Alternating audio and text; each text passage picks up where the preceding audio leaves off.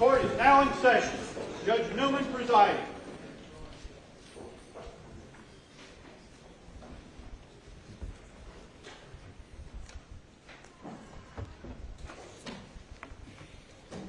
Be seated.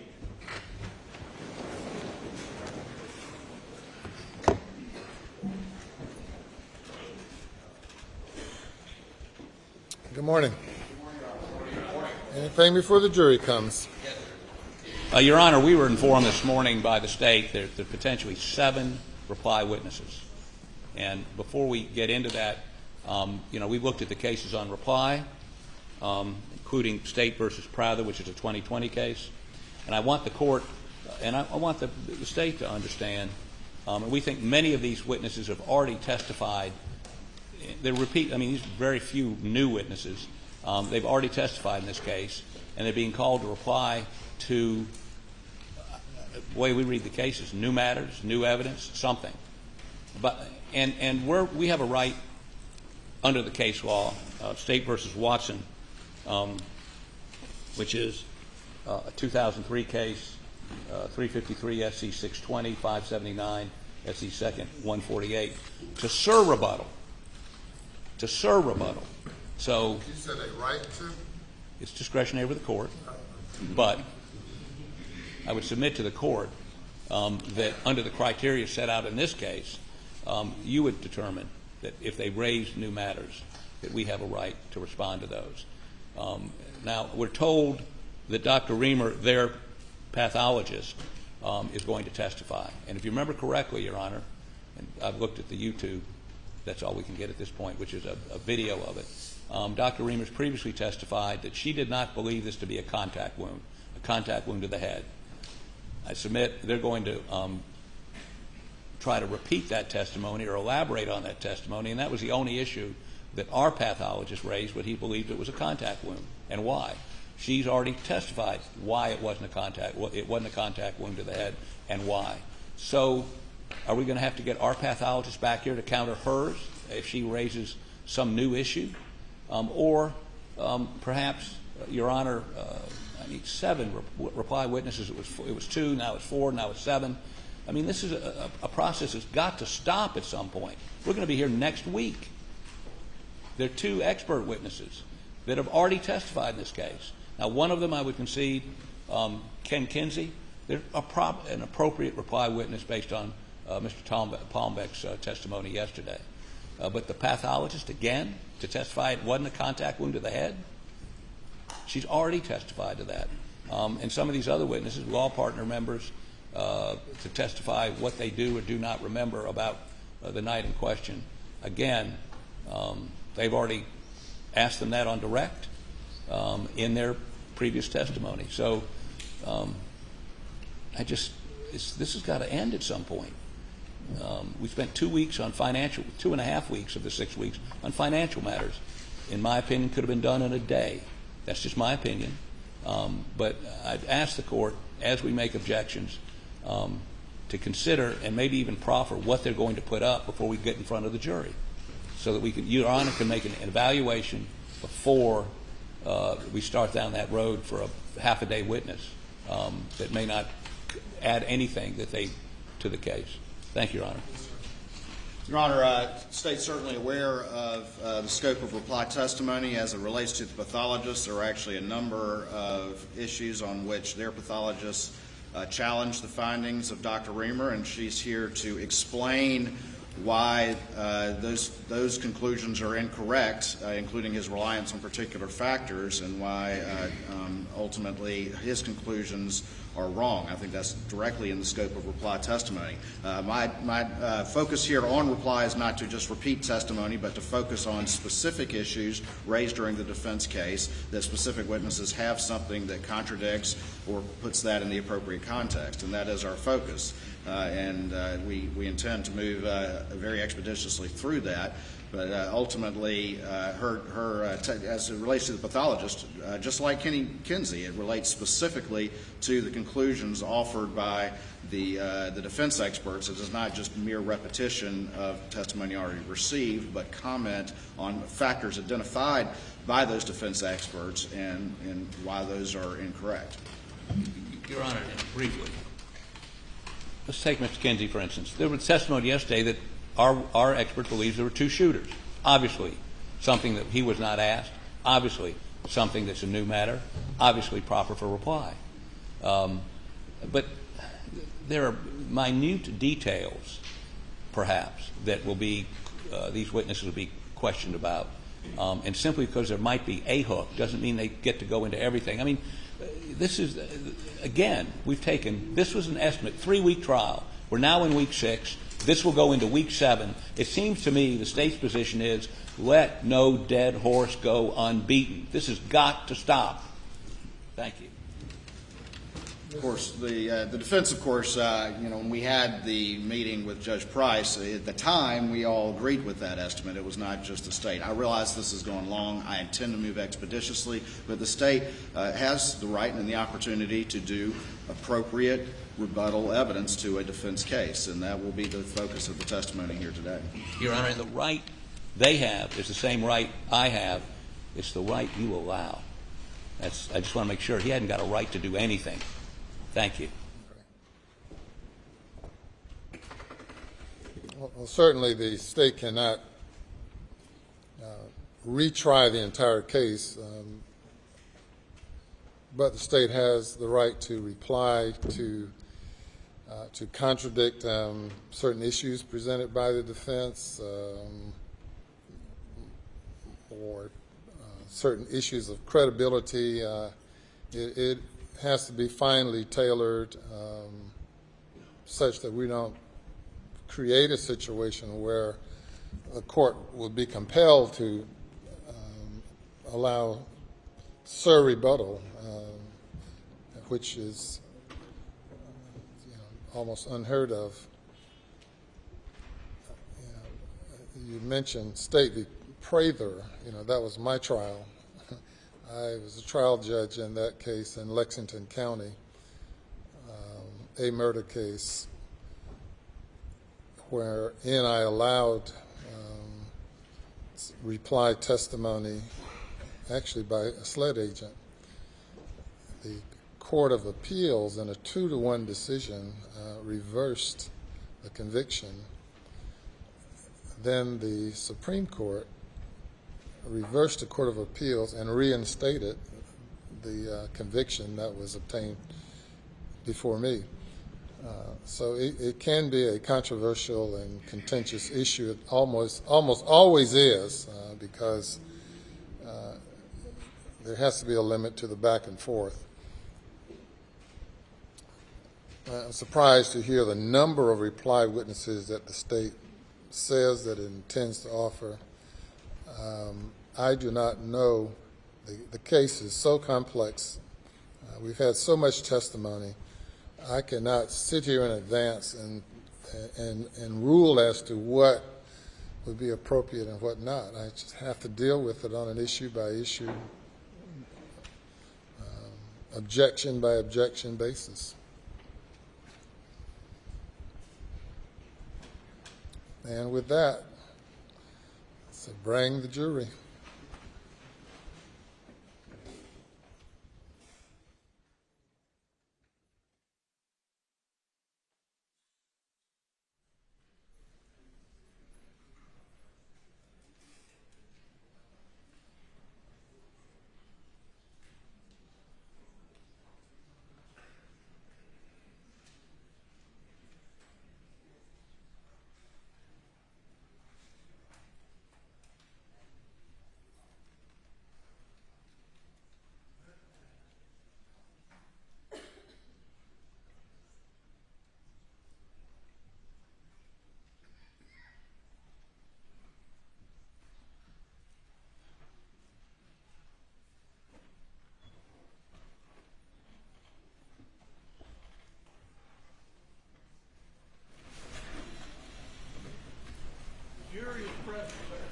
Sure, thank you. Good morning.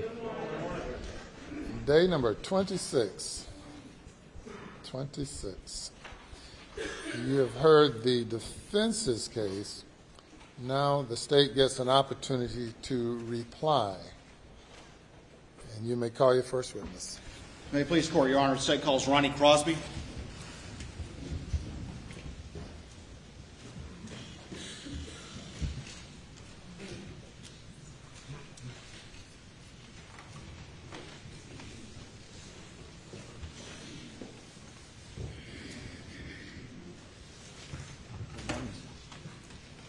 left hand on the Bible and raise your hand. Do you swear or affirm the testimony you give today will be the truth, the whole truth, and nothing but the truth, so help you God? I do. Thank you. You'll have a seat on the stand.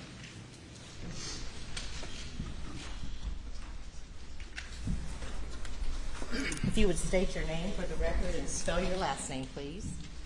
Ronnie Crosby, Crosby. Good morning, Mr. Crosby. Good morning.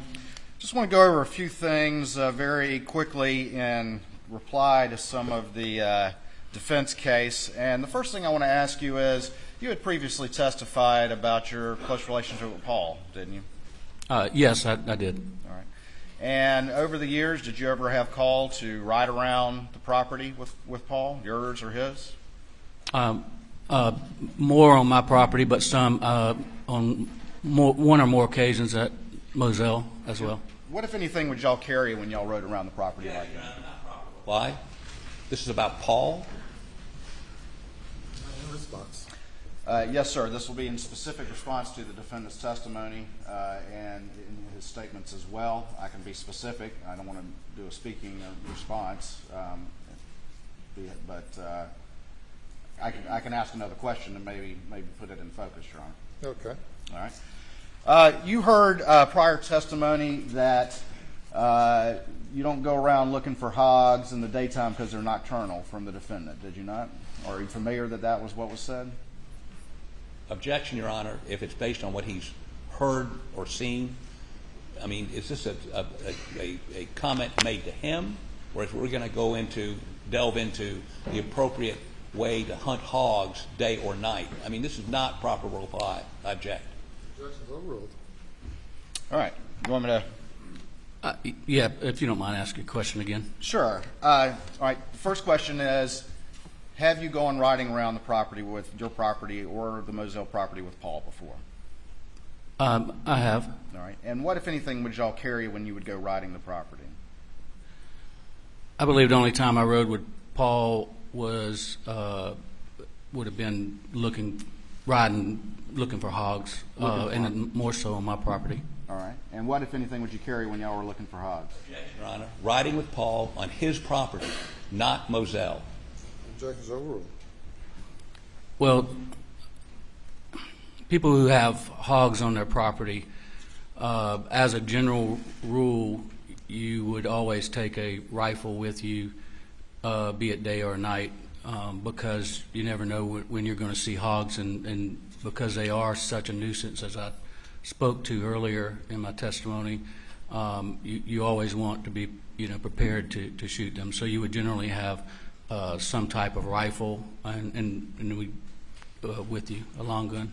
Objection, Your Honor. He's giving an opinion. He's not been qualified as an expert. No. Objections overruled. All right. You've had plenty of experience in killing hogs on your property? Yes, I would disagree with Mr. Harpootley, and I am pretty much an expert about killing hogs. All right. And you've had plenty of opportunity to go hunting with Paul? Objection, Your Honor. I apologize to the witness. And you've had plenty of opportunity to go hunting with Paul or have him hunt on your property? Yes, I've been with him, and he's been on my property many more times. I didn't go with him every time he was on my property, but that's the general rule, that you would have a rifle of some sort. Paul, as this jury's been told over and over, was fond of that .300 Blackout. I've been with him while he had it. I usually use some other type of AR-framed gun to shoot hogs. A 223? Well, a 223 or a 6.5 Creedmoor, which is on a AR-10 frame. Is it common, though, to carry your rifle and look for hogs in the daytime and to see hogs in the daytime?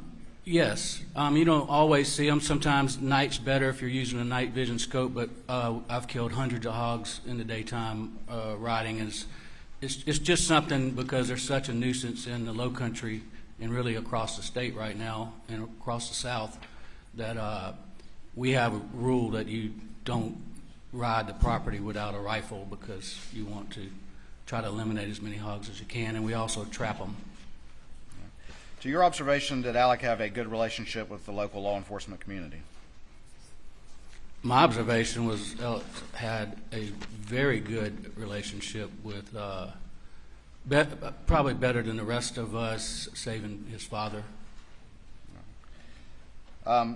Did you on multiple occasions go over in great detail Alex's original story as to what he did on the night of the murders? On more than one occasion, we discussed his story as I testified to, I don't know how many weeks ago that was, but it was a while. And what, if anything, did the defendant tell you about whether or not he checked Paul and Maggie before calling 911? My understanding of what he told me was that he checked them before he called 911. And was he clear on that point to you? That was clear to me. When was the first time you've heard the defendant's latest story admitting that he was in fact at the kennels minutes before the victims were killed? I haven't watched all of this trial like a lot of people have, but when I heard that Alex was taking the stand, I believe it was last Thursday, I did set up my workstation so that I could watch his testimony, and it would have been when he told you that he was at the kennels was the first time that I'd ever heard that. Did Alec ever tell you that he thought the boat case had anything to do with the murders?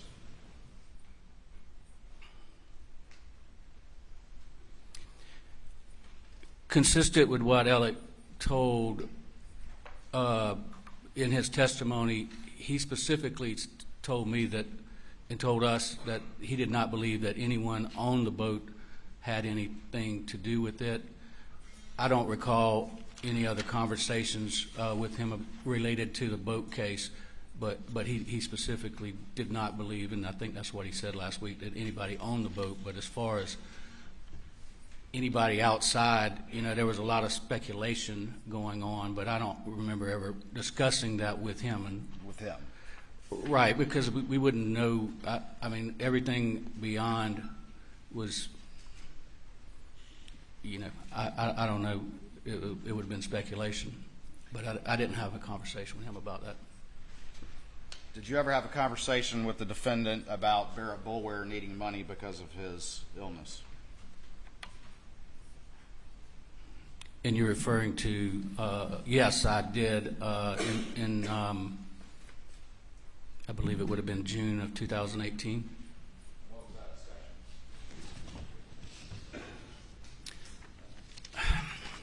discussion? Barrett and Alec were very, what I consider to be very close. Improper reply.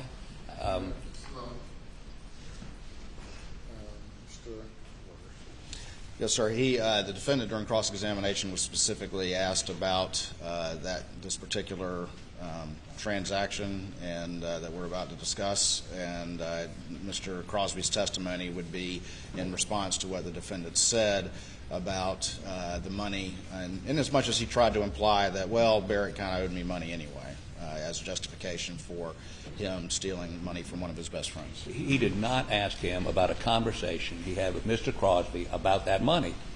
This isn't proper reply. This is going off on another tangent. Overrule the objection. Can you tell us about that conversation, please, Mr. Crosby? Yes. And if my year's wrong, but I believe, because I didn't know exactly what you were going to ask me, and I can go back and look at documents, but I'm sure it's in one of these exhibits when that occurred, the materials that Ms. Seckinger put in. I believe in June of 2018, Barrett, who was a good friend of Alex, a lot closer to me. I think they were, in my perception, very close friends. But I had become friends with him and had done a couple of real estate transactions with him. That summer, I received a call from his son-in-law. Barrett was in the Mayo Clinic with stage 4 colon cancer. Objection's overruled. I do know for a fact that he was in the Mayo Clinic being treated for stage 4 colon cancer, and I received a call as to whether I could help Barrett financially. Your Honor, hearsay, a call. Objection's overruled. Because his wife did not have enough money to stay. Barrett had some waterfront lots. Objection, Your Honor, hearsay. All this material came from somebody else. The objection overruled. I do know this from firsthand knowledge, Mr. Waters. I had already bought a lot from him, but anyway, he had a lot that he asked if I would buy so that they would have money to be able to, for his wife to stay down in Jacksonville while he was receiving cancer treatments. And I had a conversation with Alec about that. Tell us about the conversation you had with Alec about that, please. I just told him, man, it's bad. You know, Barrett's looks like he's going to die, and he did die in September of that year. And he acknowledged it, and he said that it was good what I was doing for Barrett, because he knew that he was in bad financial shape and obviously bad health. And you're obviously a member of this law firm, and your review of the records as all of this came to light, did that conversation take place around the time that the defendant was stealing some of Barrett's money?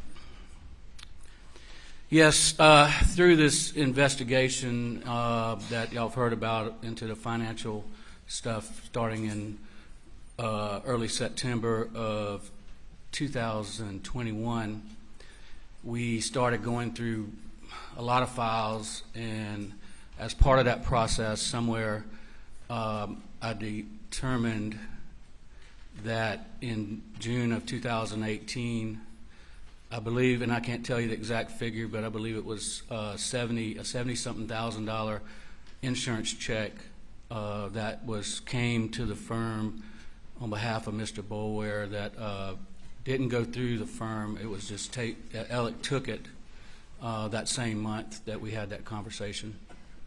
And then later there was some more money taken after he died.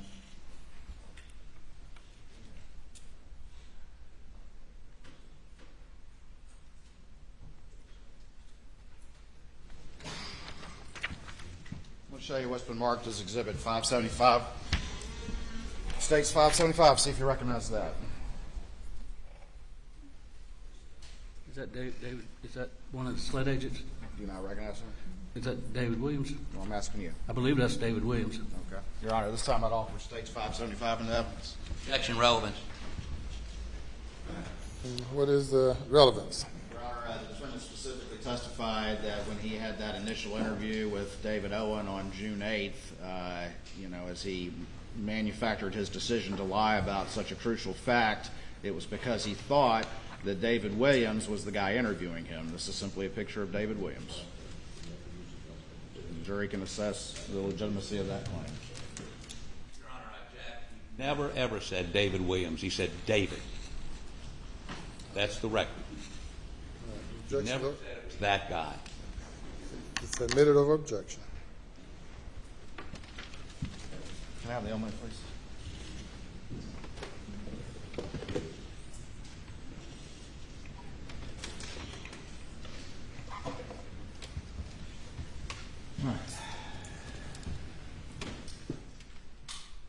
That's who you recognize as David Williams?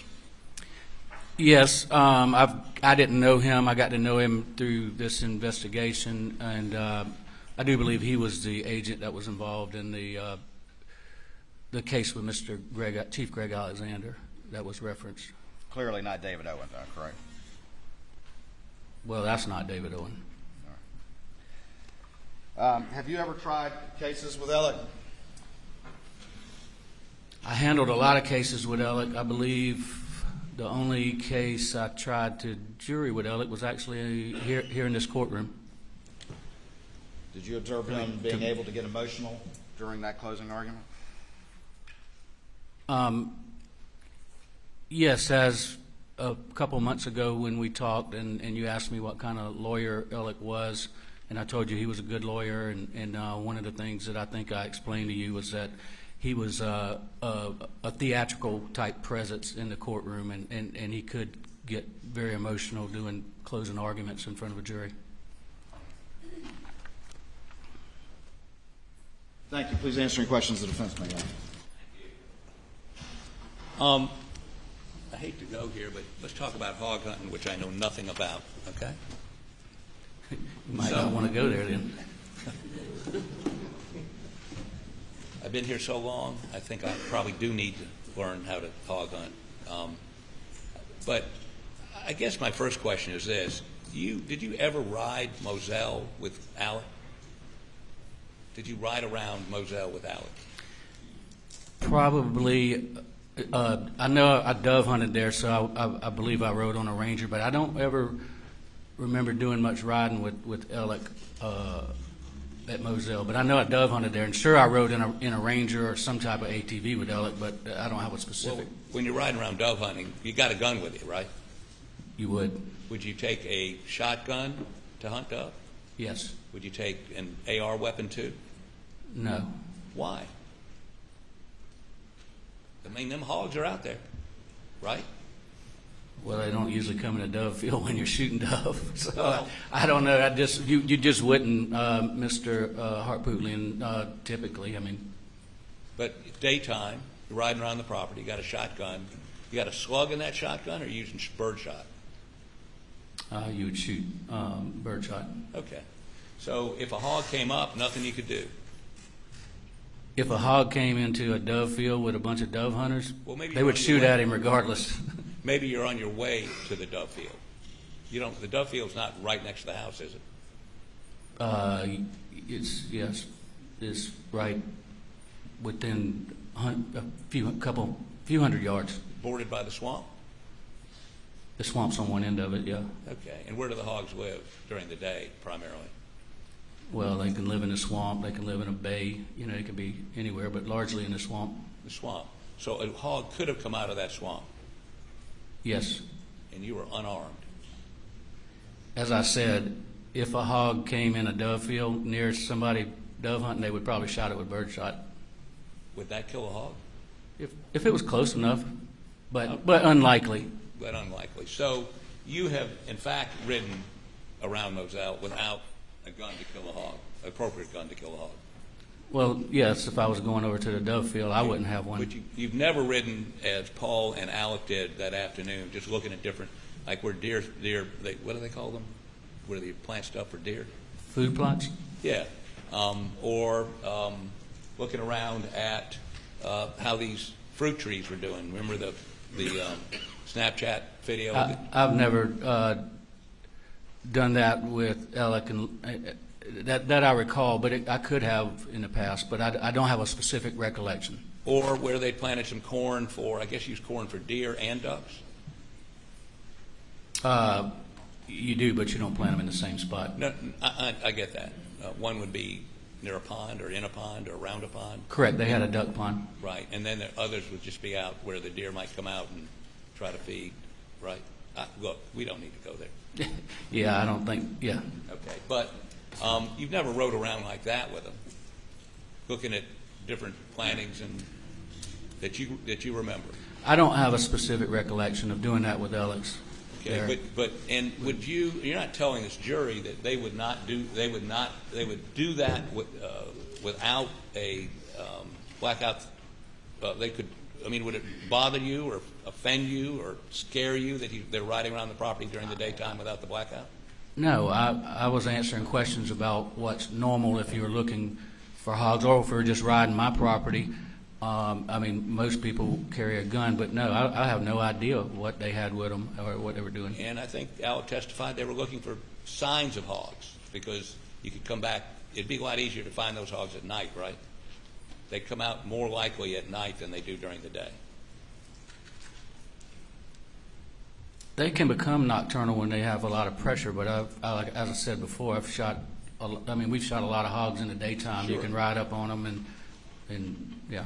But has anybody testified they were out looking to shoot hogs that afternoon?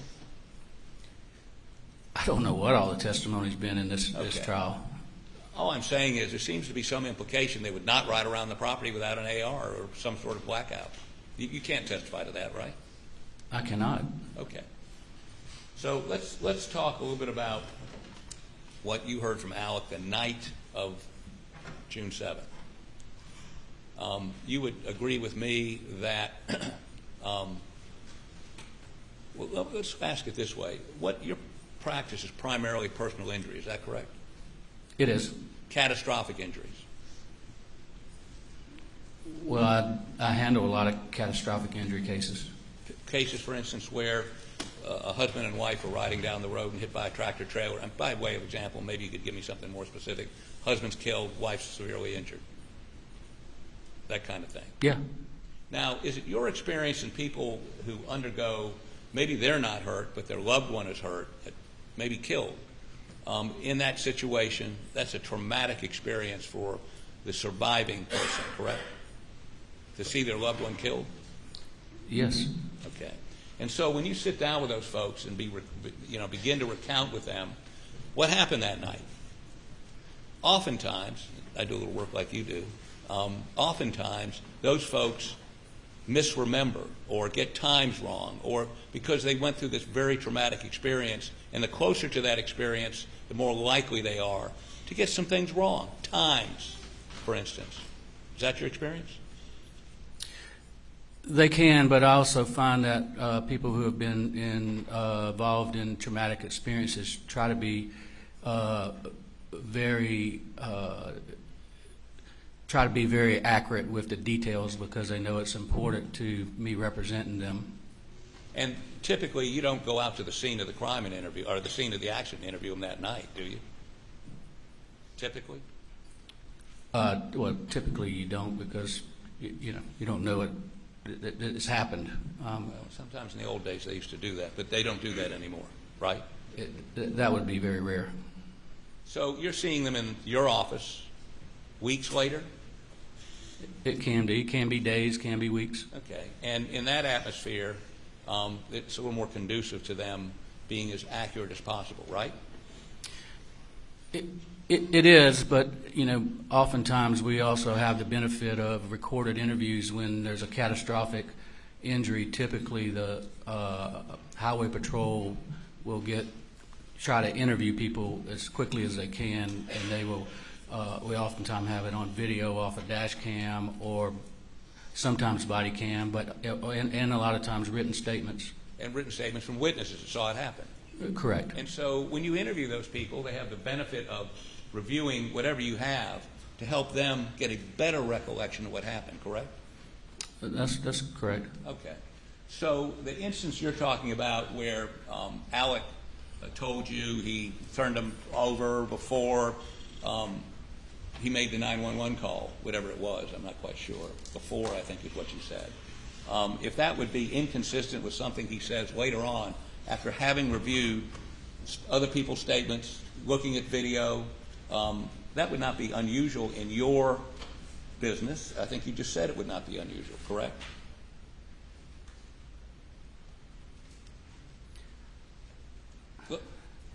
Strike that. You're trying to take me somewhere that you probably don't want to.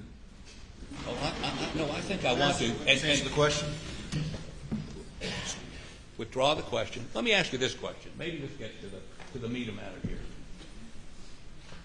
Have you had to come out of pocket to pay back the money he stole? Yes, and if how much? Don't tell me you don't know. Well, we're still counting, Mr. Hartpootlian. Well, how much have you paid so far? We have had to borrow millions to pay back. No, how much have you had to come out of pocket? Well, when you borrow it, you got to pay it back, and I couldn't tell you how much has exactly been paid back as of we sit here today.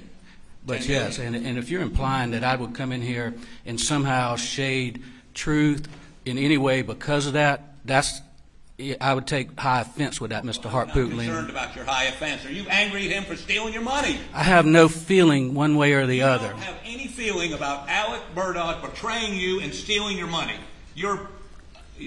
I admire you. I don't know that I could look beyond that. Objection, Your Honor. It is sustained. It's not a question. The jury is to disregard the argument. You are not angry with Alex Murdaugh? I have had anger with him, extreme anger, Mr. Hartpootlian, because of what he did to my law firm, my partners, my client, his clients, our clients, what he did to his family, what he's did to so many people, yes, I experienced a lot of anger. And But that you anger can't goes- walk around with anger. You have to find a way to deal with it and move forward. And I have done that. And if you suggest, you are dead wrong. If you think I've come in here and told this jury something because of money, when we're talking about two people who were brutally murdered, then you're headed in the wrong direction. Do you think he did it? I don't have an opinion. I don't have the benefit of the materials you have. Well, let me ask you this. You're angry with him, stole millions of dollars from your firm. You admit your firm's not even called the Murdaugh firm anymore, right? It is not. I don't admit that I'm angry right now. I told you I've gotten away from that. I don't have any feelings because you can't walk around with anger. I have been very, very angry about it because of what he's done. And he did it in a very callous way, a very deceitful way. And you carry no, I'm sorry, maybe I just saw some anger there. Were you angry just a moment ago? No, you keep trying to push a question and don't want to accept my answer, which is what it is. That you've just given your Zen, your Nirvana, your whatever the... Your Honor, objection. Mr. Harpootlian, forgiven him? I came to the scene of these murders to support my partner. I was there. I saw things that hadn't even been talked about in this courtroom. I was there. I love Paul very much. I thought I knew who Alec was. I did not. And it's hard to you might not understand, but it's hard to walk around with anger, and hard to even walk around with it when it's with somebody who you didn't know and didn't understand. So you might have be that way, but you know, I've got to function, I've got a family, I've got to move on with life. Were you aware that he went to rehab in 2017? I was not, Really? other than what was said by Alec in this courtroom. You never were aware he had a drug problem? I was unaware. Okay. Sort of. And if I would have been known, I would have tried to help him. You indicated that he could be emotional in trying a case, correct? He could be. He was theatric, much like his father and grandfather had a courtroom theatrics, and he could be emotional. Any of your other partners that way? Johnny Parker? No, Johnny's quite the opposite. Johnny's very Laconic, I believe, is the best way to describe it. he doesn't show emotion. Nobody else in your firm was theatric or emotional? Not to Alec's level. You don't know any other lawyers in the state that go to that level? You're asking me a question right now. I don't know. You might yourself. I don't know. I don't know what other lawyers do. I'm usually trying cases against defense attorneys, so I don't get to see plaintiffs' lawyers anymore. Okay. Well, I want to thank you for. Well, let me ask you one last thing. This Boulware guy that he stole all the money from, Mr. Boulware, remember him? Yes, I remember him. How much money did you steal from him? Do you remember? He stole $70-something thousand in June of 2018. Mr. Boulware died in September, I believe, of 2018, and I believe another $270-something thousand after Mr. Boulware's death, sometime in or around February of 2019. Have you and your partners paid Mr. Boulware's estate or his folks back? Yes, I met with them personally. Okay. And even though it's cost you your firm and it's cost millions of dollars to you, you have forgiven him? You bear him no ill will? I didn't say I forgave him. You're just not angry about it anymore? I said I have no feelings. And I had to work on that, Mr. Harpootlian. You know, when you go through what we've gone through, not only the trauma of losing people we loved in a double homicide, seeing the aftermath, and then learning that someone you worked with for more than 20 years had been stealing throughout a period of time and deceiving us, there's a lot of emotion there. And yes, it was bad in the fall of 2021, and I have found a way to have no feelings. It's not forgiveness, it's just I don't have any feelings. You're not angry here today? You're not angry at him at all? I'm not angry. Okay. If I raise my voice, it's only because of the implication that you were trying to The make implication out of it. that you might not want to help him in front of this jury here today I- because let me finish the question, because he destroyed your firm. He stole millions of dollars you had to pay back. He deceived you. All that's away and is not influencing your testimony here today at all. If you'd answer that yes or no, then you can explain. All those things happened, and it does not influence my testimony. I take the oath that I just took very seriously, and if you've got any indication that anything I said was inaccurate, I'll be glad to address it with you. Well, the jury can judge that. Thank you.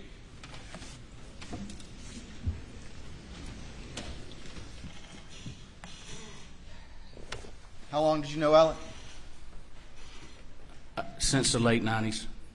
And knowing what you know now, was he able to look you in your eye and lie convincing to you day in and day out? He did. And was he able to look juries in the eye and display emotion? Objection, Your Honor. That is not appropriate redirect, and it's leading. The objection is sustained.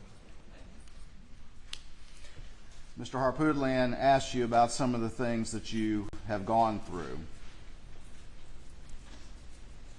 And is your issue with Mr. Harpootlian's questioning the implication that you would come in and shade things in front of this jury? Objection, leading. What is your concern with Mr. Harpootlian's questioning of you? Can you express that to the jury, please? All that he just went through with you, sitting up on the stand, having to deal with this, what is your problem with what he was trying to say? Well, I fortunately, to start with, I took an oath to tell the truth. But we as lawyers also have oaths and obligations to a court. And it goes a lot deeper than just that oath. We are bound by rules of professional conduct, ethical rules that I take very seriously as a lawyer. To my knowledge, I enjoy a very good reputation as far as being a person of integrity. And that's what I took issue with, is him attempting, because he cannot impugn my integrity. That's fair. Would you take a 22 if you went out looking for hogs? Possibly a .22 Magnum, which is a long rifle. Which is a long rifle? Yes. You take a long rifle, not a pistol, is that correct? Yeah, I would never. I'm not a good shot with a pistol, but I would never take a pistol. And what was Paul's favorite gun for shooting hogs with? I knew he always had a .300 Blackout, but I don't know if he shot him with anything else. Thank you. Nothing further. Anything further? I'm sorry, Your Honor, I just can't leave this alone.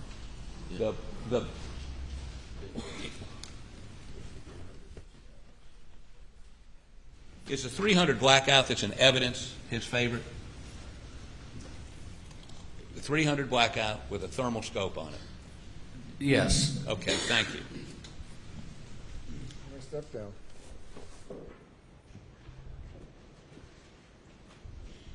We'll call your next witness. Your Honor, the state calls Dr. Riemer.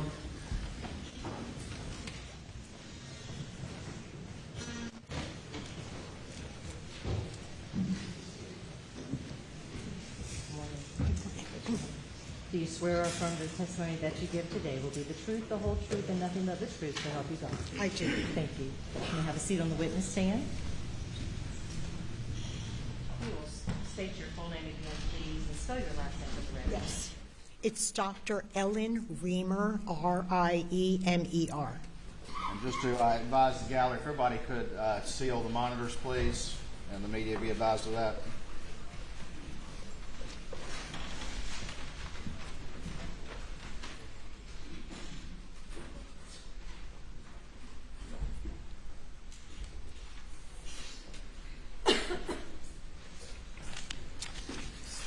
Dr. Riemer, I want to move through this. Yes.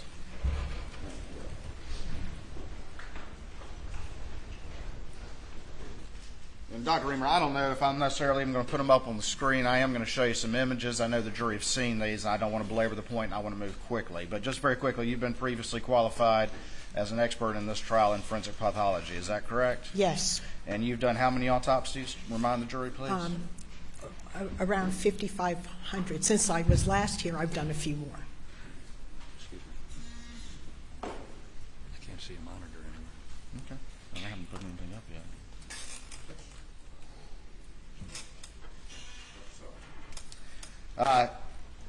You actually conducted the autopsies of Paul and Maggie in this case? Yes, I did both of the autopsies at the request of the Colleton County coroner, who called MUSC Forensic Pathology, requesting autopsies on 2 individuals that died under his jurisdiction. I was not asked by the prosecution to perform an autopsy. It was an independent autopsy. Your autopsy is independent. You're not hired by the prosecution or law enforcement or anything like that? No, it's just at the request of the coroner. All right. You've had a chance to hear the testimony of the pathologist for the defense that testified yesterday? Yes. All right. I want to ask you a couple of general questions and then move specifically to some of the conclusions that individual reached. But just very quickly, with skin tags, can you tell me the reliability of that in determining directionality just as a general matter? Yeah. Well, we look at these things, but just like every other thing at, finding at the autopsy, we take it in the context. So sometimes skin tags support your findings, and sometimes they're not really so reliable. So, skin tags don't tell you necessarily the direction of a wound, especially going through very soft tissue. All right. And I'm going to show you a couple of exhibits that have been previously introduced in this particular case. I'm going to try to be very careful with these.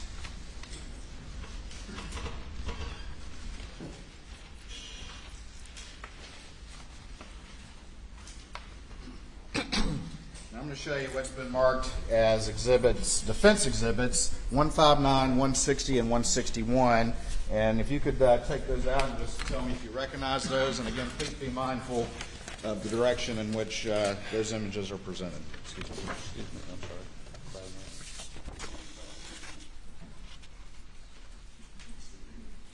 Yes, I've seen these. All right. And what are those images of? They're autopsy photographs of Maggie.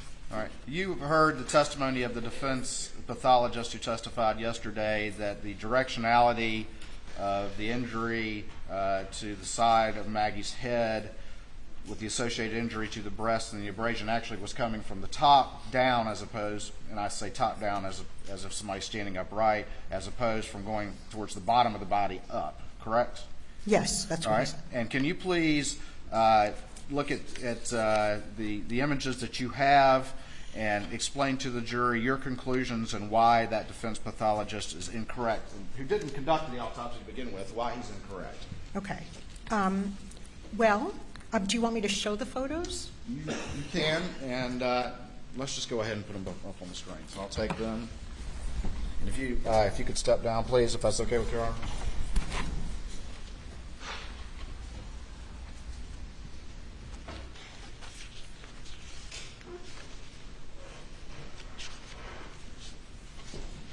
And first, I'm going to show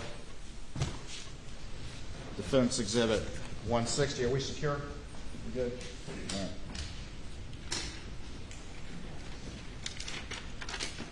All right, and that's defense 160. And Dr. Riemer, if you can again explain to me your specific findings and how they relate to the testimony from yesterday. Yes. So we have the abrasion on the left shoulder, clavicle area, and then we have an entrance defect in this left side of the face. We can see a hole there. It's a hole. And there was a defect in the left temporal lobe of the brain, which was included in my autopsy report. That could only have happened from that being an entrance wound. Okay. And you mentioned during your testimony the concept of a diastatic fracture. Does that in any way relate to your conclusion in this regard? Yeah, well, a diastatic fracture is when there's a separation of skull bones along suture lines which solidify during childhood. And usually it takes a lot of intracranial pressure to fracture a skull along the suture line. All right. And does that relate to the conclusion that this had to be an entry wound? Yeah, well, that's a finding. That doesn't prove that this is an entrance wound, but what I do, I have a path through the left temporal lobe, and there's, that it was associated with the diastatic fracture because of the increased pressure. All right. And one of the things you're telling this jury is you who actually... Objection leading. Were you actually able to observe a hole associated with an entry wound when you physically performed this autopsy? Yes, I physically performed the autopsy, and the way I determine direction is I have a hole below the left ear, which went into the brain, and so that's not going to happen in the opposite direction. And I understand that people can look at pictures. That's like a two-dimensional view, but doing the autopsy makes certain information available to the pathologist that is not available to an individual not performing the autopsy. And I had that information in my report, which was not, which was, I guess, overlooked. Overlooked by the defense Right. pathologist. Yes, I'm sure. All right. I'm going to show you now Defense Exhibit 161. And there was some testimony from the defense pathologist about trying to determine directionality from this particular image. And can you please tell the jury why that pathologist is wrong? All right. Well, when we have tears of the skin, and this is a lot of tears of the subcutaneous tissue, especially in a very soft area of the body where there's a lot of fat. There's a lot of stretching, and it doesn't necessarily, we can move the tissue of the breast, and sort of, you can even get the points to go into a different direction. This is not very impressive. It's not even really worth observing any of the skin tags. It's really very non-specific, and I think he has a very good imagination for seeing that in this photo. And it's, skin tags can be there. Sometimes they support your findings, sometimes they don't support, but they don't take the place of determining the path of the wound by actually following it through the body. I'm going to show you finally what's been marked as Defense 159, and is this also a representation, sort of the hole that you determined and were able to physically observe as a entrance wound on the side of Maggie's head? Yes.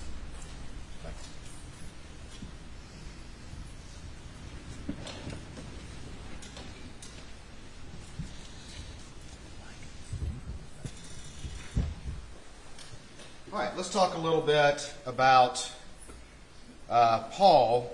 And you heard the defense pathologist and their subsequent expert talk about there being a contact wound to the top of Paul's head. Is that correct? That's what he said. All right. And you, of course, have already testified during your direct testimony that there's no way for this to be a contact wound, but now you have specific observations about the defense conclusions. Well, I didn't think it was necessary for me to point out every physical feature of the wound that demonstrates that the entrance was to the top of the left shoulder and then went into the left side of the head before exiting the top of the head. Now, before I go on, I do want to say that I agree with the book that keeps being brought up, that when there is a contact shotgun wound to the head, there's massive gas expansion within the cranial cavity, within the skull. And what that does, it doesn't just create a hole with some, bones. I understand this was like the most severe thing you have ever seen. And you probably can't imagine that the damage to the head could be any worse.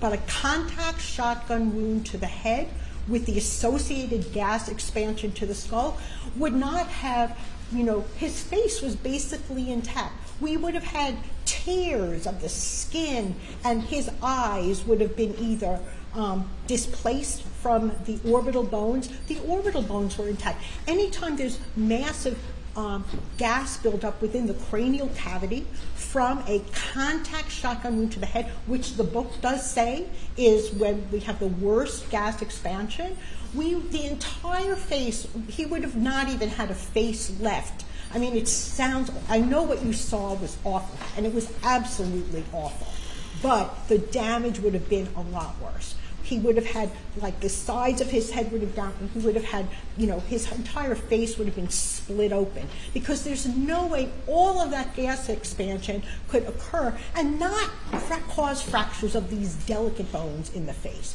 His forehead was even still there. So, I agree with the book that a contact shotgun wound would cause severe gas expansion and damage to the head. What we have here is not consistent with a contact shotgun wound to the head. The damage to the head would have been much worse, even though this was already horrible. Okay, that being said, there are photographs. Okay. Yep, and I'm going to put up what's already been admitted into evidence as States 486. And if you could, Doctor, just talk a little bit about this image as it illustrates what you're talking about with the face, but also, if you could, we'll go ahead and talk about with the face, and then I want to talk about the shoulder a little bit as well. There's no skin, torn apart of his face. His eyes are still in their correct locations. It's hard to imagine that, anything could be worse than a hole at the top right side of the back of the head. But in my 20-plus years of experience doing autopsies and seeing contact shotgun wounds to the head, which are associated with massive gas expansion in the skull, this entire face, he would have had tears. The eyes would have been either hanging down or lost, blown out. There's no way that these features are consistent with a contact shotgun wound to the head. All right. Now, there was some discussion by the defense pathologist about shaving the top of the head for stippling or checking for stippling. And can you comment on the necessity of that in your actual autopsy that you conducted? Okay. So, he also said that sometimes we actually don't see the soot. Like he said, if Dr. Riemer shaved the area, she would have had the opportunity to see the soot. So suppose I didn't see soot, or I did see soot. First of all, I'm confident there would not have been soot, because the features of this wound are not consistent with a shotgun wound to that location. First of all, the damage to the head and face would have been far more severe than it was. And then also, the wounds to the shoulder and left side of the cheek have all the features of entrance wounds. All right. And one of the things discussed by the defense experts was sort of the large, sort of oblong shape of the shoulder. Can you explain how that does not contradict your findings of that shot coming this way, that we see this injury here? And I'm going to actually put up Defense Exhibit 162 to illustrate what we're talking about. All right. Well, so we've got basically an oblong wound here, and that's because the wound is entering at an angle along the top of the shoulder. It's not hitting the shoulder at a perpendicular angle. So it kind of grazing along the top of the shoulder. Okay, now is this, okay. So, and actually, he said that the pellets are going down. Okay, well, if you look at it as an entrance wound, they're actually going up. So it depends where you're looking at it from. If he's thinking that this is an exit wound, that this is, that the end of the wound path, then it would look to him as if the pellets are going down. But we can see this is actually an entrance wound for a few reasons. First of all, if it were an exit wound, do you remember all those pellet exit wounds on Paul's left arm that came from the chest? The pellets are not just going to stop in the shoulder. There's no resistance there. The pellets are going to continue going until they exit the left side of the arm. Okay, so they don't just stop there. The reason they're there is that's because they started there. Okay. In addition, you see all of this white material here on the edge of the entrance wound. That's styrofoam packing material. That's between the pellets. So the pellets are contained within wadding, and there's styrofoam packing material between. And that would never have been deposited there. So I did not think it was when I was telling you the direction, my determination of the direction of this wound. I did not have to necessarily. It was my expert. I'm an expert at determining forensic pathology includes establishing the direction of wounds. And because of all of these things, this was my determination. Okay, now there's another feature of this photograph. Do you see that this is coming into the left side of the, this is what I determined, left side of the cheek, and we've got all sorts of abrasions around here. Now, it doesn't have the classic, what we saw on Paul's chest had those little petals, so we knew that the wadding was starting to open up. But in this case, there was wadding that was probably open as well, so we have some pellets already starting to come out. It's not entering within the wadding, but the wadding is going along and entering them. And we have all this abrasion around the left side of the cheek, the chin neck area. And that's consistent with, we're not going to have that abrasion if it's coming out.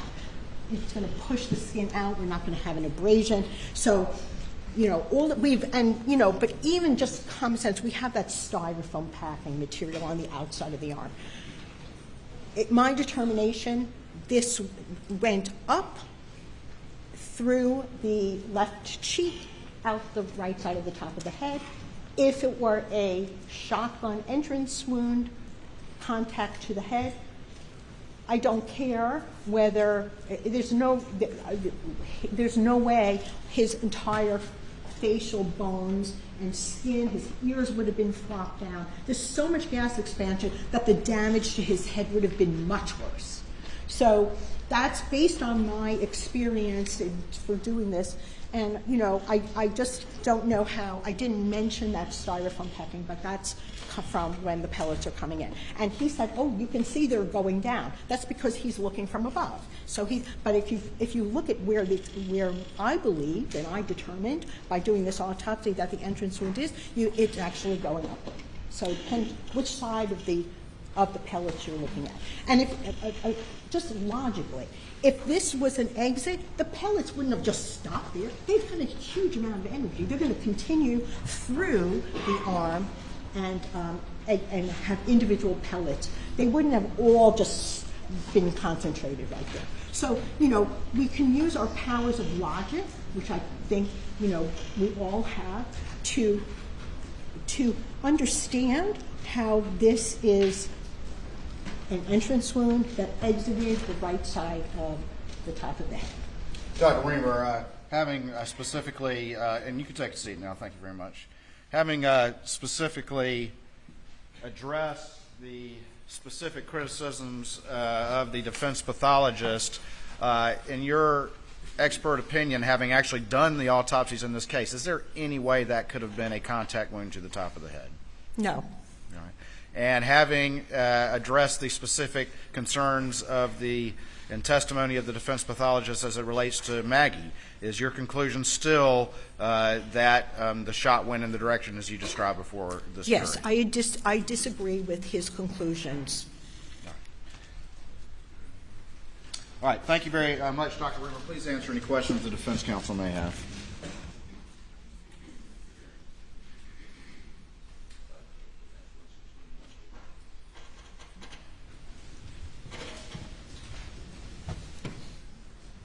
Dr. Riemer, good to see you again. Hello.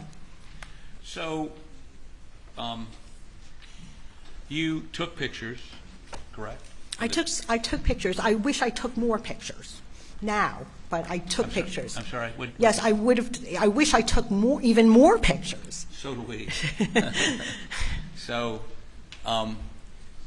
you made notes, which you converted into an autopsy Yeah, report. it's a standard operating procedure. Yeah, no. But so, and that's done so that somebody else can look at your work and see if they agree or disagree with you. No, the notes are a work product for me while I'm doing my examination. I don't always, I take notes, I write numbers, but that is really for me so I can incorporate findings into an autopsy report that I'm going to write. And I don't write it the same while I'm at the table. I need to go away. Maybe I'm going to do it the next day, that night.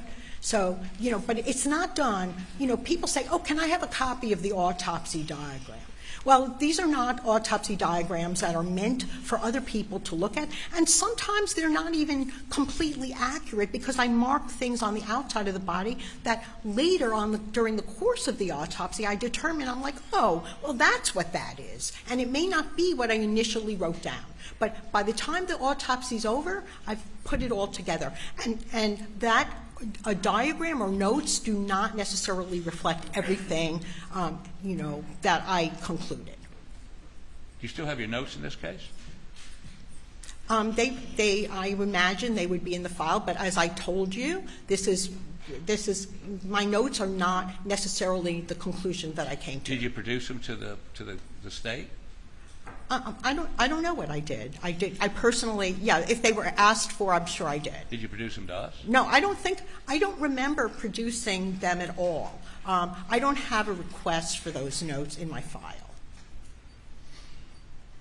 But those notes would be your present sense impression as you're doing the autopsy, correct? Well, they can have a lot of things written down on them. But we don't know because we didn't get them, right? Well, they're not important. What's important is they're my notes. They're for me. They're an aid to the pathologist. Even if I thought something initially, and then while I do the autopsy, by the time I get to the end, it could disagree. I don't necessarily go back and change the diagram. It's my work product. It's for me to aid me in writing my autopsy report. It's not for public view. It's not a statement of my conclusions. Okay. Did you review those notes before your testimony previously or today? No. Okay, so you just go with your report. Well, I reviewed my report, correct. Right, but you don't go back and look at your notes. No. So let me ask you some basic questions here. You've previously testified that the muzzle of the shotgun for this wound here that goes through his neck and out the top of his head was about 3 feet away. That would be about right. Okay. Now, you're familiar with this page from, I believe you've described it. Oh, yes, I've seen it many times. Okay. And as you see, the gas comes out, right, in the first shot, the top Yes. shot. And then actually there's sort of a blowback of gas as as we can see right here, the projectile, which is the pellets, are extruded from the barrel, right? I mean, the gas pushes the pellets out. Well, there's gas expansion, and that helps propel the pellets, yes. Okay. I agree with the book. This was not a contact shotgun wound to the top of the head. Okay, well, the book doesn't say that. But what the book does say is that as the pellets come out, at some point they begin to, the container opens and the pellets expand or move out in a pattern, a circular pattern. It becomes bigger as the further away you get, correct? Yes, and that's what we have here. Okay. But this is actually demonstrating specifically a contact shotgun wound to head. But we do have splaying outward of the pellets. We can see on the left shoulder they're fairly clustered together because they're first starting to be released from the wadding. And they did spread out. We have some of them down in the neck, some of them in the brain, and so they are spreading out. I don't see how, yes, it's a respected treatise, but this is specific to a contact shotgun wound to head. This is what this is describing. Really? Well, it's fine. You know, it doesn't matter. I can look at my photos. I can look. If you're going to talk about theory, the photos. Doctor, Your Honor, I'd ask you. I would ask you to tell the witness to be responsive. She is going on a diatribe. Excuse me. I'm asking the court to instruct her to answer the question as specifically as she can. She goes off on tangents, and I'm sorry. I'm sorry. All right, Pruitt, you may continue answering the question. You remember what the question was? No, that's your question. Is this series of shots from the book depicting a contact wound? I think that's what I understood. Yes. Yes. Okay. So where, if you step down here, show me, please, where the contact is with the body or the head. Here, let me give you this pointer. Well, the contact would be at the first area. Right here? Yes. Well, what's it contacting?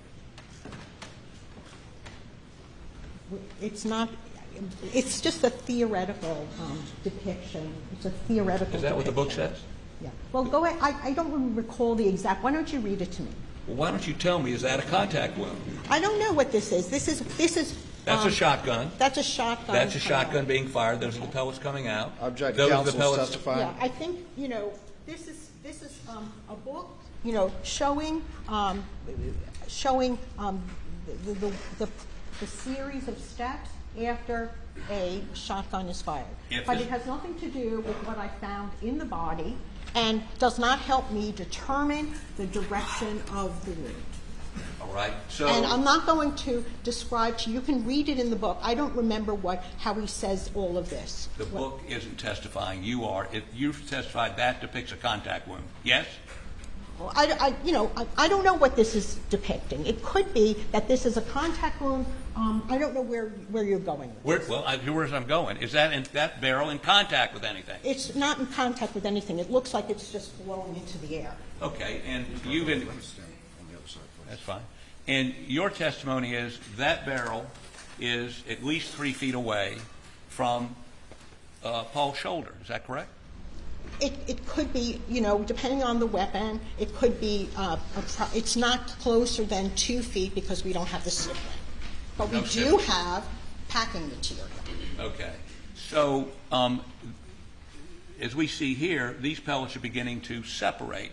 Is it your testimony that those pellets had separated when they hit Paul's shoulder at all? They are starting to separate. We don't have the complete, widening of it. They're still relatively clustered together, but they're not as close as they would be if they were still contained within the wadding. Okay. Now, at 2 feet, is there any gas left, or is it all dissipated like this picture shows? Well, what we have here, if there was more gas, if there was a contact wound to here, it's not a contact. I understand. The gas, you're wanting me to say yes or no, and yes I can't because I have the knowledge to explain how this relates to examining the body. Okay, I don't give theoretical talks or I don't start looking up in this book while I'm doing an autopsy. I use my practical reasoning and my experience and knowledge of things. If there'd been gas in the wound, or when it hit his shoulder or his neck, would you expect to find some physical manifestation of that? Well, there would have been, a lot more expansion, shoulder expansion. This was fairly contained on the left shoulder. Your testimony is there would have been little or no gas going to his shoulder, to his neck. Well, there is always some gas, but it's not the kind of gas that we get in a contact shotgun. Exactly. So, and you can go ahead and take the stand again, please.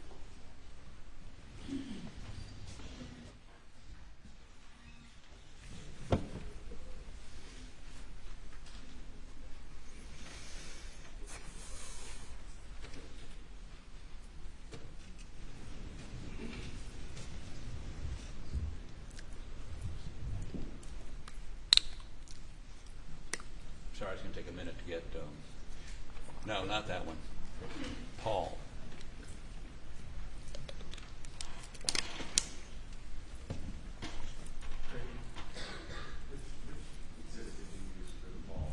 Paul William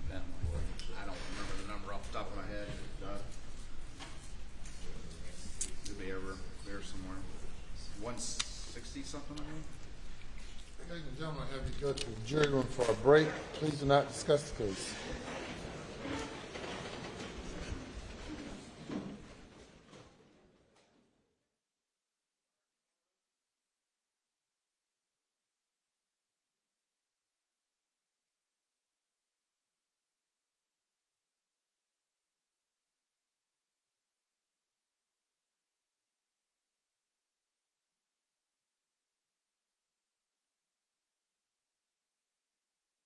Step down, please do not discuss your testimony with anyone. It'll take about 10 minutes.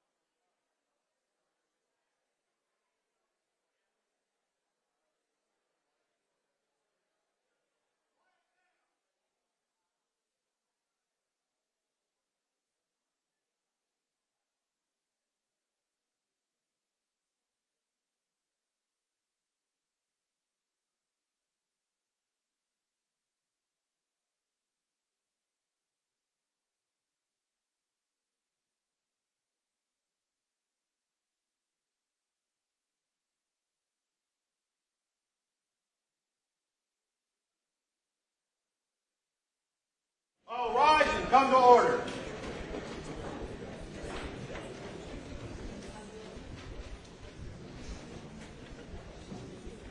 Quiet. Be seated.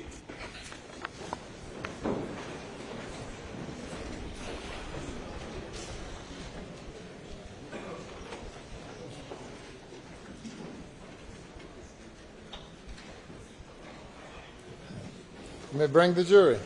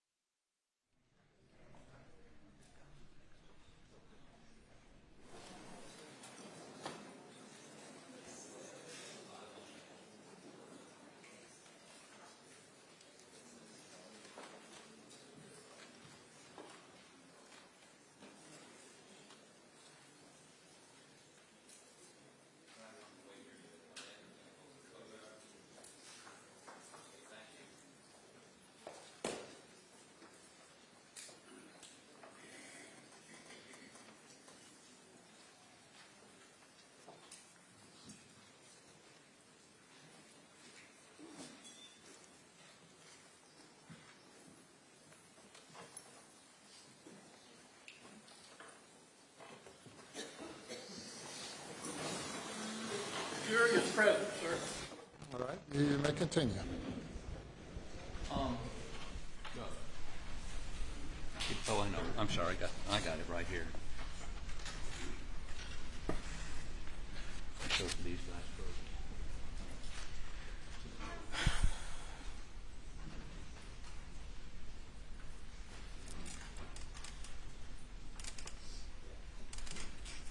We have her idea.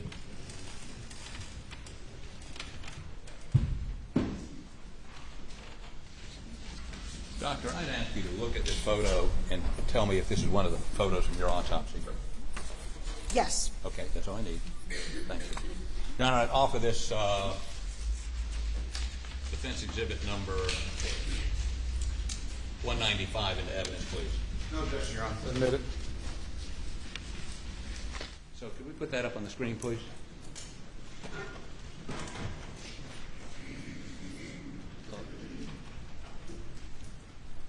Before I lose it, let me hand this to. Thank you. So, what are we looking at here? Do you want me to come? Oh, here it is. No, just tell me what it is. Yeah, okay. So this is an entrance shotgun wound to the left shoulder area. Okay, and you a moment ago said something about packing material. What is packing material? Yes. So there's foam that is frequently within, between pellets. I'm sorry, just a moment. Your Honor, I can't hear her because of the noise coming through the door. I apologize, but I just need to understand what she's saying. I apologize. May I begin? Yes, sir. Packing material. Let's start over again. Tell me again. Yes. So it's frequently present in the wadding along with the pellets that sort of help keep them together. Okay, so the wadding, you got the powder, wadding, shotgun pellets, and are these? Is it in the pellets or is it closer behind it in the wadding? Or It's within the wadding. okay, and you indicated you saw some packing material. Well, that is very consistent with, with a little bit of packing material that would, as we have pellets going into the shoulder and some of the packing materials depositing on the skin. And is this a picture of the packing material? There is some of the white material, yes, on the skin. Correct. Did you note that in your autopsy report? No, it was just a general observation. Okay. Is it important it was there? It didn't matter to me whether it's there or not, but it does reinforce that it is an entrance wound. But you concede it was not in your autopsy report. Well, all the totality of my findings, I don't always write every little thing in my autopsy report. I could go on, that it could be 50 pages, an autopsy report. I include the findings, my determinations, and I could have mentioned it, but I did not. And why not? Because it's not always necessary to mention that kind of thing. Is it evidence of anything? Well, I do believe that supports an entrance wound, although I don't require myself to see it in order to make that determination. But you agree with me, it supports your conclusion, correct? Yes, And you didn't put in your autopsy report. that's correct. Would it be in your notes? No. Okay. So, and could you step down here and show me what the packing material looks like?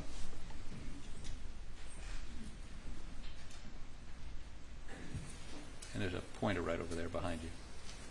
You probably want to stand over here so the jurors over there can see it. Yes. This is what I believe to be consistent with packing material. And did you remove any of that to be analyzed or forensically examined? No, I did not. Okay, and while we're looking at this picture, you can actually see some shot in there, right? Yes. And that shot is that, I mean, that's pretty, that area right there is much wider than this entrance wound in his cheek, is it not? Yes. This entrance wound is larger than the entrance wound here. And I believe I actually went over this last time. Frequently there's enlargement of wound as it goes along. But in this case, we have a wound going along the top of the shoulder, so it's going to be oblong. As it enters the left neck area, it's entering more at a right angle, perpendicular to the jaw, so it's going to appear smaller. And that has nothing to do with spreading of pellets. Okay, well, let's pursue that a little bit more. You see that pellet that's clear, I mean, clearly there. You This see, pellet? right, and then you see a pellet above it. You see that? Right. Where? Right. Let me put my glasses on. Is that a pellet? Yeah, it may be a pellet. Yes. Okay. So we have, if you step back just a little bit so this juror can see, we have pellets coming in like this, correct? Well, they're kind of banging against each other. We have the wound track is from left to right, and we do have pellets that are in there. They stopped in there, so they're not all continuing through. Okay. How many pellets were captured in his shoulder? I captured. I don't know how many I captured. I collected a sampling of the pellets that were along the wound path. But you took X-rays. Yeah, but that's not necessarily the total amount, because some of them exited somewhere in the brain. So the X-rays were taken without the brain in the head because the brain came separately. Okay, but they did send you the brain. Yes. Did you take X-rays of the brain? No, I did not. Why not? I didn't take X-rays of the brain And the because reason- I go ahead. determined that wasn't necessary for me at the time. To support your conclusion. I didn't take X-rays of the brain. I guess hindsight is always 20/20. I could have taken X-rays of the brain. I could have taken more photos. I could have taken a photo of the brain at the autopsy. I did not, and I would have liked to. But I can tell from the examination of the body that I had an entrance wound along the left shoulder and was exiting at the top of the head. It's not a contact wound to the top of the head. Okay. That's my determination. Okay, but the reason you didn't take X-rays of the brain was you'd already reached your conclusion, correct? That you didn't need it because this was an entrance wound. Well, I did not, because I felt comfortable with my determination. and decided therefore not to take x-rays of the brain. Well, I don't always take x-rays of every organ. I was comfortable I would be able to recover some pellets on the brain, and it wasn't necessary to show the spread. How many cases have you been involved in where the brain literally exploded out of the head? I mean, that weren't suicides. Where the brain exploded out of the head? Well, as the book describes it. Well, I think that the determination that an entrance wound to the top of the head, contact range, all of that gas expansion would not have, the brain would not have escaped that. There would have been a defect, cavity, or fragmentation of the brain, which was not there. You can see the brain actually. Do you remember what my original question was? What was your question? Okay, my question was, how many cases have you done an autopsy of a contact wound to the top of the head which wasn't a suicide? Very, very few. Less than one? I don't remember exactly, but it's not a tip. Usually contact shotgun wounds. Usually contact shotgun wounds are suicides. And typically it's in the mouth. They can be under the chin, in the mouth, sometimes they're to the side of the head. There are people that do shoot themselves to the top of the head as well. And I can't recall exactly if, I remember any of those. And in all those cases, the brain that explode out of the cranium? No. Okay.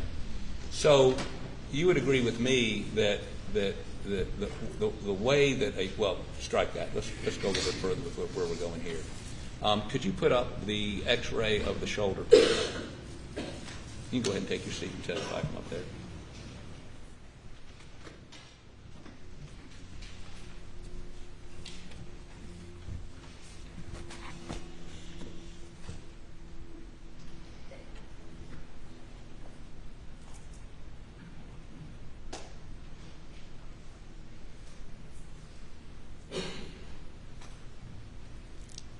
Okay, tell us what this is. Yes, they are pellets, and I have his shoulder, kind of out when I take the wound.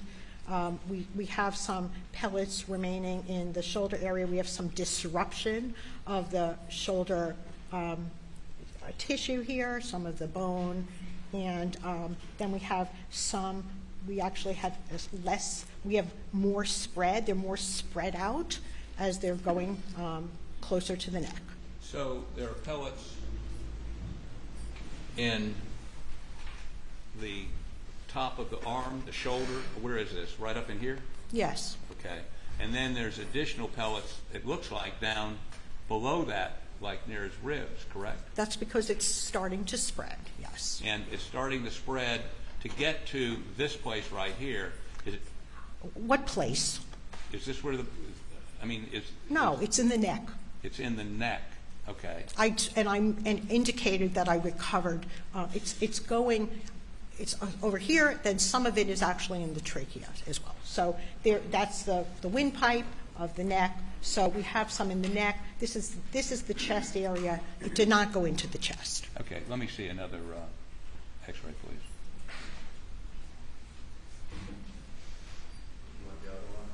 I don't. What was that exhibit? I'm sorry, I didn't announce it. 112. 112. Okay, let me see the next X-ray. Okay, and where's that? That is the top of the left shoulder and the left arm. Okay. And you see a number of pellets there. Yes. That would be right in this area right here? Yes. Okay. Next, there's, I think, one more X-ray.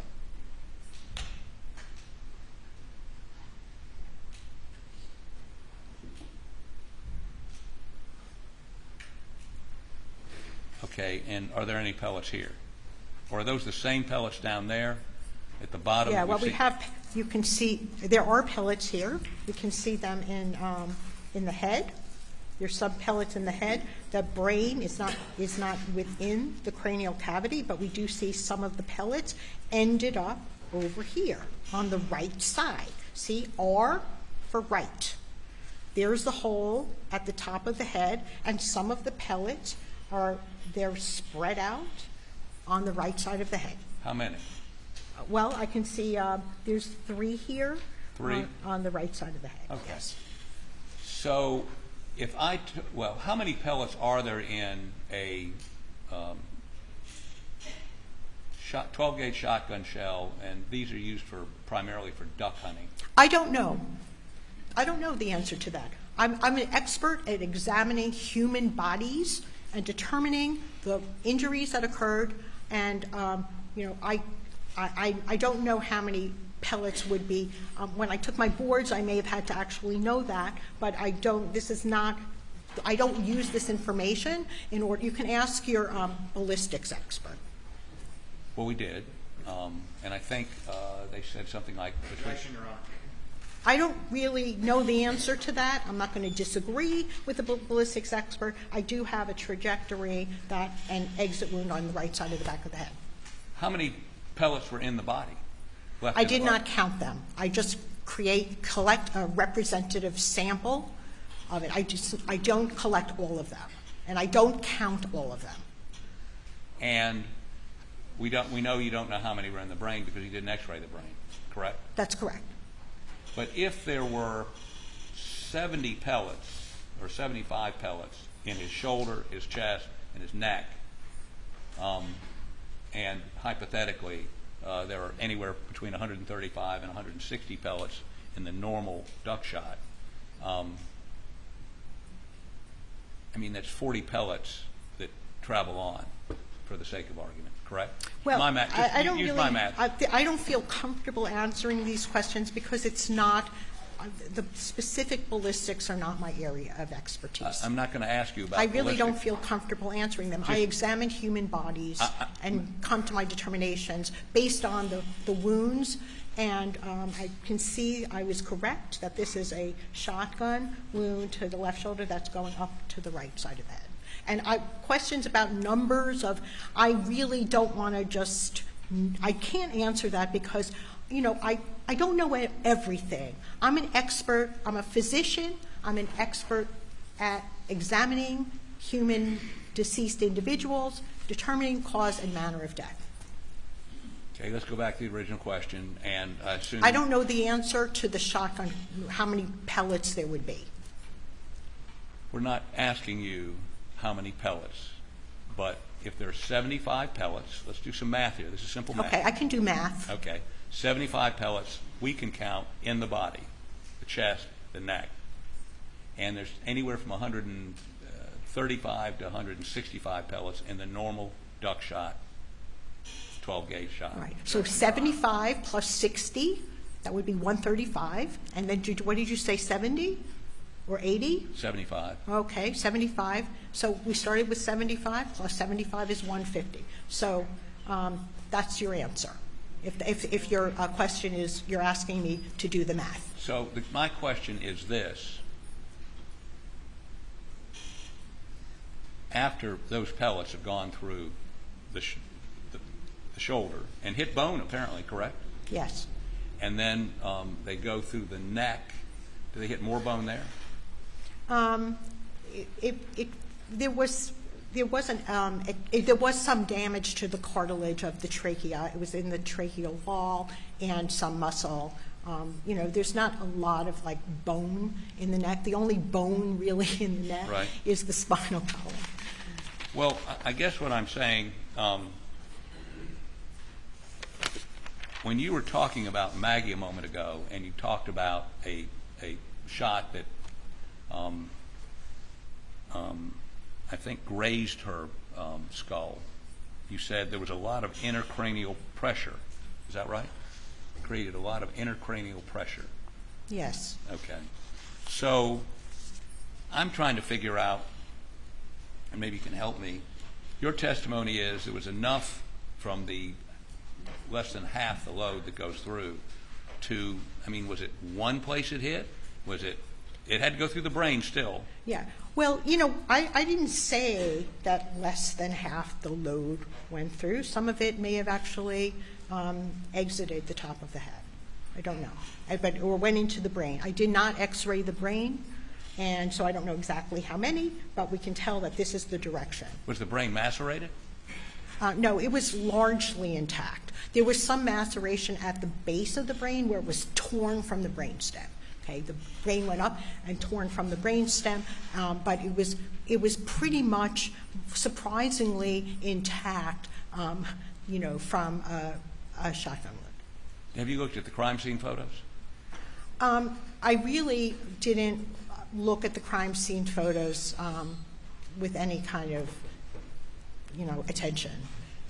Okay, so, but you are aware that the brain was catapulted out of his head, probably hit the ceiling, and then landed outside. Well, I could tell from examining the body that the brain catapulted out of the head, because I received the brain and a hole that was consistent with the brain leaving it. Can you and I agree, and based on your testimony when you previously testified, that there would not be, that the gas from 2 or 3 feet away would not travel through the arm, travel through the neck, and then go into the brain? Well, there's a lot of material that's going through, and plus we've got fragments of the brain, the skull, of the base of the brain, that can also, there's a lot of energy going in that direction. Whether it's gas or not, it's energy from portions of ammunition propelling in that direction. So, whether you want to call it gas or whether it's other things, I really don't know the theoretical explanation. I'm sure it's in the book. But I examine the bodies and I make the determination on the direction and the type of injury from examining the human body. The book seems to indicate that the primary cause for an explosion such as this, the brain exploding out, is the gas. You would agree? Well, I think each case is a little bit different. And the kind of gas that would cause the head to explode would also, I think the book is talking about gas, gas in a contact shotgun wound. So what is your question about the book? I would actually have to refresh my recollection, because I don't really I haven't read the book in a long time, but I know what I've seen on the body. If I quote this to you, you would, and I can show it to you. The gas entering the closed chamber of the head expands rapidly, adding to the pressure waves acting on the bony framework of the skull. The only way for the skull to relieve the pressure produced is to shatter. Yes. Do you agree with that? That actually must be describing a contact shotgun wound. It is. Okay, because that really makes sense for a contact shotgun wound. And your reasoning for this, the same phenomenon that happened without the gas is? Well, we've got injury coming from beneath. The skull is, like I told the jury, that is not shattered. We do have some horrible injury, but the shattering of the skull, much of it is still up intact. We don't have shattering of every bone. We don't have shattering of the face. Why didn't you shave the head? Why didn't I shave the head? Right. Were you looking for any, if much of the skull was still there? Look, my determination, I didn't shave the head because I was confident that that was an exit wound on the right side of the top of the head. It wasn't necessary for me to shave an exit wound. So, but if you had shaved the head, and again, apparently you'd already come to your opinion by this point, you could have seen whether it was soot or stippling or any distortion around, or taken samples of the hair and determine whether or not there was any sort of GSR in it, which would be more consistent with a contact wound. Well, no, GSR can just be we know gunshot residue can deposit in, I'm not, like, ballistics is not necessarily my strongest suit, but I know that GSR can deposit, within a few feet. Somebody doesn't have to indicate a contact wound. Okay, so did the shot penetrate the jawbone? It went through through that area. I believe it actually may have went underneath the bone. So it did not connect with the bone. Correct? Yes. Are any of the pellets that you see in the shoulder, the left shoulder, heading down instead of up? Well, you know, there's probably kind of a billiard ball effect when these things are going through, and there could be some, you know, directionality. But I didn't make that determination because it wasn't important to me to make that determination. The pellets were going? What? To determine which way some of the pellets were heading? I can tell from the entirety of my finding at the autopsy. The thing is, if you look at something like, you know, a postcard photograph, that doesn't necessarily tell you the whole story.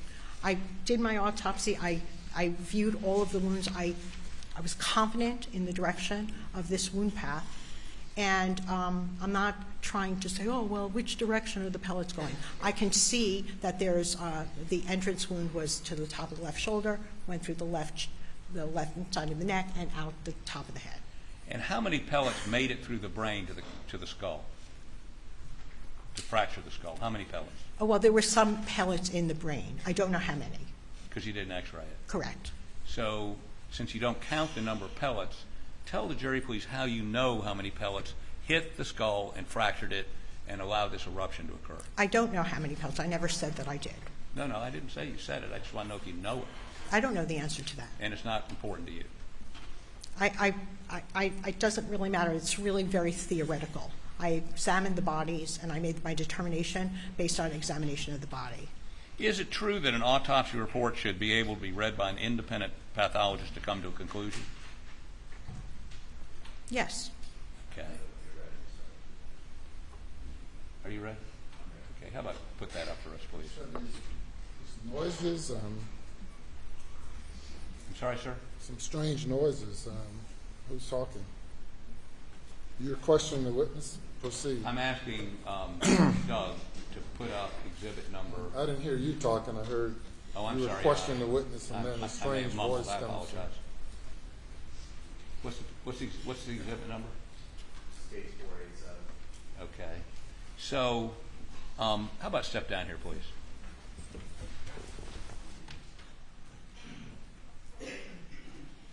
And get the pointer for me, please. And stand over there, please, so the jury can see. So you indicated there were, I asked you if you shaved the head. You said no. You said there wasn't, I think your words were there was enough of the skull there to determine what happened. Is there? Well, I know this is an exit wound from examining the entirety of the findings, and I did not need to shave the hair. That was my opinion and determination at the time of the autopsy. Yes, ma'am, we understand that. But what did you look at this to confirm or question your opinion, or had you already come to your opinion? Well, I always am questioning it myself during the autopsy. It's not just I look at take a long time to look at everything before I reach a conclusion. Okay, so the totality of findings here told me this was an exit wound. The brain came pretty much intact. It was propelled out at the top of the head. I believe and I'm confident that this is an exit wound, and I did not do further investigation to rule out an entrance wound because I was confident it was not. So you just said you were confident and you did not look further because you were confident you were right. Well, I looked at it, and in fact I took a photograph of it, and this is consistent with an exit. It's what? Consistent with an exit.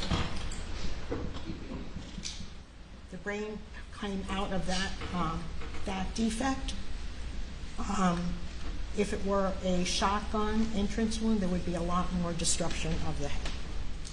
And again, you've never seen a contact wound to the head that wasn't in a suicide case. You know, I don't honestly remember that. So you don't remember? Let me just rephrase. You don't remember having a case involving a contact wound to the head that wasn't a suicide? 'Cause I'm- you just don't remember it.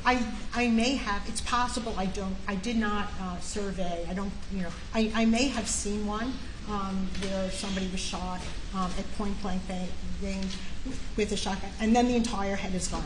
So when I get that kind of, if there was a contact shotgun, whether it's suicide or homicide, the entire head would have been basically blown off. And so in every case, there's no reason for us to go there because you don't remember ever seeing a case where there was a contact wound and to the back of the head. Objection asked. I think it's honestly, whether it's self-inflicted or inflicted by somebody else, the features of the body are going to be the same. So that's my answer, and I can't, whether I remember it or not, I've done a lot of autopsies. I don't necessarily remember how many or if I've done one, but I imagine people are shot at close or contact range with a shotgun. And in a contact shotgun, whether it's by suicide or homicide, the entire head would have been basically blown apart. This is terrible, and I know it's terrible. It's probably the worst thing you ever saw, but there would be a lot more damage with a contact shotgun. And that's my professional opinion based on my experience. If other people disagree with me, that's fine. I don't have to convince them. This is my determination based on my education and multiple years of experience doing autopsies and being a forensic pathologist. And I think in your testimony, whenever that was, weeks ago, you conceded that reasonable pathologists can differ, correct? Yes, I think I said, you asked me if a reasonable person, you didn't actually ask me if a reasonable pathologist, you asked me if a reasonable person could have a different opinion. And I remember that because I was sorry that I didn't say, well, of course, reasonable people can think that. But a reasonable pathologist could also think that, but I would disagree with that. Okay. I don't think all opinions, a reasonable pathologist could have an opinion like that, but I think it would really be wrong. Okay. You go ahead and take the stand, please.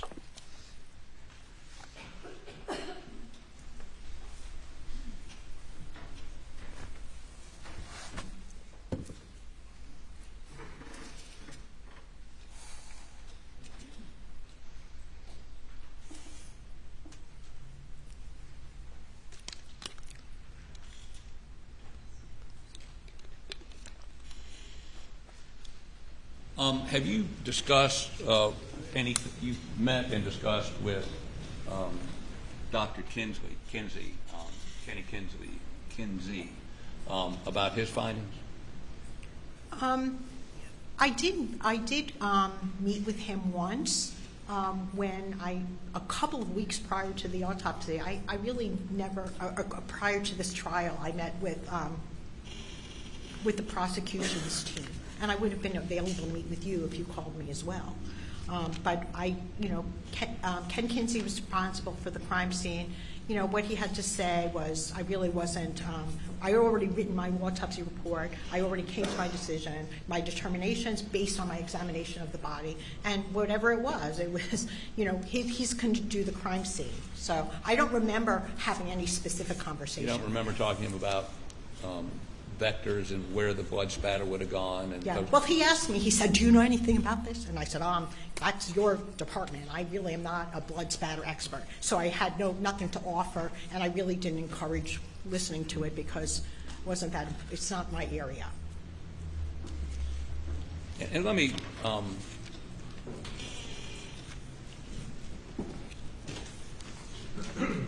say a couple things. One is, you indicated that you did not put that packing material in your autopsy report, correct? Yes. And today's the first time you've ever said anything about packing, correct? Yes. Okay. Secondly, let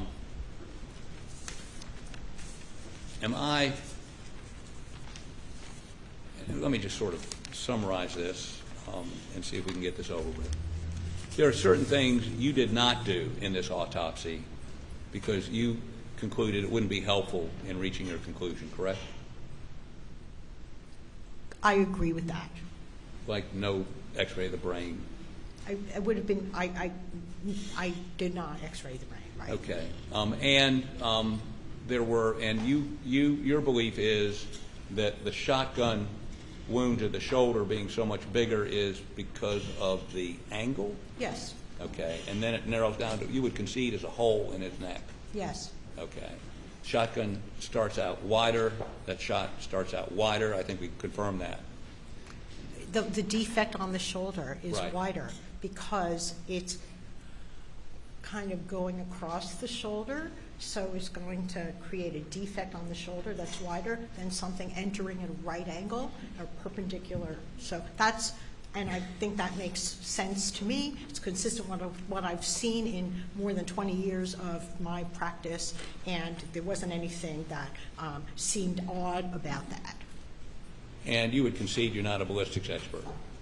I know the kind of ballistics. Some forensic pathologists know a lot about ballistics. I know probably an average amount. Okay. And so when you say it started out wider and then came down to this hole, have you discussed that with any ballistics experts? It doesn't require, that's forensic pathology. That's damage to the body. I don't need to be a ballistics expert, and I've done enough autopsies on shotgun wounds to make that determination without requiring additional ballistics knowledge. But we can see that the shotgun starts out, the shot starts small, and then the pellets expand. Objection asked and answered, Your Honor. Objection sustained. Why are there no shot? Why there's no shot in his cheek if it's expanding? Why are there no pellet holes here? Because they probably that we have some wadding going in there. Probably. Yeah, I think that is consistent with the wadding. And there are, there's some pellets remaining in the wadding as well. The wadding going where? That's an entrance wound. Okay, it's entering perpendicularly. Why do we have the pellets? Did not terminate in the cheek. They continued upward. But a number of them terminated in the shoulder, Yes. in the chest, up here, right? Yes. And then Not they- the chest. then they the neck, stop- they- not the chest. I'm sorry? Not the chest. The neck. But the neck, the shoulder and upper neck, right? Yes. And then, if they stop expanding here, so the cheek isn't. One of those pellets is. Objection asked and answered to the former question. Your Honor. It's been asked and answered. I sustain the objection.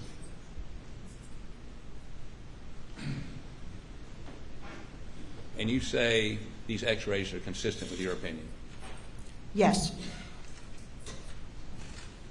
Beg the court's indulgence. Oh, let me ask you one question about the Maggie wound. Your position is that the tags don't indicate anything. Well, they are not determinative. They're something we look at, but the tags on the breast are very non-specific. They're not very good tags. We happen to have nice tags on the back of the skull. Frequently, the tags are more reliable when the skin is tighter over an area. So on Maggie, you're saying one shot's going up and the other one's going down. Yes. Okay. Beg the court's indulgence.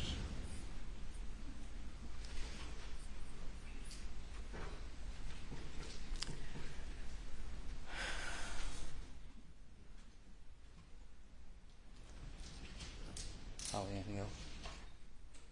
Thank you. That's all I have. Thank you, Doctor. Just two questions. 5,500 autopsies, you said, correct? Yes, and since I was here last Maybe, I've done another dozen, so over 5,500.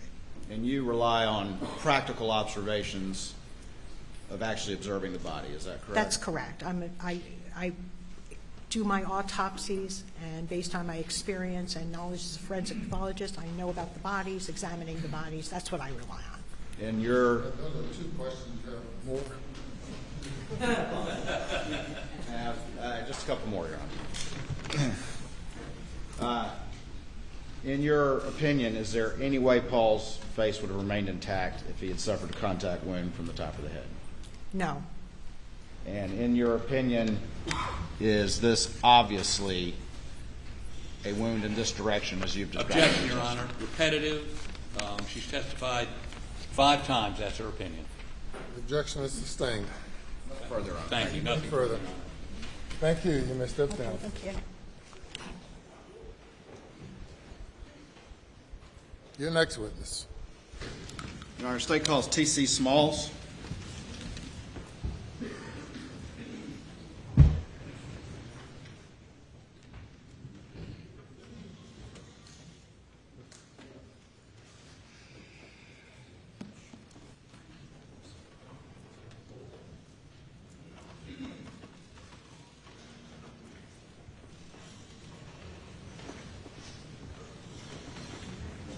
Raise your right hand.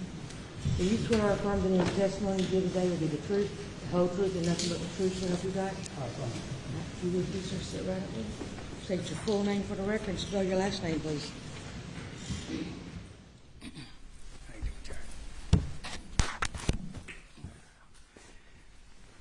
My name is Thomas C. Smalls. Folks call me T.C. Smalls. S-M-A-L-L-S. Sheriff Smalls, how you doing today? I'm doing good. All right. Tell the jury just a little bit about yourself, and I called you sheriff, so if you could just kind of explain that to them a little bit. Okay, in law enforcement for 39 years, 8 months. I retired in December.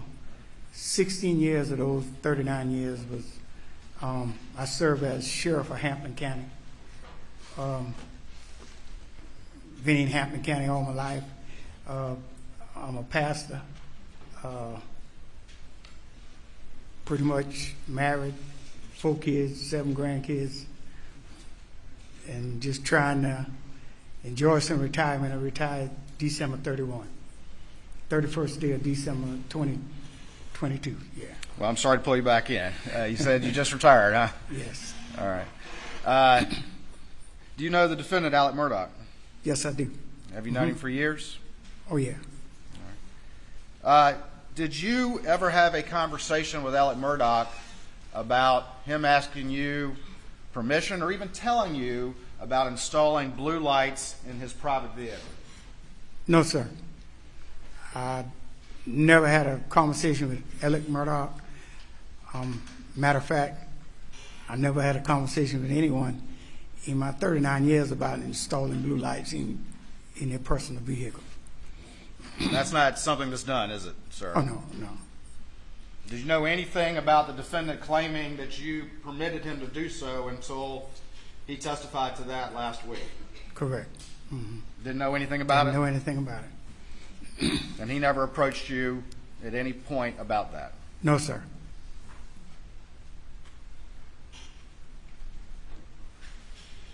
Did he ever approach you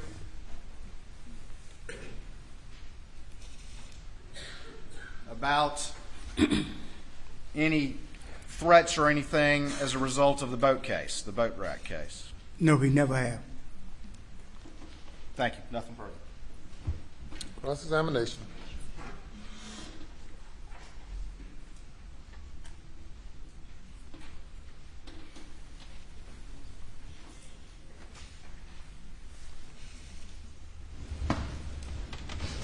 Well, it's 12:01.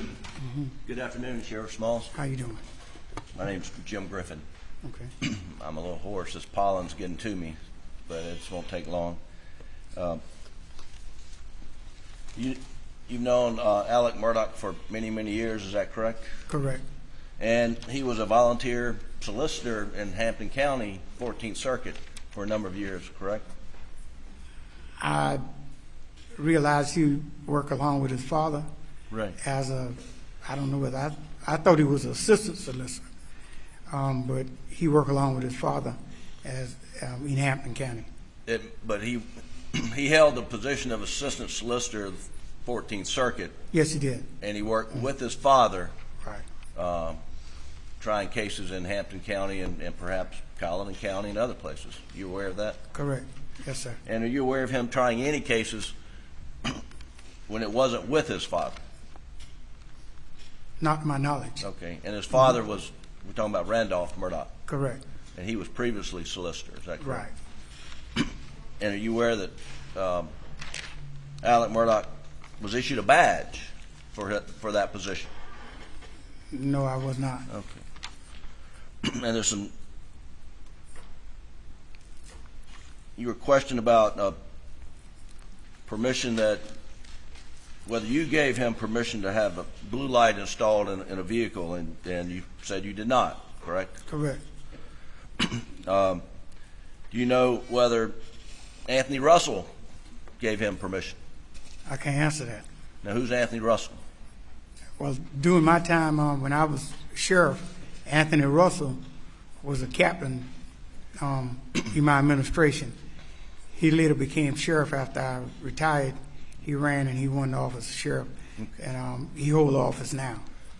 And he was maybe not your right-hand man, but he was pretty high up in your administration. He was a captain. Okay. And then Chauncey Solomon, what was his position? Chauncey Solomon was a lieutenant. And Perry Singleton, he passed away. What was his position? He was a lieutenant. And you know that Deputy Russell, Deputy Solomon, Deputy Singleton were very close to Alex Murdaugh. Were you aware of that? Well, I knew they knew him. I don't know how close they were. Okay. And did Eddie Gibson install the blue lights on the vehicles for the sheriff's department? Not for my cause. Most of my vehicles light was done with a company out of Orangeburg, and then later we started working with a gentleman by the name of Charles Mitchell that installed lights, and he out of, I think, Hardyville or Bluffton. So you don't know who Eddie? Do you know who Eddie Gibson is? Oh, I know who Eddie Gibson. He worked for me at one time. And when he worked for you, did he install blue lights? He worked on the vehicles, the fleet of vehicles? No, not my vehicles. Well, when he worked for you, what did he do? He was a deputy sheriff. He patrolled. And so like you're unfamiliar that at any point in time Mr. Murdaugh had a blue light in his vehicle? I never had any knowledge that he had blue lights in his vehicle. Okay, thank you. That's all the questions I have. Okay, further. Your Honor, may we approach very quickly? Yes.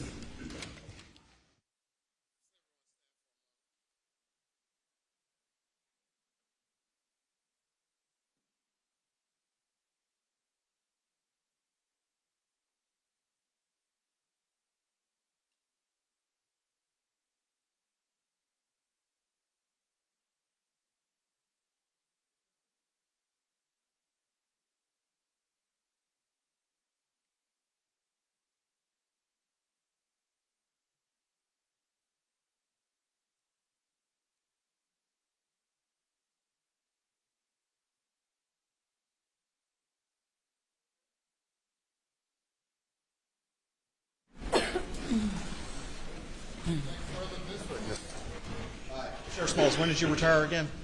I retired December the 31st, 2022. 2022, so just a couple months ago. Right. Thank you for coming today. Thank you, sir. No, Your Honor. Thank you, sir.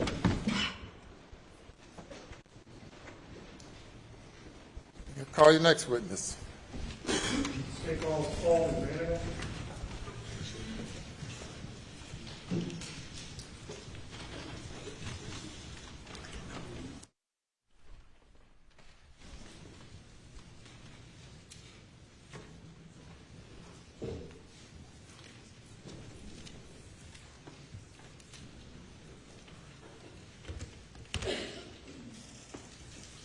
Do you swear or affirm that any testimony you give today will be the truth, the whole truth, and nothing but the truth, so help you God?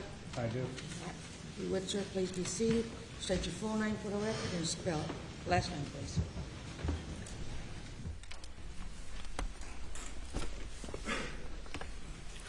Paul McManigal, M-C-M-A-N-I-G-A-L. All right. Good afternoon. Sergeant McManigal, correct? Yes, sir. All right. And you're employed with the Charleston County Sheriff's Office? I am. And you testified previously in this trial, correct? Yes, I have. Just briefly remind the jury exactly what topic you testified on earlier.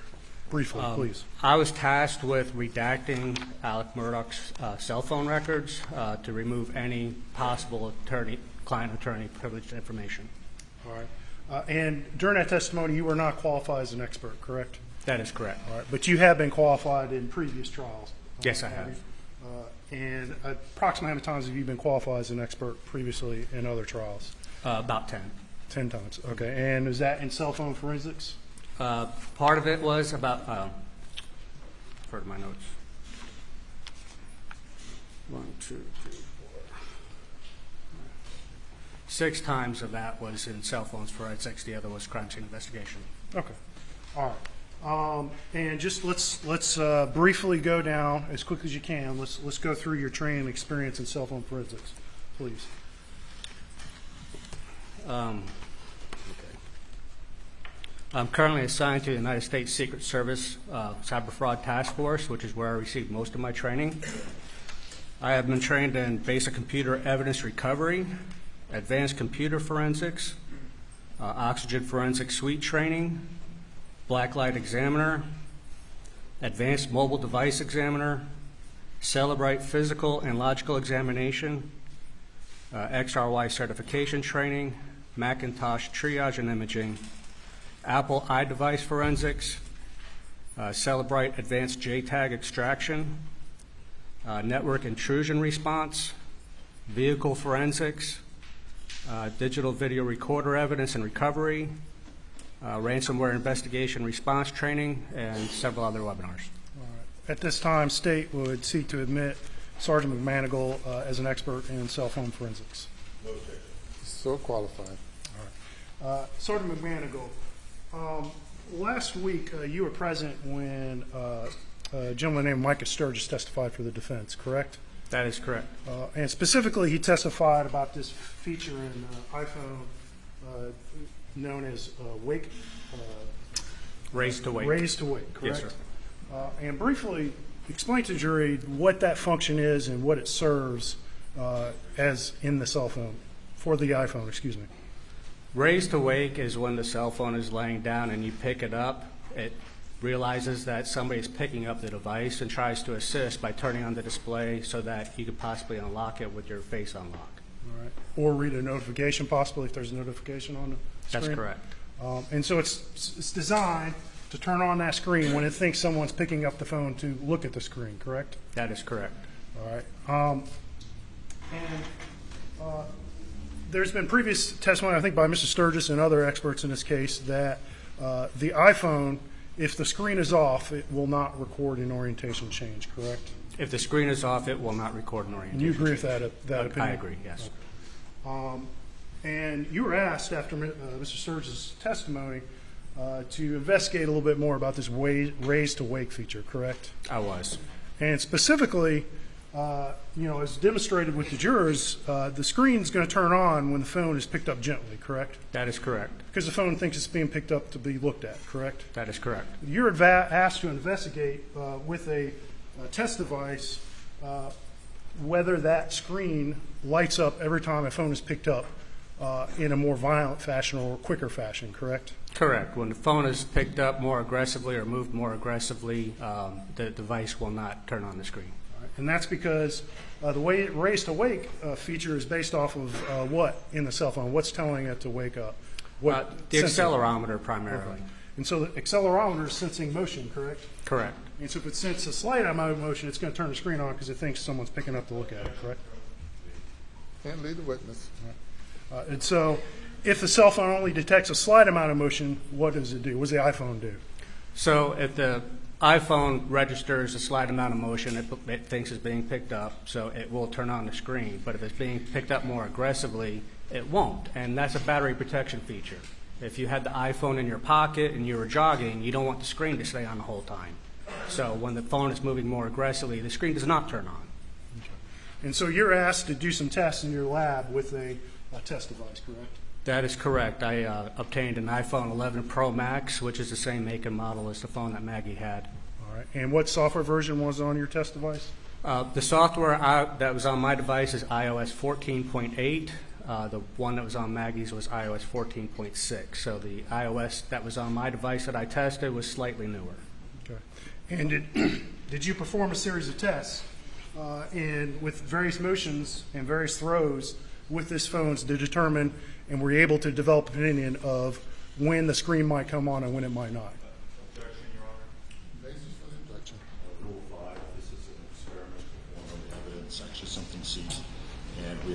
provided this.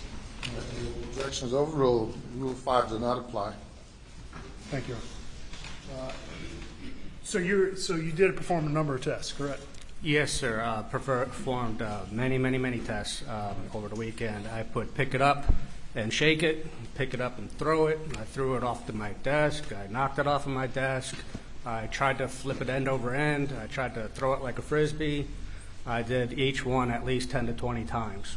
Okay. And were the results 100% conclusively? I mean, did the phone do the same thing every time? No, not at all. Sometimes the screen would turn on. When I threw it, land face up, and then the screen would turn on. But a lot of the times I would throw it, and the screen would not turn on. It depends on how the accelerometer registered that movement. So based off of your test, is it your opinion that an iPhone of the same make and model as Maggie's could be thrown and the screen not turned on? Can't leave the witness. All right. Did you develop an opinion about whether the screen would turn on every time a phone was thrown? If the phone is thrown, the screen does not always turn on. In my experimentation, I determined that when the phone is thrown more like a Frisbee, 9 out of 10 times, the screen does not turn on. The times that it did turn on most often was when I pick it up and tried to shake it, then the screen would come on briefly. Okay. But 9 out of 10 times, when you toss a phone like a Frisbee, the screen would not turn on, correct? That is correct. Not further from the state.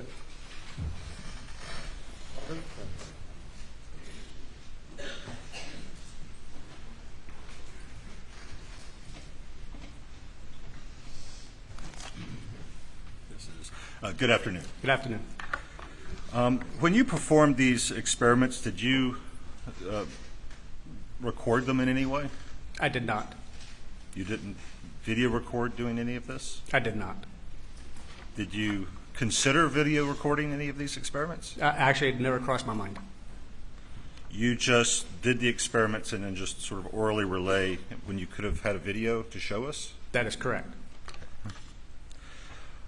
If you were going to throw a phone out from a moving vehicle, wouldn't you need to pick it up, to toss it? Certainly. And if I understand the previous testimony, when you pick it up, the screen comes on. When you pick it up gently. So if you pick it up to toss it out the window while you're driving, you got to pick it up. Is that correct? Correct. And if you pick it up aggressively, it will not. But not always. Not always. Sometimes will, sometimes won't. Correct. According to the experiments that you conducted since, when did you do these experiments? I started it Friday afternoon and into Saturday. So you did these experiments this last weekend. Correct. You did not record any data. I did not. You just played with the phone and are coming here to express your observations. That's correct. Do you have the phone that you used to do these experiments with you? Not with me.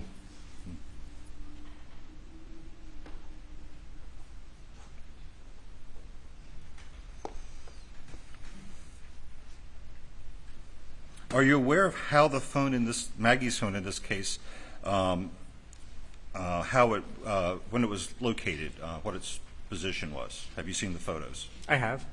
And was it screen up? It was screen up. Okay. Would you agree then that it had to be thrown from a screen up position, because if it was screened down and you turned it over to throw it out, the screen would come on? Of course not. It can tumble through the air.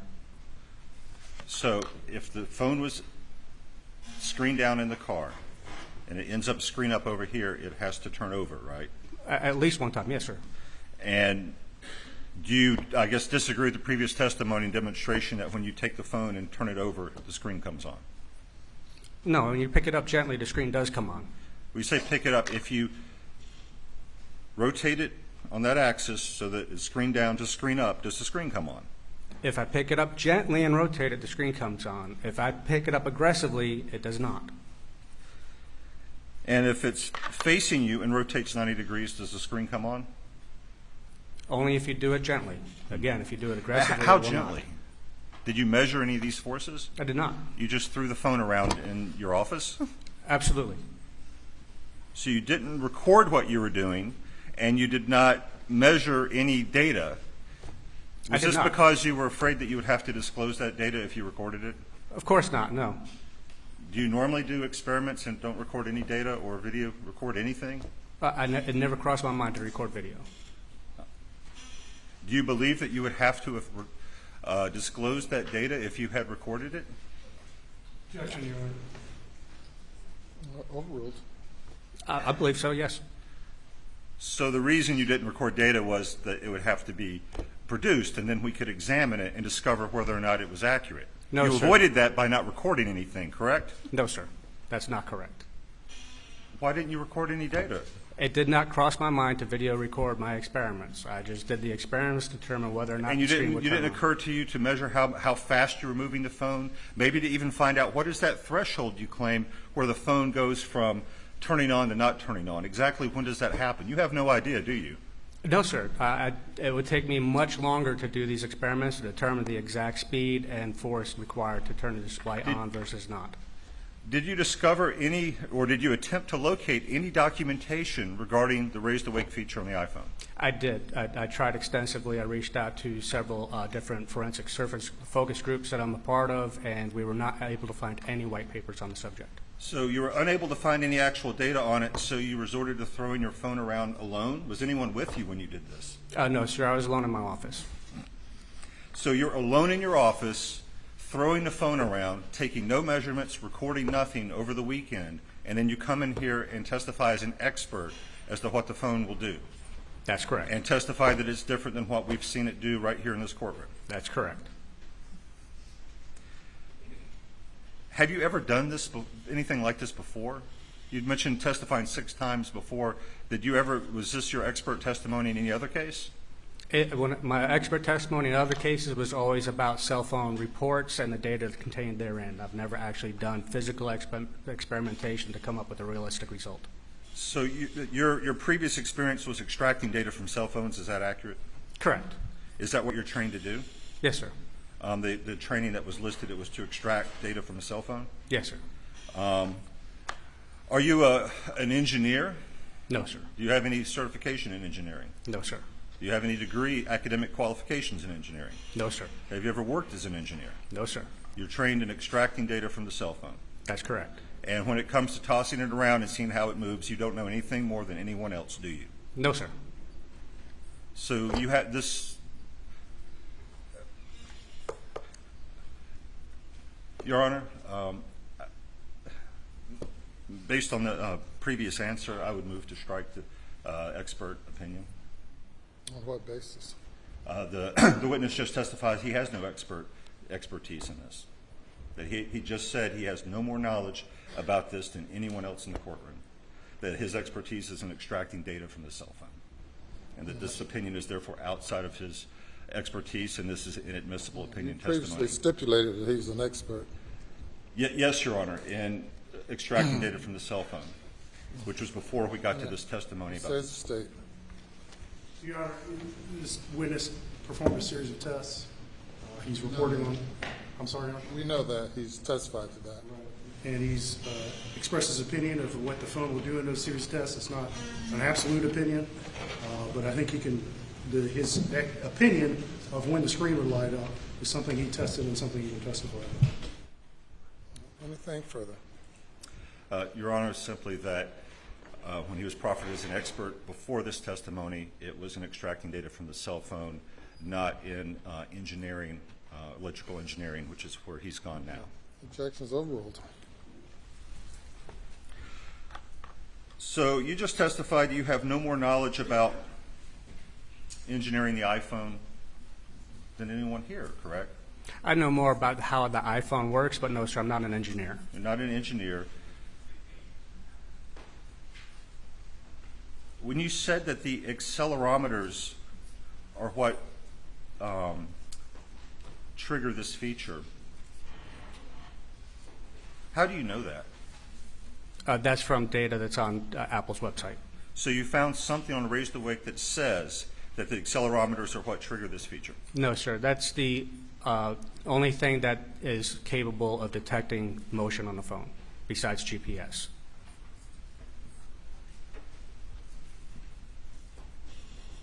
And you have no idea how much motion is required because you didn't measure it, correct? No, sir, I don't know the threshold.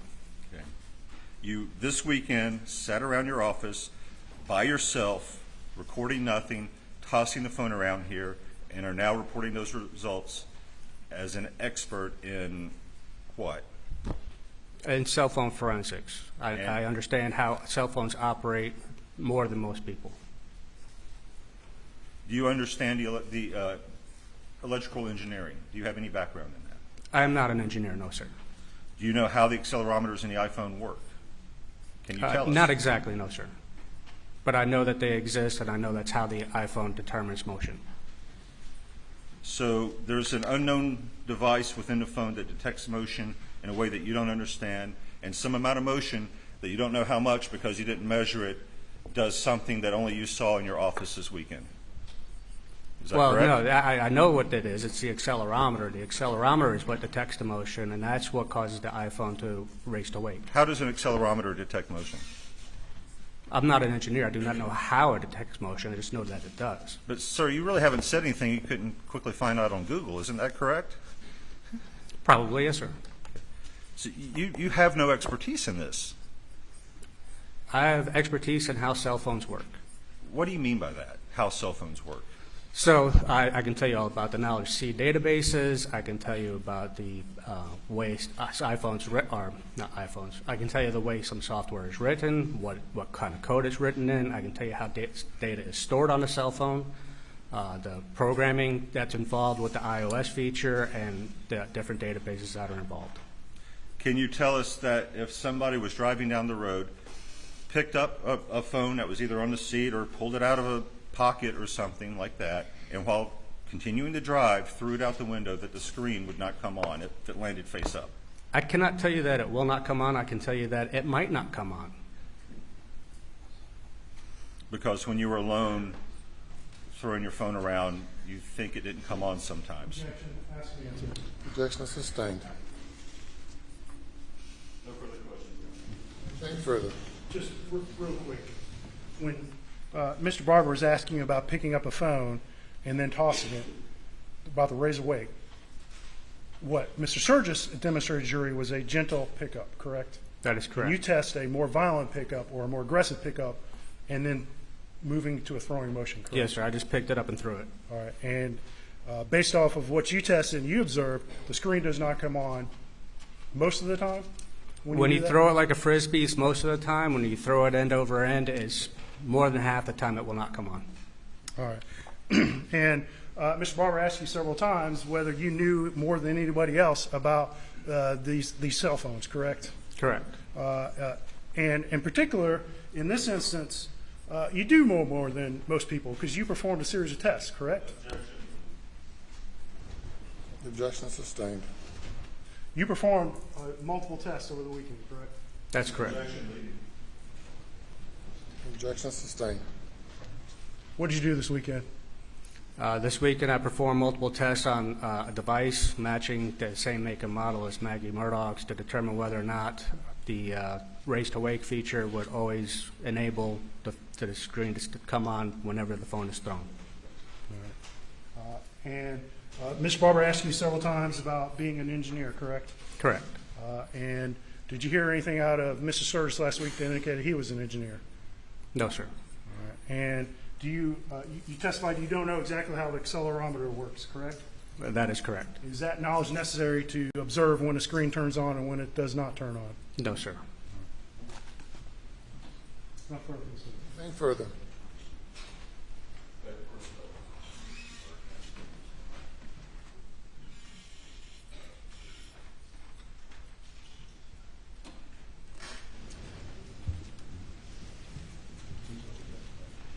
One question. How many times do you have to run this experiment for your results to be statistically reliable? I'm sorry, say it again? How many times do you need to run this experiment for your results to be statistically reliable? More than 10? What your basis for that is? Does it take that long to figure out that sometimes it turns on and sometimes it doesn't? Do you know how to measure reliability using statistics? I took statistics in college, yes, sir. Do you know how to measure reliability using statistics? Yes, sir. How do you do it? Well, you have to have to perform a sample. You have to have a default group that has no change to it, and then you have to have your sample group where you actually perform a change. You take the data, you put it into a formula. It gives you a degree of reliability. Did you do that here? No, sir. No further questions. Step down.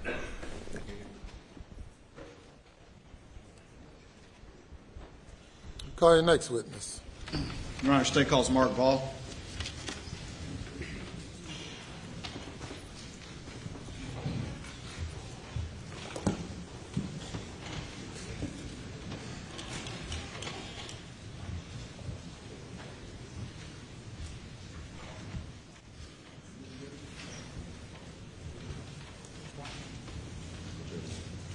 Do you swear or affirm that any testimony you give today will be the truth, the whole truth, and nothing but the truth to help you God? I do. All right. Mr. Mark, thank you. You'll be seated and state your full name for the record. Your last name, please, sir. It's Mark Ball. Last name B-A-L-L. How you doing today? Be doing better if I wasn't here. I hear you. Well, we'll get you out of here pretty quickly. I wanted to just ask you a few very quick questions in response to the defense case. And first question I'd ask you is, prior to the murders of Maggie and Paul, did you ever hear Alec express any distrust of SLED? No, sir. Can you tell the jury what your observations were of his relationship with the law enforcement community? I thought it was very good. I mean, he interacted with them regularly, as most civil lawyers do, and then with his side gig as, solicitor, he obviously had interaction with them as well. Do you remember coming to find out that Alec had installed blue lights in the private vehicle? Yes. And can you tell the jury roughly how long ago that was? I can't tell you precisely. I can tell you it wasn't the vehicle that's been seized. He got that vehicle in the end of December before the murders occurred in June, so he'd had that vehicle about 6 months roughly, and it was on the vehicle that was prior to that, and it was a Suburban as well. I don't remember when in that chain that they were actually installed, but it was some time.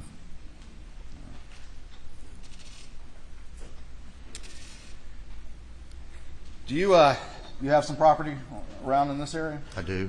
And are you a hunter and an outdoorsman and shooter? I am. All right. Do you ever shoot hogs and other nuisance creatures? A bunch of them. And when you're riding around looking for hogs, what can you do that in the daytime? Yes. And is it not uncommon to see hogs during the daytime? I shot 2 weeks ago. I shot 5. During the daytime? During the day, 4:30.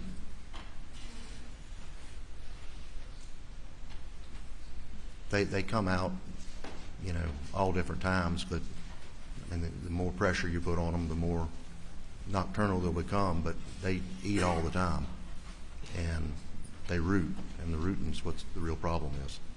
They root up your roads and fields and everything else. Have you ever known the defendant? You've known the defendant for how long? 34 years. You aware the defendant and his family had a number of long guns, rifles, and shotguns? Yes. Have you ever known him to talk much about target shooting a pistol? No, sir.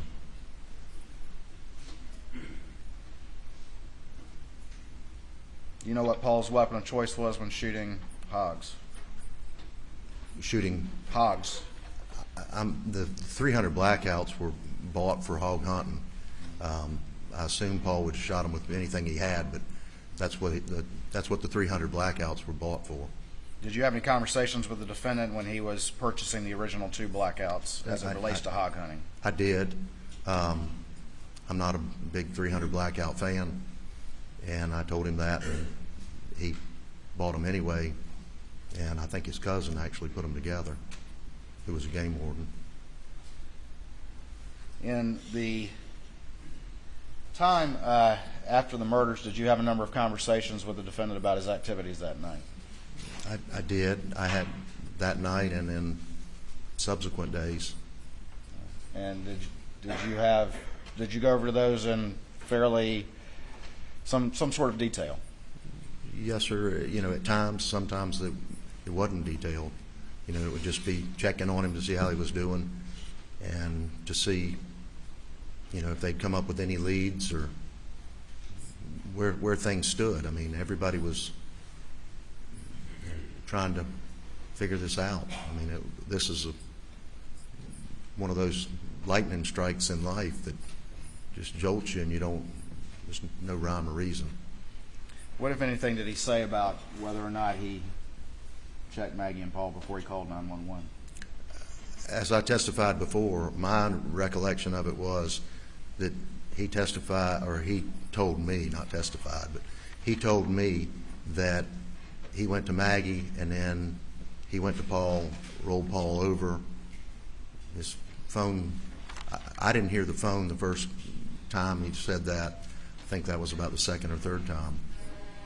But I also wasn't really listening. I was listening to what occurred.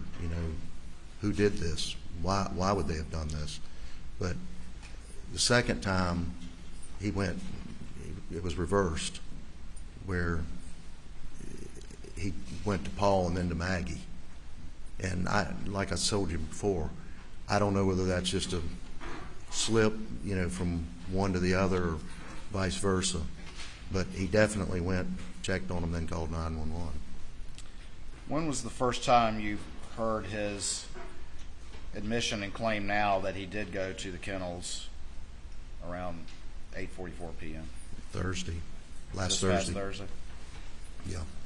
And was he clear prior to that he did not go down there in his conversations with you? Never said anything about that or any reason for it. It just, he'd never been there. You said you've known the defendant for how long? 34 years. Knowing what you know now, was he able to look you in the eye and lie convincingly and effortlessly to you? Yes.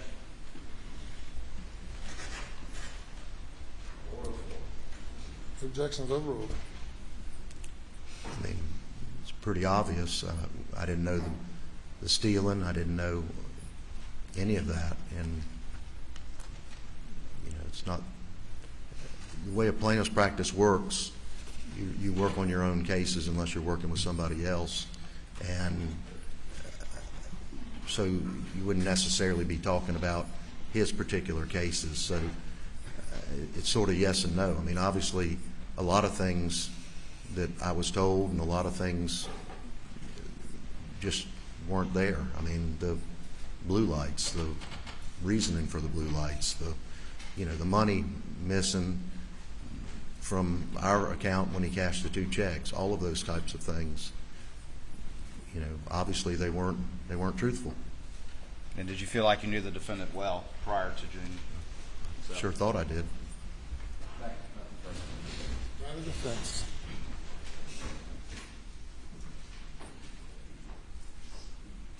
Good afternoon, Mr. Wall. Good afternoon. Just be clear, after the Labor Day weekend when Alex was confronted by the law firm. Well, it was before Labor Day. Yeah, It was Thursday. Friday or Thursday Right. before. It was the Friday before we confronted him. You ever talked to him since the day he was confronted? I talked to him on that Monday when I believe that he and Randy and John were going to, I believe, Atlanta, to the facility down there. And I got a phone call, I don't know, 1 or 2 o'clock, whatever it was. I was coming from the office. I'd been digging through his files and stuff, and I got a call. It registered as John Marvin, and I picked it up and said, "What you need, John?" And it was Alec. And that would have been Labor Day 2021? That would have been Labor Day 2021. And since Labor Day 2021, you've not spoken with Alex. I have not. And since Labor Day 2021, Alec has either been in rehab or jail. Is that correct? He has been, to my knowledge. I mean, So you've not had any opportunity. I mean, he's been represented by counsel as well, right? sure. I mean, I wouldn't expect to. If, you know, he's being charged with crimes. Right. So you wouldn't have any expectation that since September 2021 that he would come to you, talk to you about whether he was on a video, whether he was at the kennels, or where he was, correct? No, not since September. Okay. You were asked questions about Alex distrust of SLED, and you testified that he had a good relationship with law enforcement.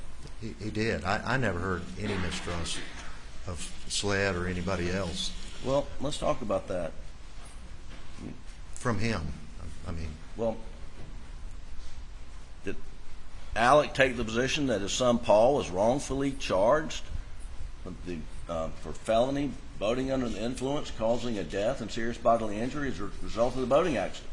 Yes, he I mean, I think he disputed that and was planning a vigorous defense of that.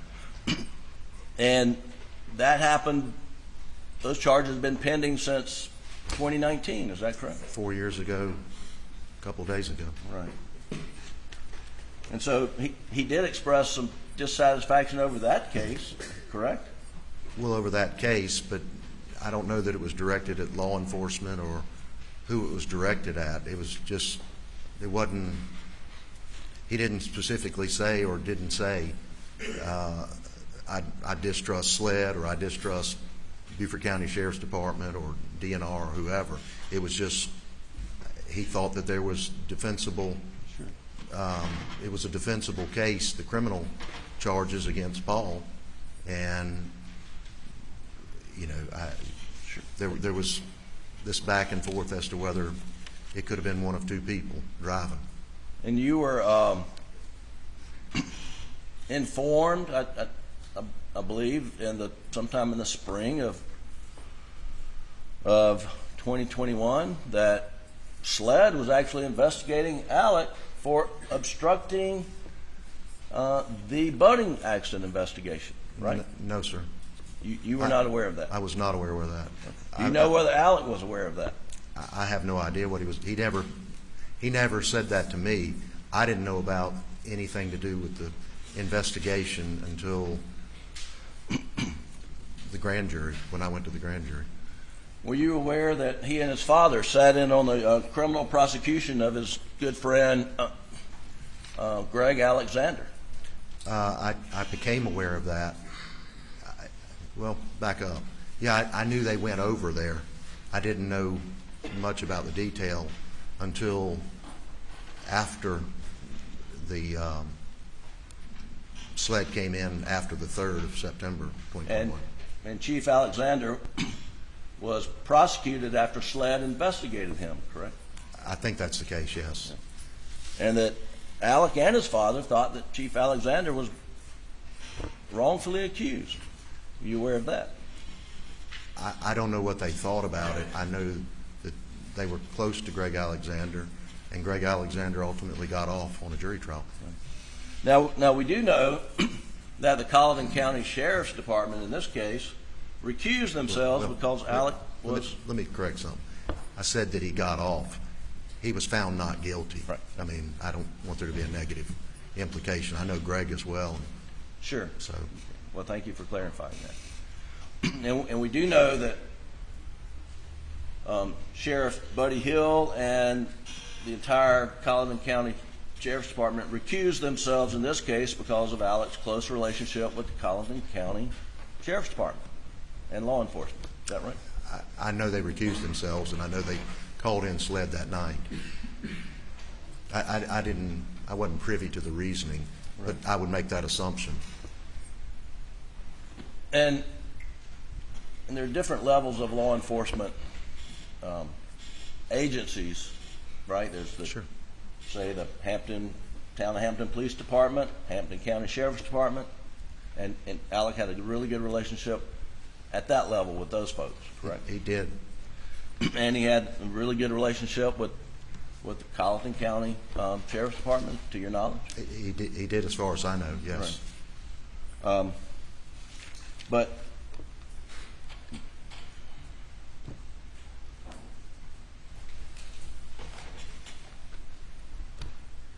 I think I covered that.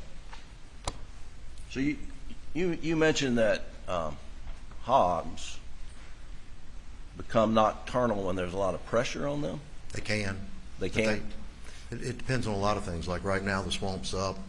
They're much more on the hill. Right. Then when times are dry, they go out into the flat swamp and root up everything out there. And the pressure that you're referring to is hunting pressure. Yeah. And are you aware that Paul put a lot of pressure on the hogs at Moselle? I knew Paul hunted hogs a lot of places. At one point, Paul had hog dogs and would hunt on people's property. He came to my property. He went to Ronnie's. But how much pressure they were putting on them, I don't know because I wasn't over there. I mean, I'd ridden around their property several times, but it wasn't about hog hunting. Sure. And I want to ask you about the Moselle property tract. So, we've all seen drone photos of the house and the kennels and Moselle Road. That's sort of right in front of the residence. Yes. Right. And then if you're sort of looking from a drone, and we've seen some aerial photos, I guess if you're headed south, there's the Dove Field right adjacent. Is that south, I would think? Yeah, at least east. Okay. And then back behind the Moselle residence, I think there's a river. Well, there's a swamp. The swamp and begins. then the big Salkehatchie is back in there. So the swamp begins behind the house and goes, I don't know, is that west? Sort of south. Right. If the runway's running east and west, okay, then it would be south. But the swamp is behind the house. It's behind the house. Okay. And across the street from the house is duck pond and shooting range and no swamp. Correct. And timberland. And all the hogs are going to be behind the house. Mm-hmm. They're all over. They follow. There's a watershed ditch in there. They follow wherever, but predominantly they seek refuge or whatnot in the swamp. But they can be anywhere. I have them. There's gum ponds and every place else, and they just trample wherever they want to go. But you're right. By and large, they're in the swamp because it's wooded, right, and thick. And in the month of June, pretty warm, is it not? It usually is here in South Carolina. Yes, it is. And do hogs stay in the swamp more in the heat of the summer? I haven't noticed that, and I've killed probably well over 1,000 hogs. All right. And so we trap them all the way through. I mean, I've got 2 traps, well, actually I got 6 traps. But I mean, I trap them, I shoot them. They're just a scourge. They eat everything. They root up your roads. They get in your pine trees when they're little. They'll root them up. They're a teetotal nuisance. I carry a gun with me most of the time. Do you have a gun with a thermal scope so you hunt them at night? I do have a thermal, and then I have others. Yeah, Mr. Murdaugh, is there ever a time when you don't have a gun with you when you're traveling around? Only if I forget it. Right. But that's what I thought. Usually I have one. And you understood that Maggie and Alec got 300 blackouts from Paul and Buster for Christmas one year, and they came with thermal scopes. I do. And are you aware that Paul had his lost or stolen? I was. And then he received a replacement without a thermal scope. Right. My understanding was it had a red dot. And that he didn't use that one very often. He used Buster's that did have the thermal scope. You've learned that? I've heard bits and pieces. I haven't been watching everything, but I did. Right. Somebody told me that, or I heard it, one or the other. And Buster's was sitting here in the courtroom. Were you aware of that? I didn't. I assumed y'all had. Okay. I know that the black one was taken from the house because I was standing there. Right. That's fair.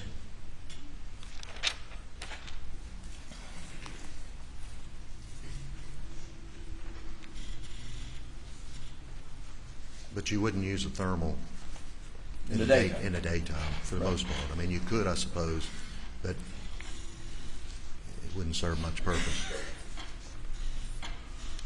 There's been some discussion about Alex emoting and being emotional during trials. He's an emotional person altogether, isn't he? I think he probably is. I mean, you remember him speaking at when his dad got the order of the Palmetto, for example. I do. And he'd get emotional then. Yeah. And you remember him speaking at the trial lawyers after he had finished up his term, and he got emotional then. Well, I wasn't there for that. So. Oh, you missed that. Okay. But you've seen him get emotional frequently. Sure, everybody gets emotional. Right. And he was extremely emotional after losing Maggie and Paul. There's no question about that. One last point. Do you recall reading or learning on the morning of June the 8th that statement was released through the Colleton County Sheriff's Office that says, at this time, there's no danger to the public. If information is received that dictates otherwise, we will immediately notify the public? Yes. Did that concern you? Very much. And why did it concern you? Well, I had been over there that night. I left 3, 4 o'clock in the morning, came home, laid down for a little while, took a shower, and then I heard that. And I got on the phone with Sheriff Smalls on my way into work about 7:30 or so, and I asked him if he knew anything about what that was about, and he said, I don't know, I'll check. And then later that evening, the lieutenant from over here called me, and he explained that they didn't have any credible threats against anybody other than, they didn't have any threats, period, but they didn't have any, there was no knowledge, no information about anybody else being in harm's way. And we had probably a 30 or 45-minute conversation, and it didn't leave me any more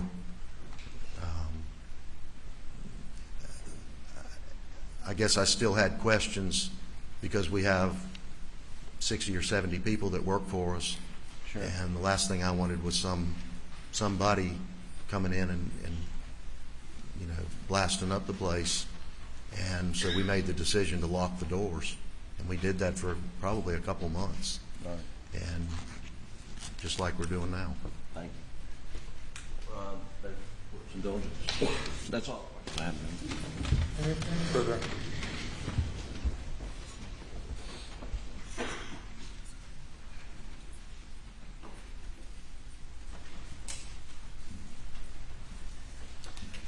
You were asked a little bit about Colleton Sheriff's Department recusing themselves. Are you aware that they continue to assist on the case? I know they were out there, and I wouldn't, the internal politics of who's lead and who's not lead. I mean, I know that they were there because one of the deputies called me the next morning and asked me where Paul's truck was, and I called Alec and verified where it was, and told, I had several interactions with them. So yeah, they were still involved. They weren't. And for the first few months of the investigation, the local solicitor's office was still running the investigation, to your knowledge? As far as I know, they were out there. Mr. Stone, his chief assistant were out there, and an investigator were out there the next day. And I want to say they were out there maybe 2 days, but to lend whatever assistance they could lend, I guess. And that'd be the same and solicitors? then I think it was August I saw it like everybody else in the paper that Mr. Stone had recused himself. And that'd be the same office for which the defendant had a badge, is that correct? Correct. He was an assistant, and so was his father. All right. Thank you. Nothing further. Just briefly, Mr. Ball, isn't it correct that law enforcement does the investigation, solicitor's office does the prosecution? That's the way it normally works. Thank you. That's all I have. Thank you, Your Honor.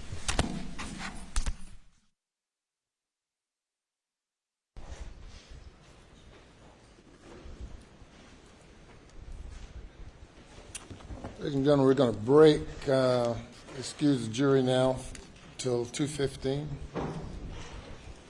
Please do not discuss the case.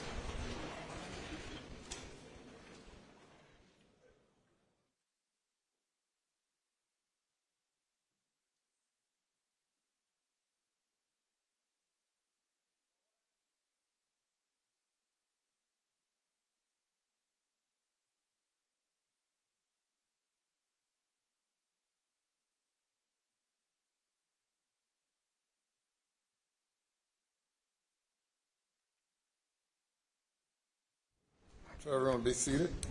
How many more witnesses do you have, Mr. Waters? I believe just one, Your Honor. At lunchtime, there's one more that I might talk about, but I believe just one, Your Honor. And that would be Dr. Kinsey.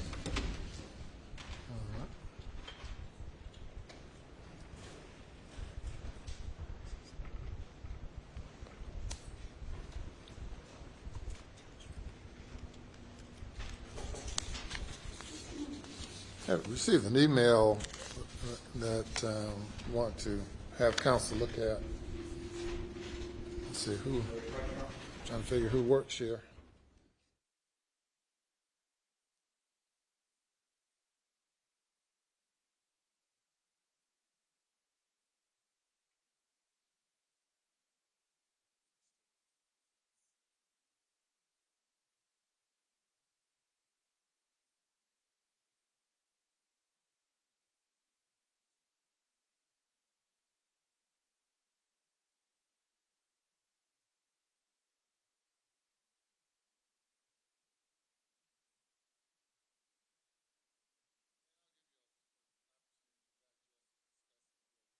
About it on the other side of lunch.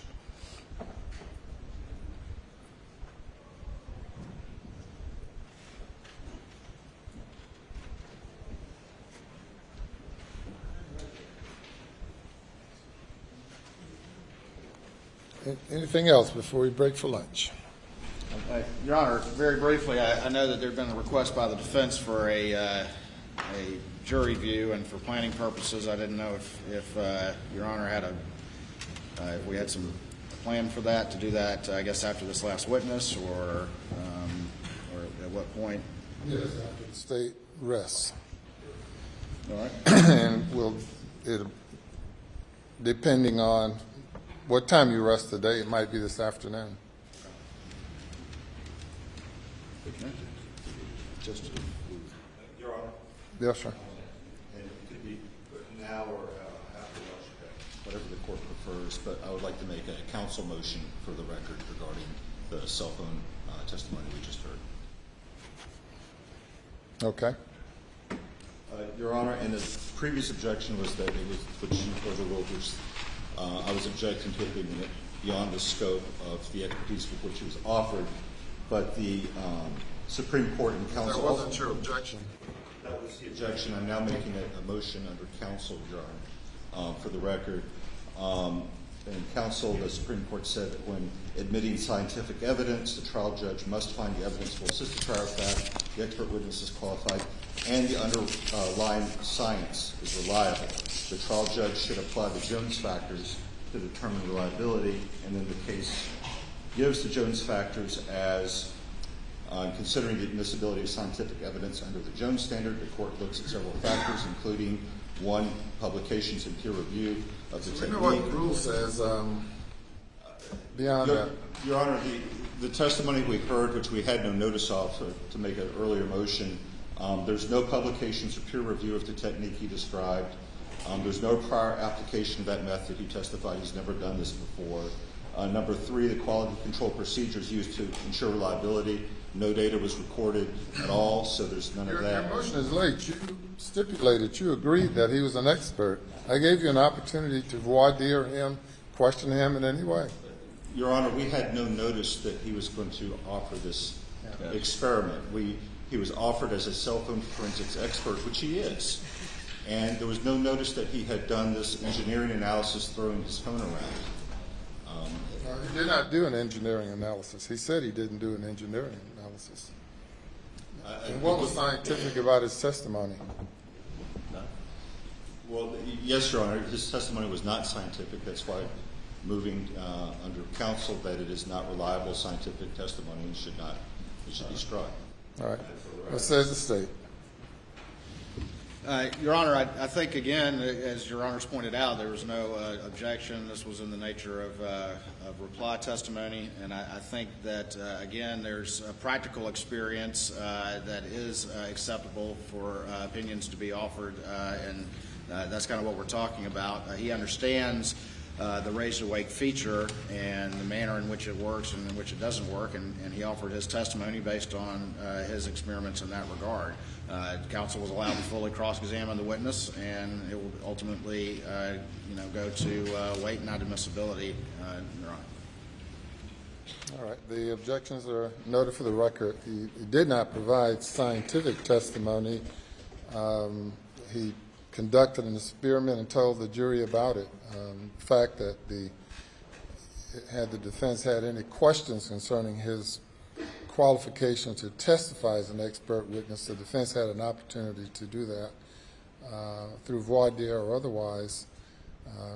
Rule 5 does not apply to reply testimony in the sense that the state is not required to provide any advance report or anything.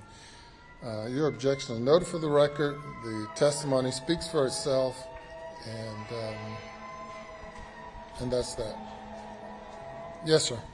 Your Honor, one other matter. The forensic pathologist said this morning concerning some of her testimony about the white material that was noted. She indicated that she had never put that in her autopsy report. She'd never given this opinion before. We propose in sur rebuttal to bring our pathologist back to testify when they finish their case. I'm not inclined to allow any sur rebuttal based on what I've heard at this point. Even though she said wasn't in a report, yes, sir. Revealed it today for the first time.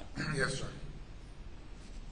Thank you, Your Honor. So you're denying that request? Yes, I'm not inclined to at this time. Well, when would be the appropriate time?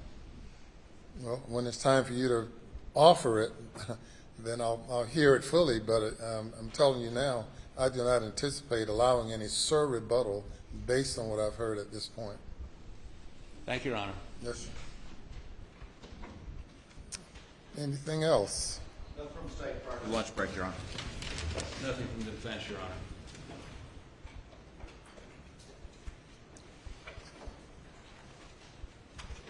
All right, we'll be in recess till 2:15.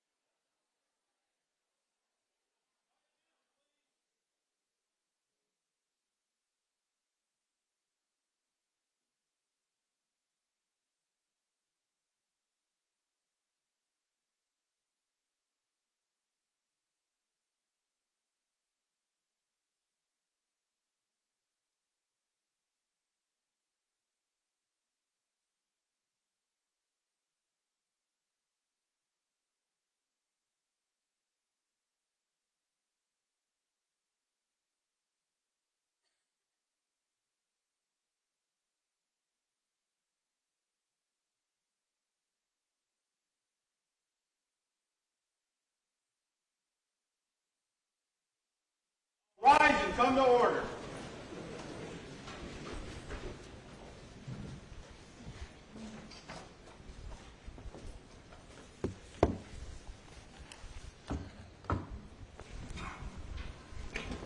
Be seated.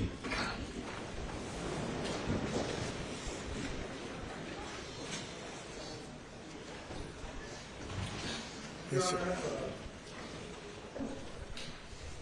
State's Exhibit 521 is a worksheet showing steps and time steps were taken, along with some calculations about how many steps per minute. It's come to my attention that there's a math error contained in the previously submitted exhibit, and I think the error bled over into the defense's exhibit. I think it's 156. And so at this time, with the state's consent, the state would like to just simply substitute a worksheet with the correct math for the previous incorrect worksheet. And defense would also ask to do the same.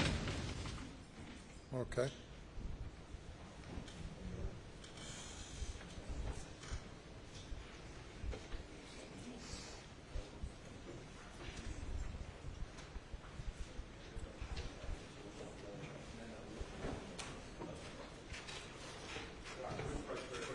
Yes, sir.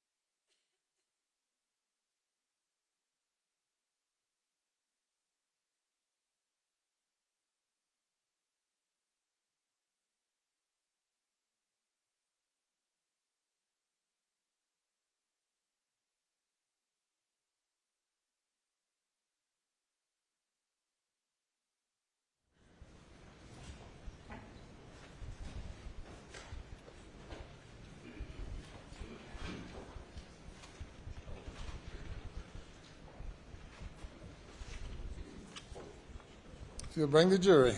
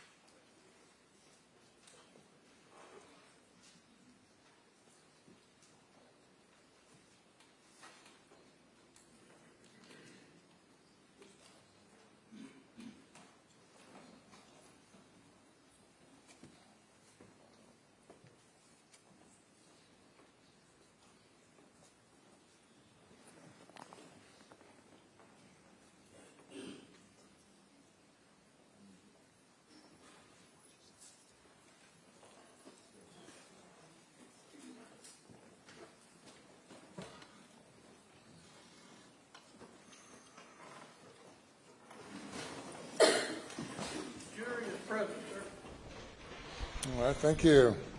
Your next witness. Thank you, Your Honor. The state calls Dr. Kinsey.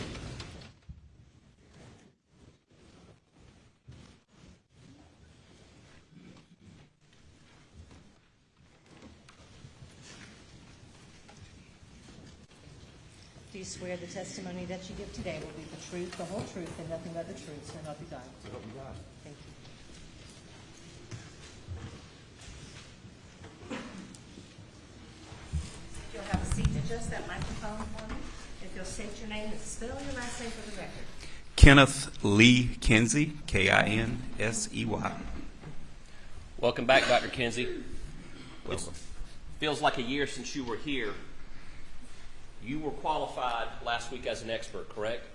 Yes, sir, that is correct. What I would like for you to do right now is just to remind the jury, give them a little bit of background on your education, your work history, your credentials that made you qualified to be an expert witness. Yes, sir. I've got a degree from Clemson University, a master's degree, that's undergraduate, a master's degree from Troy University, a PhD from Walden University. I have formerly been certified by the International Association for Identification 2 different times for crime scene investigation and reconstruction. I've worked approximately 800 death scenes in my career, and I've handled and processed countless evidence in crime scene and the crime scene related disciplines. I have completed and passed proficiency in those disciplines as recommended by the International Association for Identification, which includes oral exams, research, technical work, and also I worked under a qualified examiner for a determined amount of time. And I've been a police officer for approximately 30 years in various capacities. And just to remind the jury, you were qualified as a forensic or crime scene forensics expert in this particular case. Yes, sir, I was. And real quick, what other types of qualifications as an expert do you possess? I'm also a firearms instructor for handguns, shotguns. They call them patrol rifles, but that includes subguns, fully automatic and semi-automatic platforms. I have endorsements through the South Carolina Criminal Justice Academy. I'm also a SLED concealed weapons permit instructor, and I'm formerly a law enforcement firearms instructor through the NRA. Now, you've had an opportunity to review the case file for this particular case, correct? Yes, I have. And you have actually been out to the crime scene, correct? I have. Beg the court's indulgence.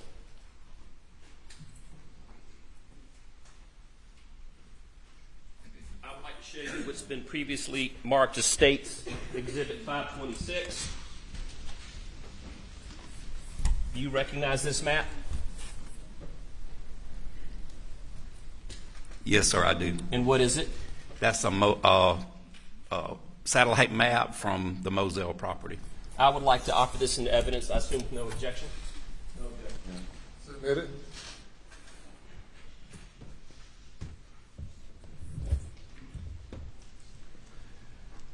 Dr. Kinsey, we're going to keep our testimony today narrowly focused and tailored to a few witnesses that the defense put up this past week. Did you have the opportunity to observe one witness named Michael Sutton, who was a forensic mechanical engineer for the defense? I did. Now, do you recall any of his conclusions or what his main conclusion was regarding the size of the shooter? I do. What was that conclusion? 5'2" to 5'4". I would like now, Doug, if you would, I would like for you to publish or cut on Defense Exhibit 140. Go to page 49.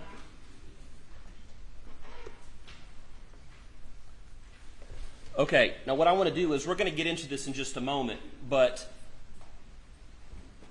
they published this into evidence last week. And do you recognize these green lines coming out? Yes, sir, I do. Okay, and what do those green lines represent? Those green lines represent a predicted static angle or I don't know what you would call it, trajectory for possible shooters. And Doug, if you would go to page 74 of this presentation, please. Do you recognize this photo on page 74 of the defense exhibit? I do. And what is it? It is Mr. Sutton pointing a pump-action shotgun into the feed room at Moselle. Okay, and did Mr. Sutton develop his conclusions as to the height of the shooter based on math that he did in this particular case? He said it was trigonometry, but yes, sir, he did. Based on your many years of law enforcement experience, education, and training, what is your overall opinion on his conclusions? I think his intentions are well, but I think his methods were flawed. So what I want to do is I want to go back, and there were 3 previous angles that we just looked at in the previous slide, correct? That is correct. And then he also determined an angle here in this photo, correct? That is correct. And those are the angles that he used to determine the height of the shooter, correct? That is correct. And Mr. Wilson, I don't know the totality of what he considered, but that was one of the elements, one of the criteria he used. Okay, just to refresh the jury's recollection, Doug, if you go to page 4, it should be State 62. It's a picture. What is that a picture of? That is a picture of what's been described as a quail pen. Go to page 5, please. And what is that a picture of? That is a close-up of that quail pen, and it has weathered cardboard on one end. Okay, and that, for the record, is Exhibit 63 that is a picture of. And go to page 6, which should be State 64. And what is that a picture of? That is a close-up of what appears to be a bullet defect or bullet damage in that cardboard. Okay, now, they base their angles, of at least 2 angles. Well, let's back up. There were 2 angles taken from this particular one bullet hole. Why is that? There were. I believe the original crime scene agent gave a possibility of 2 angles of the angle of impact in the cardboard. Okay, and what are some things that someone can determine from examining a bullet hole in this cardboard? Well, the first thing is direction. It lets you know that you had one or at least one projectile fired from that direction. It's a pretty good indicator for direction. Okay, what's another thing that you can determine? Sometimes you can determine the angle of impact and whether that bullet was affected before it struck that object. And what I mean is, was it deflected by flesh, or did it hit its target, or is there an internal problem with the weapon that would cause that bullet to be off-center? Are you comfortable with the direction that was determined by Special Agent Worley in this particular photo? I'm very confident of that direction. Okay. The defense determined that there were 2 potential angles. How confident are you that the methodology used to determine those angles are accurate? I have 0 confidence from this piece of evidence as far as establishing angles. So that's interesting. You feel good about the direction of the bullet going into the quail cage, but you have a concern about the angle, correct? That is correct. Do you have a concern about the angle? The angle of impact, yes, sir, that is correct. What are 2 things that could affect the angle of impact on a surface like this cardboard? As I mentioned before, you could have, that bullet could have hit an object, which we don't know, or it could be an internal problem with the firearm that causes it. When you think about, if I could explain, yes. When you think about a quarterback throwing a football, they spin that football and it makes it stable in flight. Well, a projectile coming out of the muzzle of a firearm, a single projectile firearm, works the same way. You've got little lands and grooves in that barrel. And as that propellant pushes that projectile down the barrel, it twists. Now, there's different twists depending on the firearm, but that twist, called rifling most commonly, that's what my grandfather called it, but it makes that bullet stable in flight. Anything that can throw that projectile off of battery, whether it be striking something or a firearm problem, maybe fouling too much lead in the barrel, those kind of things will make that bullet off-center. Now, it still may go the general direction, but the rotation of that projectile could be off just a little bit when it strikes the target. So a good analogy would be a lineman getting his hand on a football and making it go wobbly, but it keeps going, correct? That would work, yes, sir. I'll leave the witness. Doug, could you zoom in on this hole real quick?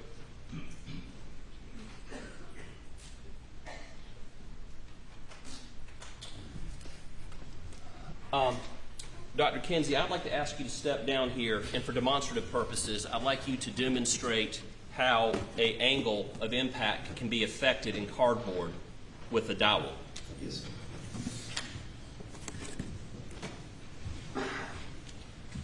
Describe to the jury what you've done with this box. I've placed 4 strategic holes in this box representing a bullet defect in cardboard.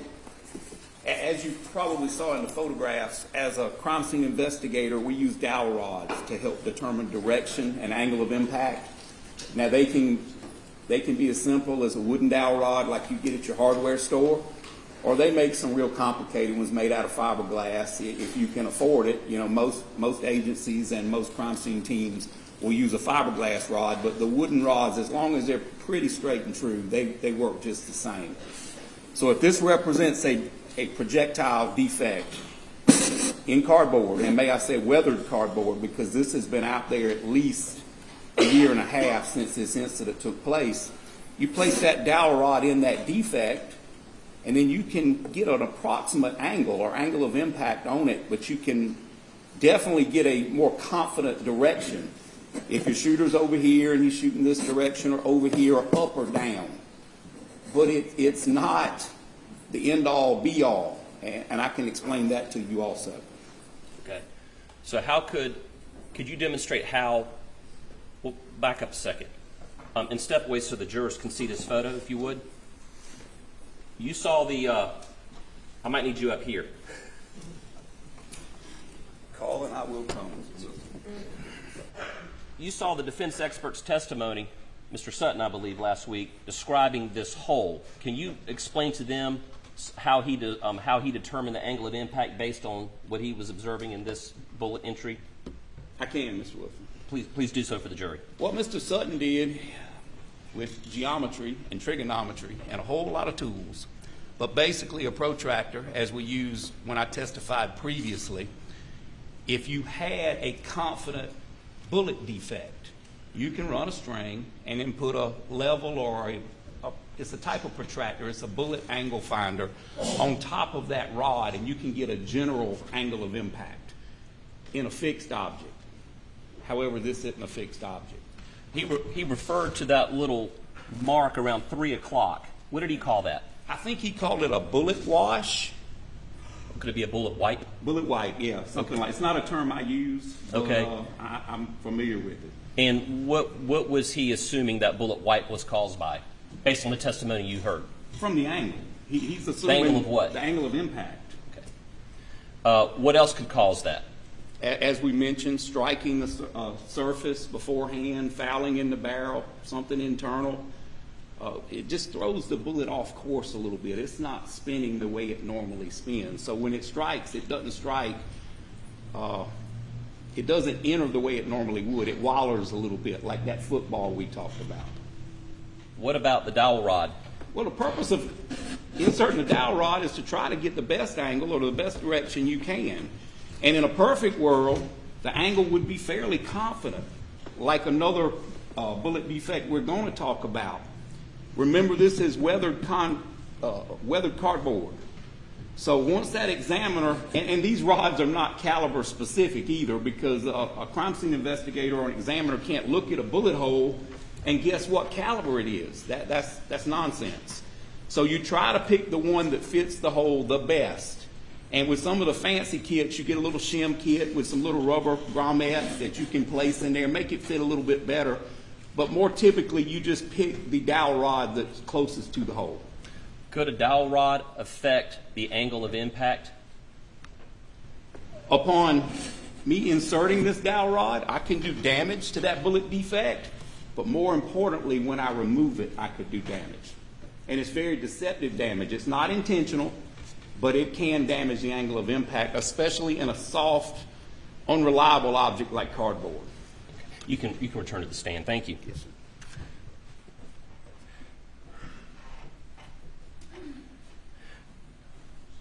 I can illustrate that, Mr. Wilson. Please, go ahead. What I'm saying, once a crime scene investigator gets what they need, they get their photographs, their measurements, their direction. So now this dowel rod's here. And none of us know this unless you've got a video of the examiner taking that dowel rod out. So we don't know what direction he or she might have pulled that dowel rod out because she's got her measurement. She or he is not considering someone coming behind them and measuring again for something in a piece of cardboard. And we're not talking about in wood or sheetrock, we're talking about cardboard. If you pull it to the right, you cause that same bullet wipe that we got in the photograph. Likewise, if I pull it to the left, now it looks like that projectile has entered from a left to right direction. And you can go on and up or down. That'll influence the appearance of that bullet defect because you've got an object like cardboard, something that there's no confidence in. Thank you. You can set that down.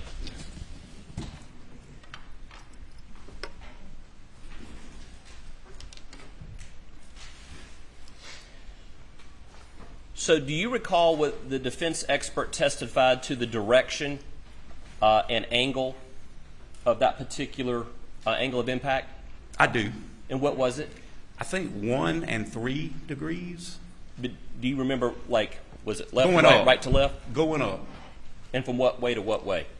What direction to what direction? Left to right, or right to left. Right. Yes, sir, right to left. I have to think about the quail pen in my head. Are you confident that the direction was correct on this? Yes, sir. I have no reason not to believe the direction. I mean, that would have to be a huge defect hole for it to throw the direction off. How confident are you in the angle of this? I have zero confidence in that angle of the bullet entry. Doug, if you could go to page 21, which I believe is State's exhibit, a picture of State's Exhibit 38. Can you describe for the jury what that is right there?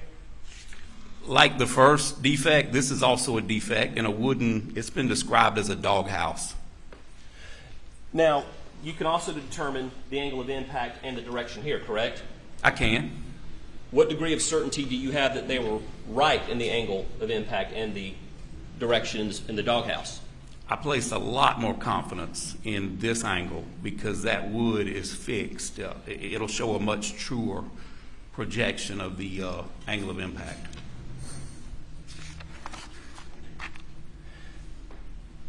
Can you, hold on one second. How is this particular, I think you just described it, but real quick, how is the doghouse different from the quail cage in determining the angle of impact? Well, the doghouse, if you look at it, is at least a 1/2 inch to 3/4 thick. So, like I said, you've got a stable, dependable bullet defect. The cardboard is 2 pieces of brown paper with corrugated paper in between to cause, for strength purposes. But as I mentioned, not only is the cardboard, in my opinion, not a good substance to shoot into, it's also weathered, so that makes it even weaker. Doug, can you go to page 42 on this exhibit?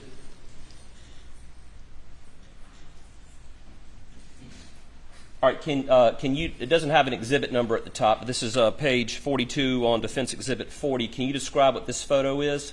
Yes, sir. That is a computer animated drawing of some potential trajectories into that quail pen. And the 2 gray boys here, what are they? They are, they're 2 figures that were placed in that CAD presentation to represent shooters. Go to 46 of the same exhibit and describe what this is. This is one animated suspect, I guess, or shooter placed in a similar CAD drawing, photograph, animation. Okay, now go to page 49.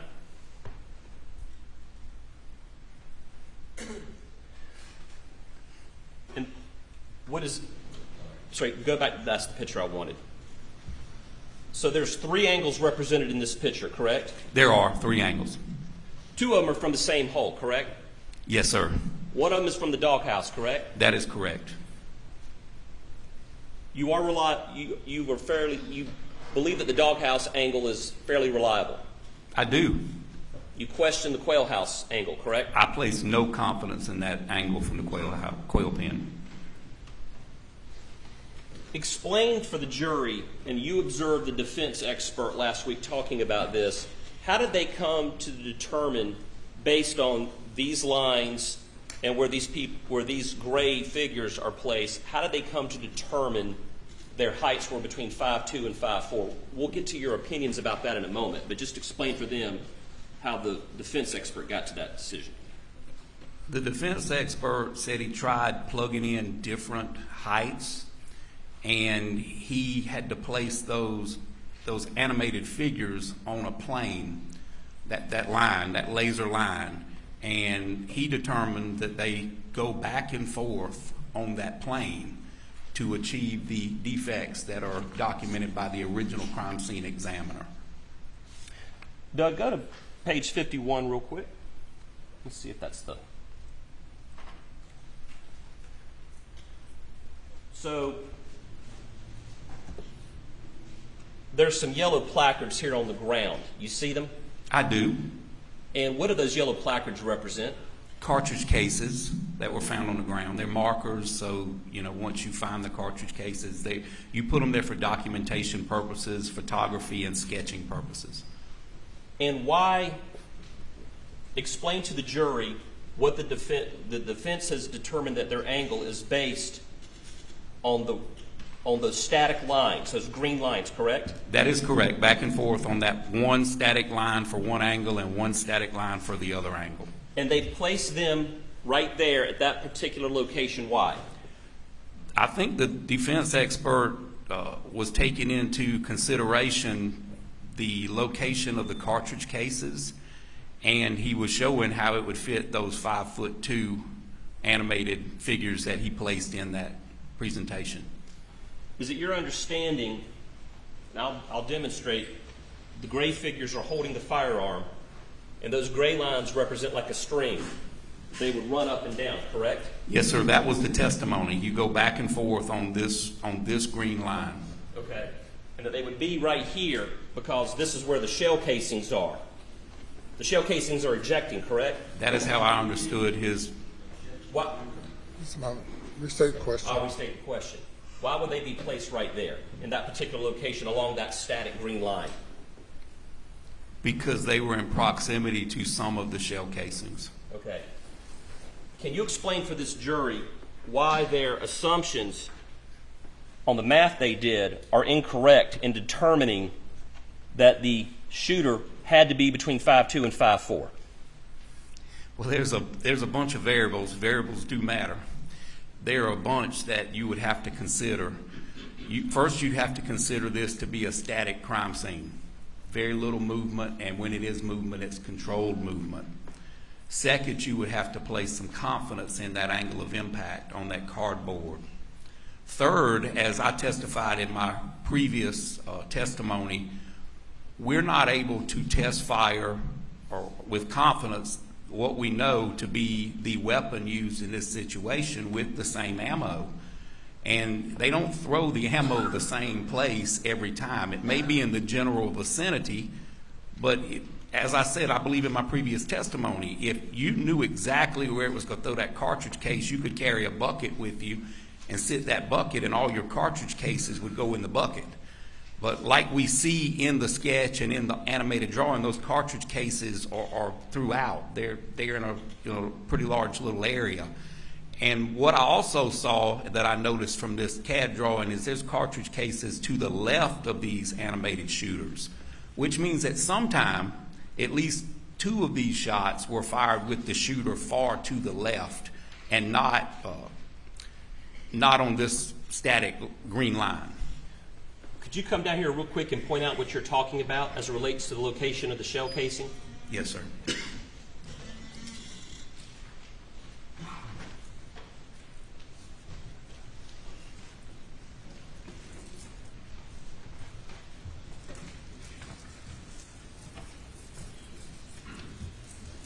I'm not sure if this is a shell casing here, Mr. Wilson, but right here, that is a shell casing, and it would not eject this direction in any situation depicted here in the presentation. It's not a left-handed, nobody's ever testified it was a left-handed AR-15, and like I said, they're kind of uncommon, and if it is, and that's a left-handed, then we couldn't explain the majority of them being to the right. So that's what makes this static line flawed. Thank you. And in another photograph, you can actually see a larger area of cartridge cases back here. Thank you. Let's assume for a minute that the angles are correct. And they very well could be, correct? They could be. Why is the defense's theory as to the height of the shooter represented in this picture still wrong? What else could affect it? Distance and height. Would you like to take a moment to demonstrate for the jury what you're talking about? Weapon position. Yes, sir. Will you tell me which angle you'd like me to demonstrate first? Well, let me ask you this question before you step down. Can a person be on their knee and get the same angle and be standing and get the same angle? Yes, sir. Can a 6'4" person and a 5'4" person still shoot the same angle, just at different distances? Absolutely. Can you demonstrate for the jury why that is one way that this could have changed their math? I can. Please.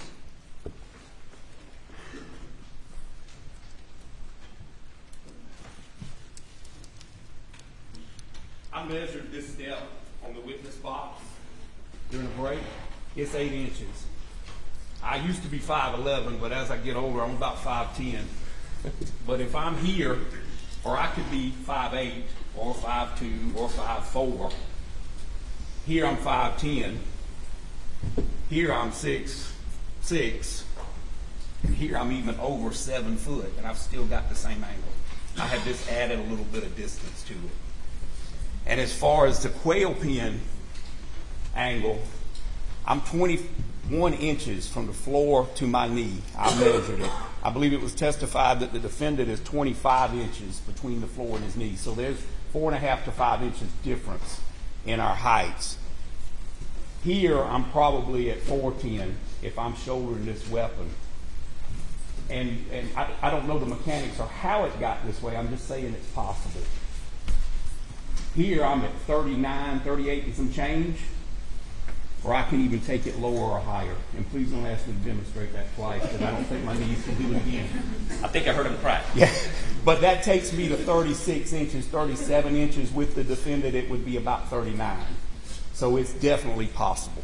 Even from a shoulder weapon, it's possible. And we do not know how the weapon was being held.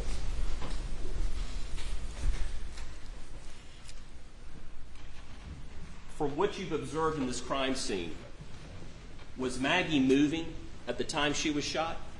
This was a very dynamic crime scene. I believe everything was moving. The victims and the suspect were moving. And how do you know that? Well, suspect would be the different firearms evidence, the cartridge cases. Like I said, there's no absolute. They're not going to throw them the exact same spot, but they will throw them in a similar direction. We've got cartridge cases in a pretty nice sized perimeter. We've got them at different locations from where Miss Maggie Murdaugh's body, the final resting place, and different angles and different positions in different directions. So that tells you it's very fluid and it's very dynamic. So if I'm holding a gun and I'm moving and shooting, what is happening with those shell cases as I move? They are moving as they're ejected.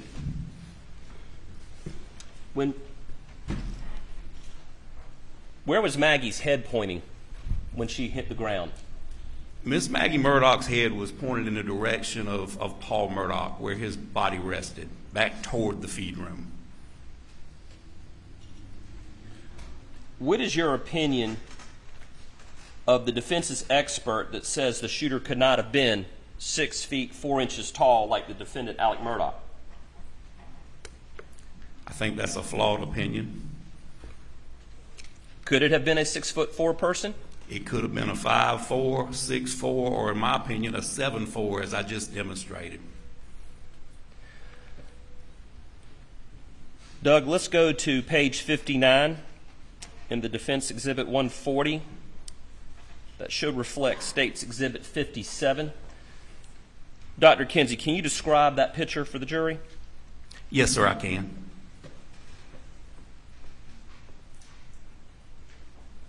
That is a shot from inside the feed room, that back window pane where the buckshot exited Paul's left arm and then continued and exited the feed room. Please go to page 67. Should be States 45, I believe. And what is that right there? That's a pink string from the window to a pine tree. And then go to page 69. And what is that a picture of? I don't know if it's the same pink string, but it's also a pink string coming out of a window. Okay. And go to page 74.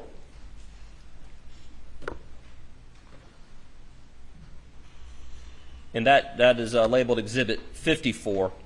And what is that a picture of? That's a picture of Mr. Sutton with what looks like a pump-action shotgun pointed down into the feed room. And what do you notice about the angle that he's holding the shotgun and the angle of the string? Well, the string is parallel. Let me correct you. I'm sorry. Let me rephrase that. What is the defense's theory right here, represented in this picture? I've heard so many theories, but I really believe Mr. Sutton was trying to show that the angle wouldn't match if it was a taller shooter shooting into the feed room. Okay. Doug, I'm not quite sure what page it is, but I think it's 2 back. Go back one more. There you go.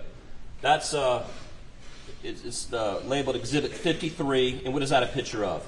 That's a picture of Mr. Sutton holding, I believe, the same shotgun, more parallel to the floor. And what is he trying to demonstrate in this photo?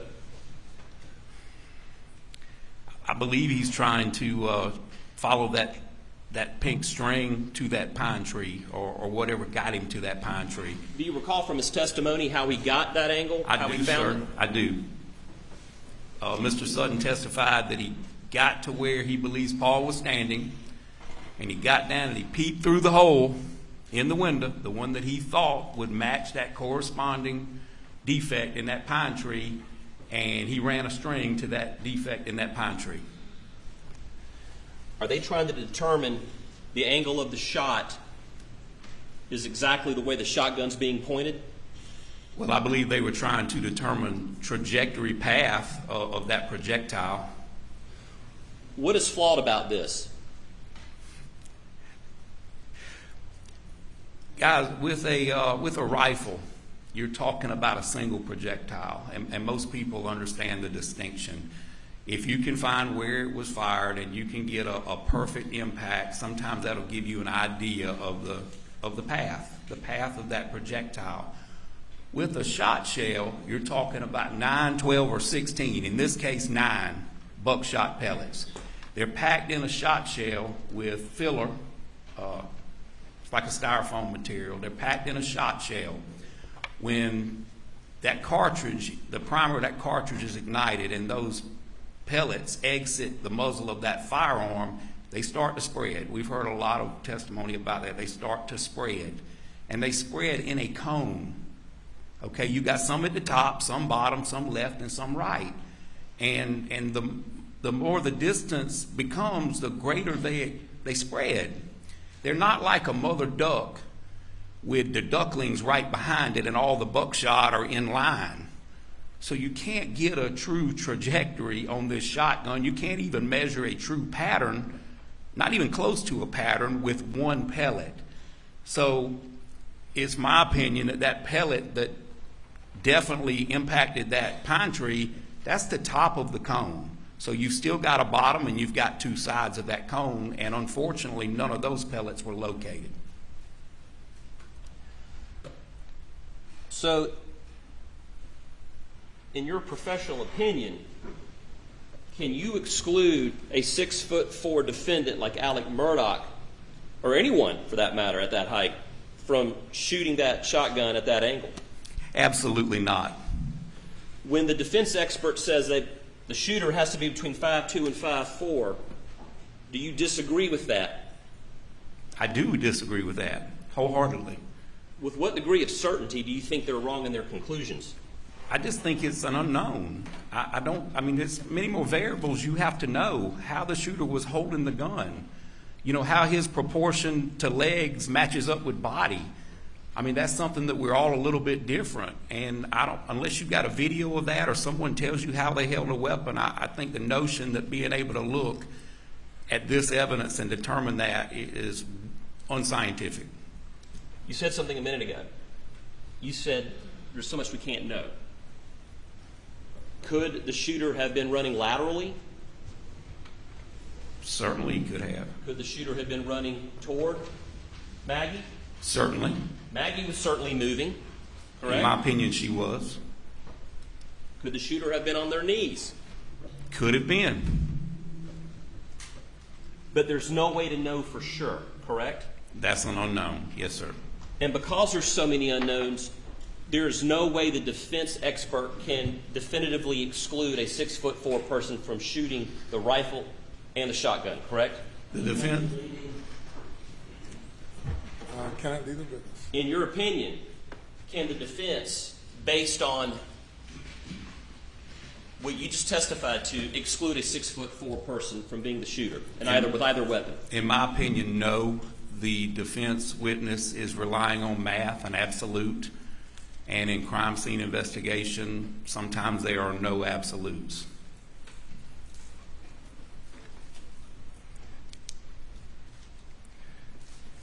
Dr. Kinsey, have you ever observed a contact wound to the head by a shotgun? Yes, sir, I have. How many times have you observed a contact wound to the head by a shotgun? After the fact, I've seen several dozen, maybe 3 dozen. But I also had a gentleman that committed suicide in front of me, probably from me to you. How many times have you actually seen either photos of a contact wound to the back of the head with a shotgun in your professional career? Probably a dozen. Out of that 3 dozen, probably 24 of them were suicides or someone taking their own life, probably a dozen execution killings. Can you describe for the jury what kind of trauma a face, and I know they've heard from a pathologist, but in your experience as an expert in crime scene forensics, can you describe the kind of trauma you have observed in your career with contact wounds to the back of the head or any part of the head? Yes, sir, I have. And specifically to the face? Generally speaking, whether it be a shotgun or a large caliber handgun, the result is similar. You feel as though the forehead and the facial features have went away, and that's a kind way to put it. They're actually there, but they've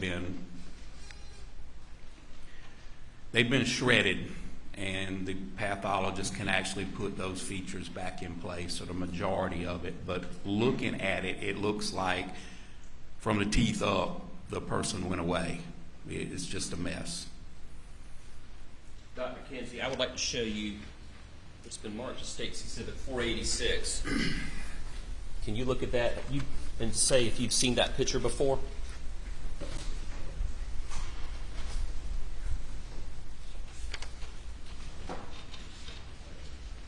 Yes, sir, I have. And what is the picture of? It's a picture of Paul Murdaugh at autopsy. And what part of Paul Murdaugh is it a picture of? His face and his forehead. Does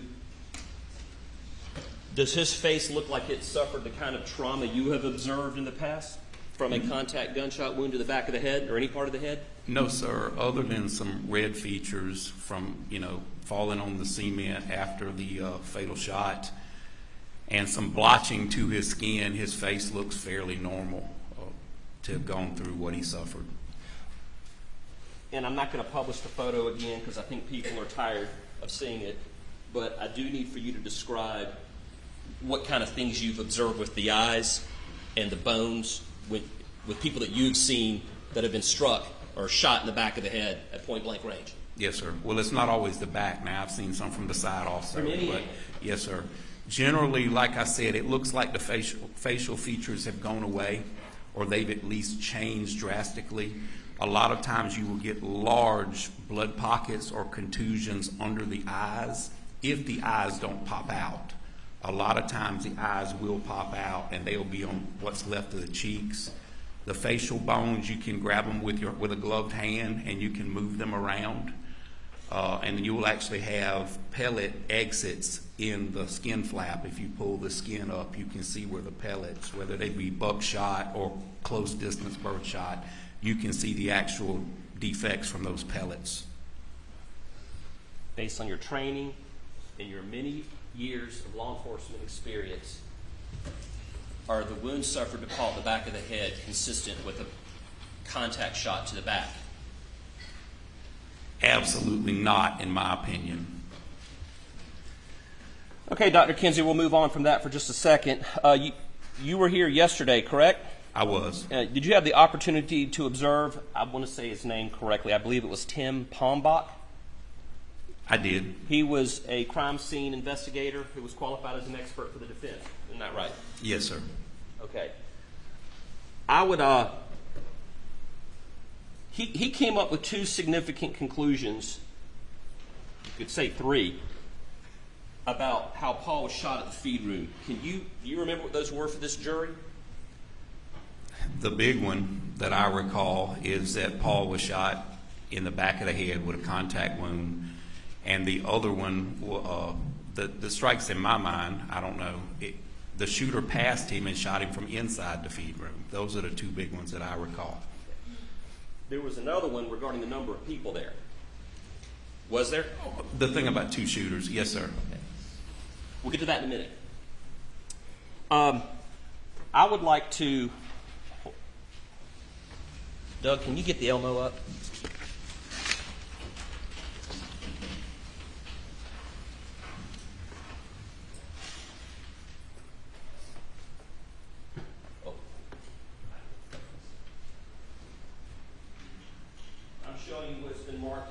Exhibit 182.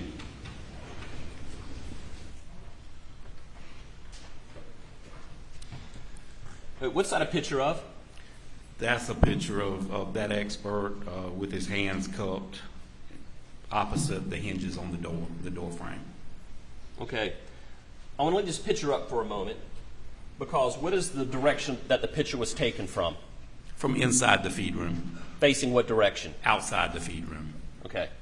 Now, you had an opportunity to hear the defense's theory on how Paul was shot, correct? Yes, sir, I did. I would like to demonstrate that with you right now. Yes, sir. Can you walk us through the defense's theory as you understood it to be? Yes, sir, I can. Your Honor, for purposes of this demonstration, I don't know if the court would allow it, but it'd be nice if we could open this door. I want to make sure that there's security here, but if we could have that door open just for a minute or two.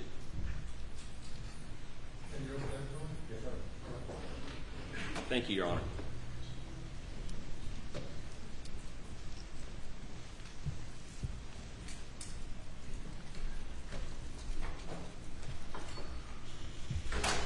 I'm grabbing what Smart States Exhibit 4, which is a camo Benelli Super Black Eagle 3 shotgun 12 gauge. We'll use this for the demonstration, so step down.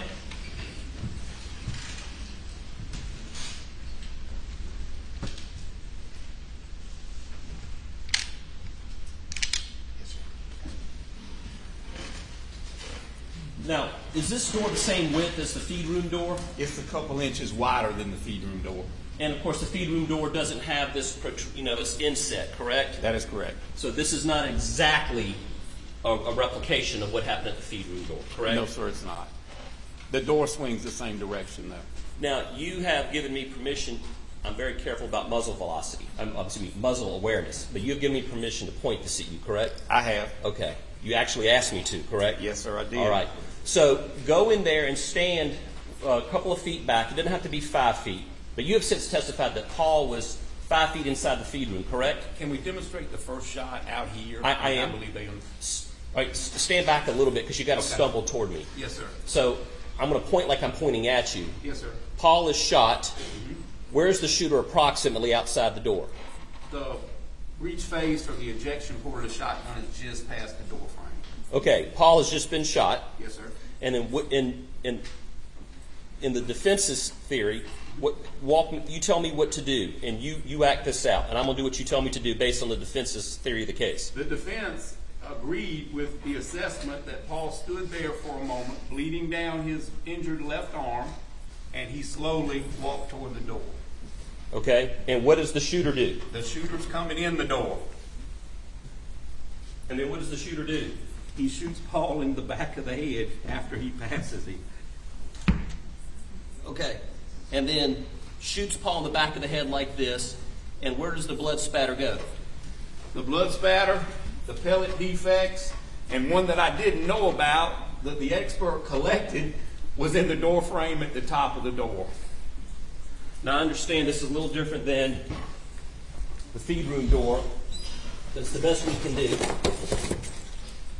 So what did you find odd about the theory, first of all? I think the theory is preposterous, in my opinion. Can you walk me through why you think it's preposterous? Absolutely. Number one, that dry lock number 2 shot shell fires a projectile at 1,450 feet per second once it leaves the muzzle of that weapon. As was mentioned, that's a millisecond. That's fast. To think that the pressure from flesh and bone will cause that pellet, those steel pellets now, we're not talking about lead. Lead's a little bit more giving. Lead is malleable. It will crush or flatten. We're talking about steel, BB pellets. They will turn around because of the pressure, go back the opposite direction, 180-degree direction at enough velocity to dent a steel exterior door and embed in the door frame. That doesn't happen. That doesn't happen, in my opinion. I don't know if you mentioned this earlier, but can you talk about, make sure I get it right. And can I add? Please do. Also, there's no defects to the OSB or the T111 siding in the bottom of the room. All right, wait a second. You said a lot right there. Yes, sir. TS what? TS111. It's like a exterior paneling that people put on their buildings. That's what's on the building. For all us city boys, we appreciate you describing that. Thank you. Yes, sir. It's a whole other paneling. There's no defects at the bottom, and if that theory is correct, if this is an entrance and this is an exit, the shot still had to go somewhere. There's no defects down there on anything. The door frame, as I mentioned in my previous testimony, the door frame has a clean void. That would be perfectly in line with those shot from that shot shell. There's no cracks, chips, pellet holes in the cement. There's nothing in the OSB. That's cheap plywood. That's man-made plywood. There's no defects in the plywood. There's no high-velocity blood spatter on the floor. What was pointed out to you is medium velocity, and that's from coming out of the wound and gravity bringing it down to the floor. You would see a pattern on the floor just like what you can see in the photographs at the top of that door. None of that's there. So I have to look at the science, and I have to look at inertia, and I have to look at that shot shell and how fast that shell is propelled out of that barrel, and I know that it can't turn around 180 degrees and go back the other direction. It's not like blood and tissue. We're talking about steel pellets. Dr. Kinsey, are there studies on percentages of blowback when you're shooting into someone? There are. And based on your expert opinion, what percentage of blowback would come back at a shooter if they were able to shoot at that angle? Well, I don't think there's any definite, but what I read is 8 to 10%, except in, like I said, it's not an absolute every time, but 8 to 10%. Remember, the most of your force is going out the front of the barrel. And a moment ago, you were just talking about the defects and all of the trauma that would have happened to the paneling and the floor. Can you point on this photo with the dial stick behind you for the jury? I just want them to see in this photo.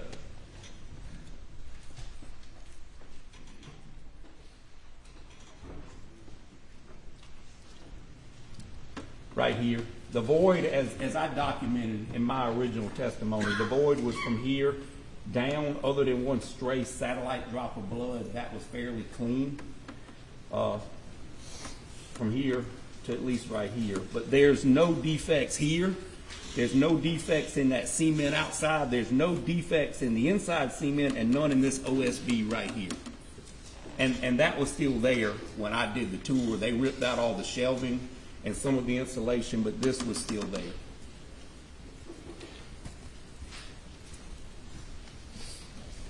Dr. Kinsey, you may have covered this a little bit, but explain for the jury if someone is shooting down, as we just demonstrated a moment ago here in the doorway, you're leaning out, the shooter is shooting down.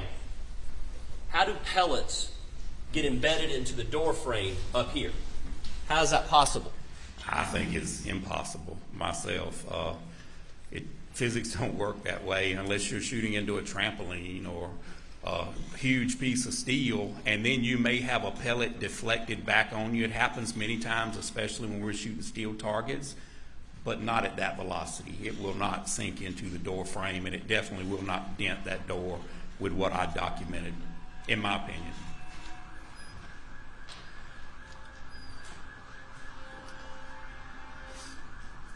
What is the restate for this jury what the defense's theory based on that blowback that would have exploded into the shooter's face here behind Paul?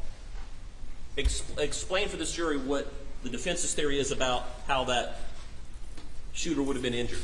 The defense expert testified that that shooter would be most probably incapacitated from blood, bone, and body fluid, and there was a high likelihood that he was injured by those pellets. Dr. Kinsey, in your expert opinion, is there anything awkward about a shooter standing outside going into an enclosed area to turn around to shoot someone from enclosed? Is there something weird about that to you? I can't figure out the methodology of a shooter. I've never done any crime like that, Mr. Wilson, but I don't see, if we talk about common sense and everybody's mentioned the totality when they don't have an answer for something, it's always, I looked at the totality, but I don't see any reason for someone to squeeze up past one victim in this doorway to go inside to shoot him back out. And if he did, if that scenario did happen, that doesn't explain all the pellets that are in the floor of the feed room that we've testified, heard testimony to, as to why law enforcement didn't clean those pellets up. If it happened the way the defense expert says those pellets would be out here in the yard, they would not be inside that feed room. Dr. Kinsey, you ever had a chance to review the case file on this particular case and observe the defense testimony from last week? Two separate things. Yes, sir, I have reviewed our case file. All crime scene or what I felt was crime scene related evidence. I didn't look into the videos and a lot of that other stuff. And I have witnessed the testimony of the defense experts. Are you familiar with what the investigation has determined about the tool marks found on the 300 blackout shells found around Maggie's body and the tool marks found on the weathered 300 blackout shells found way up by the house in the flower bed? Are you familiar with that? I am familiar. And what do you know about that? The examination. Of our case, it's going into completely new information. Their ballistic experts already testified. We didn't present a ballistic expert, and now they're parading him as a ballistic expert. Response? Your Honor, their expert said yesterday, about an hour and 9 minutes into their testimony, that it would be impractical for one shooter to bring in two long guns. It has always been the state's theory that the shooter owned both guns and had them on him. So we're rebutting what the defense expert said. The objection's overruled. Please answer the question, Can you ask Dr. me Kinsey. again, Mr. Wilson, please? Are you familiar with what the investigation has determined about the 300 blackout shells found around Maggie's body and the 300 blackout shells found up by the flower bed that appeared to be several months old and weathered? What relationship do the shells have to each other? According to the firearms examination, those cartridge casings were loaded and ejected from the same weapon. So a family-owned weapon is what was used to kill Maggie. Objection leading. What do you infer from that information? I would infer that this is a family-owned firearm.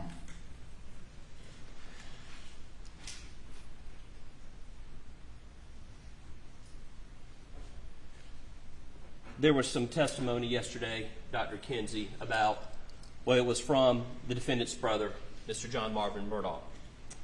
And it related to the following day he came upon the crime scene. It had been cleared, and he saw how the crime scene was left. Can you explain? You've been in law enforcement for how many years? 30 years. Well, over 30, but 30 years getting paid.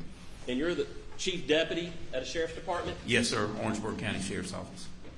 Just to clarify some things, can you explain normally or traditionally how crime scenes are cleaned up for this jury? Is it the responsibility of law enforcement, in other words? No, sir. There are private companies that are contracted through SOVA. Well, it used to be SOVA. The name's changed now, and I'm sorry. What does SOVA stand for? It's Victims... State? It's a State Office of Victims Assistance, but it's now changed. I can't tell you what the new acronym is, but it works through our victims advocates, law enforcement victims advocates. Almost every department has them, and there's funding provided from taxpayer funds to work through your victims advocates, and you go out and you clean these crime scenes for the families so they don't bear the burden of cleaning those crime scenes. Law enforcement in particular cannot collect and dispose of and transport body parts or body fluids. That's something the coroner has to do because it's actually by permit through DHEC. But to make it easy on the family, these companies can collect those items and then they will turn them over with a chain of custody, or they will properly dispose of those items. Dr. Kinsey, is it your expert opinion that a 6'4" shooter cannot be excluded from the murder of Maggie and Paul? I see nothing that could exclude a 6'4" shooter. In your expert opinion, can you tell this jury, is it right for the defense to say that there had to be two shooters based on the testimony you heard yesterday? In your expert opinion, can you exclude two shooters?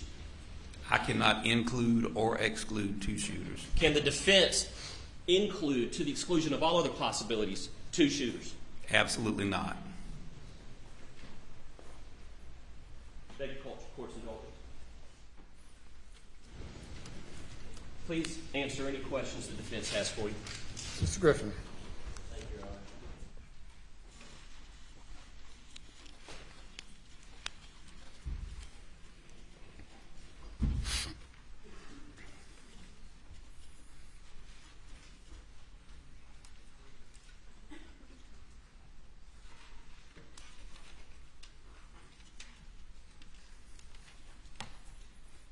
Good afternoon, Dr. Kinsey. Hey, Mr. Griffin. And anyone who has a doctorate degree, I want to call doctor. It's all right if I call you doctor? I'll answer anything you call me, Mr. Griffin. I understand. I appreciate that. But now, your degree, though, is in criminal justice. Is that correct? That is correct, yes, sir. You're not a doctor of pathology? Absolutely not. And you have no medical training? I have training in pathology of gunshot wounds, yes, sir. I've attended several courses, classes, and seminars. It was also included in the criteria for the certifications I mentioned for the International Association for Identification. I've also conducted extensive research on police officer use of force cases and the injuries that result from therein. Your doctorate is in criminal justice, and I believe your dissertation research is in use of force and perceptions of public attitude held by police trainers? That is correct. What was that? Well, with the current atmosphere or what's been going on the last 5 or 6 years in our country, I was just trying to help. I wanted to figure out something that would assist with, because we've seen some law enforcement officers do some terrible things on video.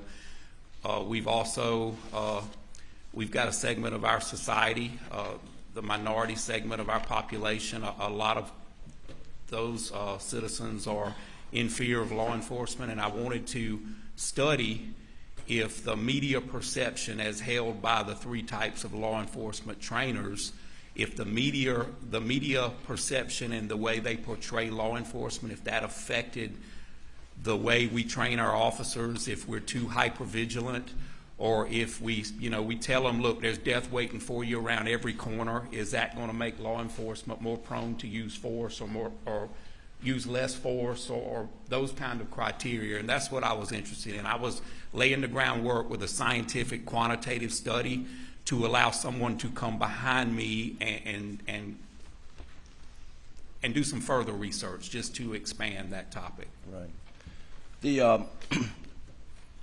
But you've said you also have done some gunshot wound training as part of some certification? Yes, sir. The IAI, as I mentioned, I was formally certified 2 different times. I think it's a 5-year certification. And I did let it lapse in 2015 because that's when I started my PhD and I couldn't study for both. But that is an extensive process where you do research and you have to do a written test, and then with my proficiencies throughout SLED, and then I still do some with our sheriff's office now where you have to pass proficiency, and that is practical examinations, testing, and that kind of thing. Okay.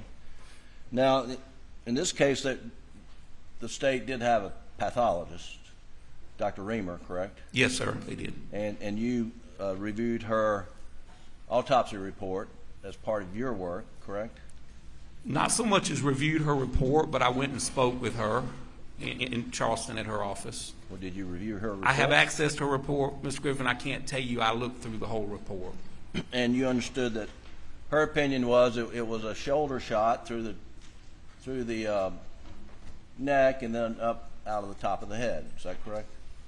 Yes, sir. I believe we agreed on that. Yes, sir. And your reconstruction opinion is that's the exact same angle that Paul was shot by the shooter. Shoulder, neck, out the top of the head. Yes, sir, but I didn't just rely on her information. I also looked at the crime scene photographs, and I went to the scene myself. I understand. Yes, sir. But, and then did you hear Dr. Eisenstadt, his testimony? I did. Now, you worked with SLED, did you not? I did, yes, sir. Dr. Eisenstadt worked for GBI, correct? Yes, sir. SLED does not have its own in-house division of medical examiners, do they?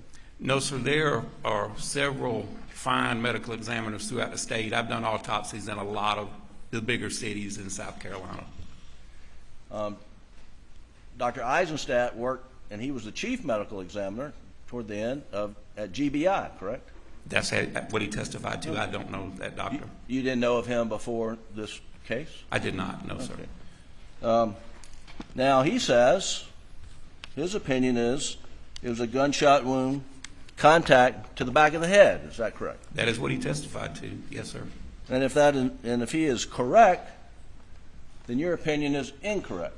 Is that right? I don't share the same opinion as that doctor. But yes, if he would be correct, that would make me incorrect. Okay. Now, in your training, are you familiar with Mr.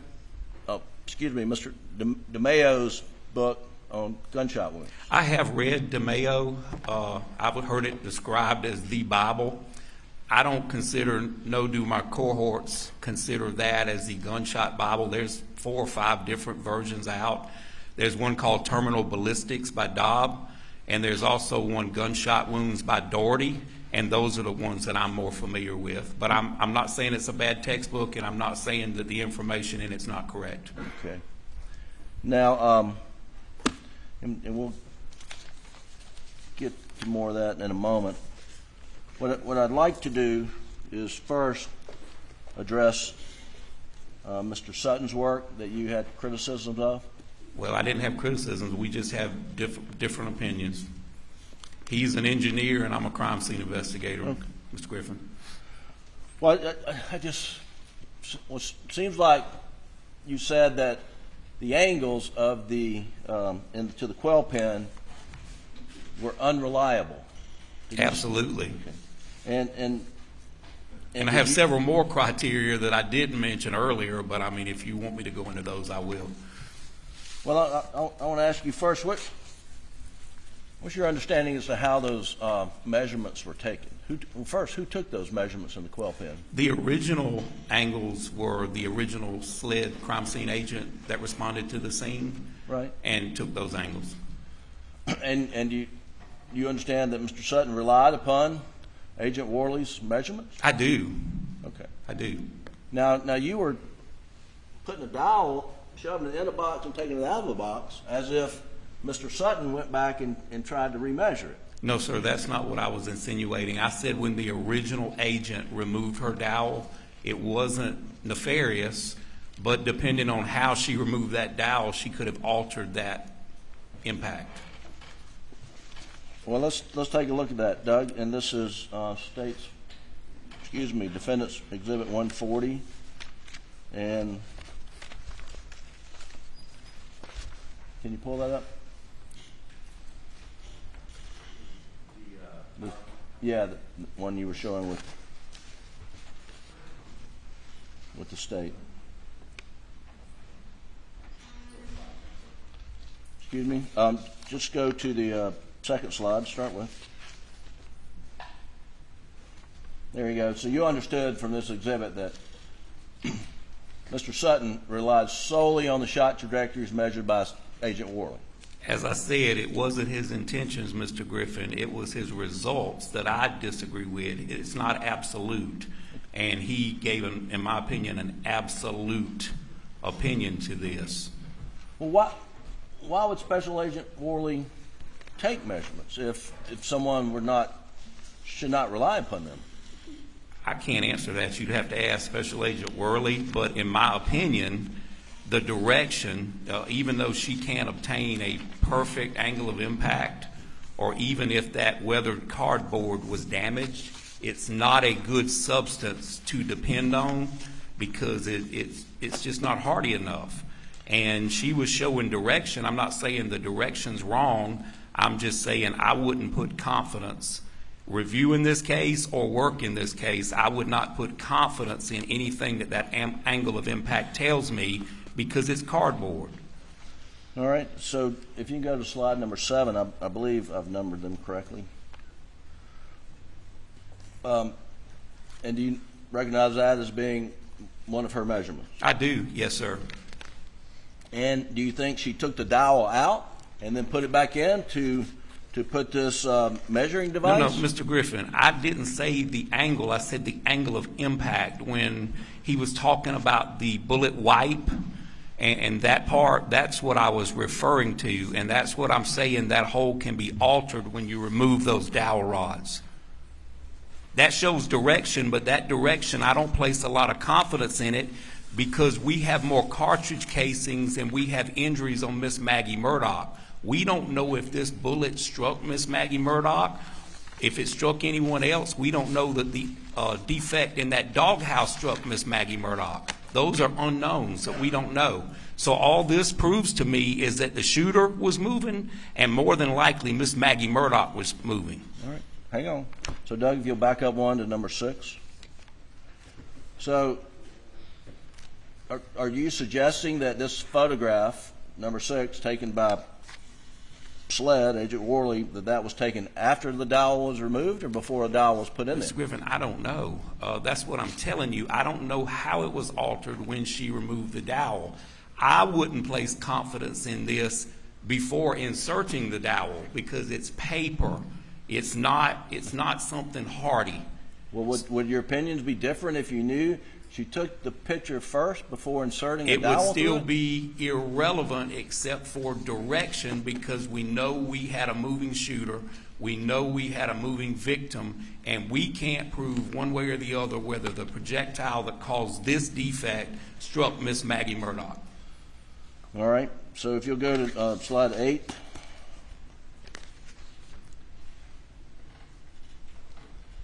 Again, this is Agent Worley's measurements of a dowel in the hole. Is that correct? Same picture, yes, sir. Well, let's go to number 9. It's a little closer. And is this measuring up and down or left and right? horizontal or vertical? That is up and down. Okay. And I wasn't going to mention this, but the actual protractor or level finder is backwards. It would be a much more confident angle if the flat edge was up against the substance, but I wasn't going to bring that out. And SLED did this, not? SLED did that, yes, sir. But I don't know what her intentions were. Like I said, she could have just been trying to show direction. I don't know that, Mr. Griffin. Well, this is direction, but it's up and down direction, right? Yes, sir. It's showing angle of impact also. Right. And if you had confidence in the angle of impact, you could do, whether you're doing it with a ferro system or just, the old-fashioned way with some sort of colored twine. I mean, it's a legitimate way to determine shot angles. I don't know what it would prove, and I've run it through my head 1,000,000 times. I don't know what more it would prove other than you've got a moving victim, you've got a moving shooter, and that at some point in time, Miss Maggie Murdaugh was over there in the vicinity of that quail pen, and we know that because we identified that tire tread impression on her leg as being from that Polaris or another tire just like it. Okay. So I know that already. So if you go to slide 12, please, which is Exhibit 70. So you know that this shot angle through the quail pen also went through the feed room. Through the shed, through that wooden wall. That wooden wall there, correct? I don't think I observed a photograph of the inside of the shed. I may have, but I don't believe I ever observed that. Well, do you see number 12 going all the way through? This is the dowel that goes from the outside, the inside, and then on through the back side of the quail pen. I see it being held up by the cardboard and the rabbit wire, but I don't know what's behind that cardboard. You're unaware that it actually went through the wood there.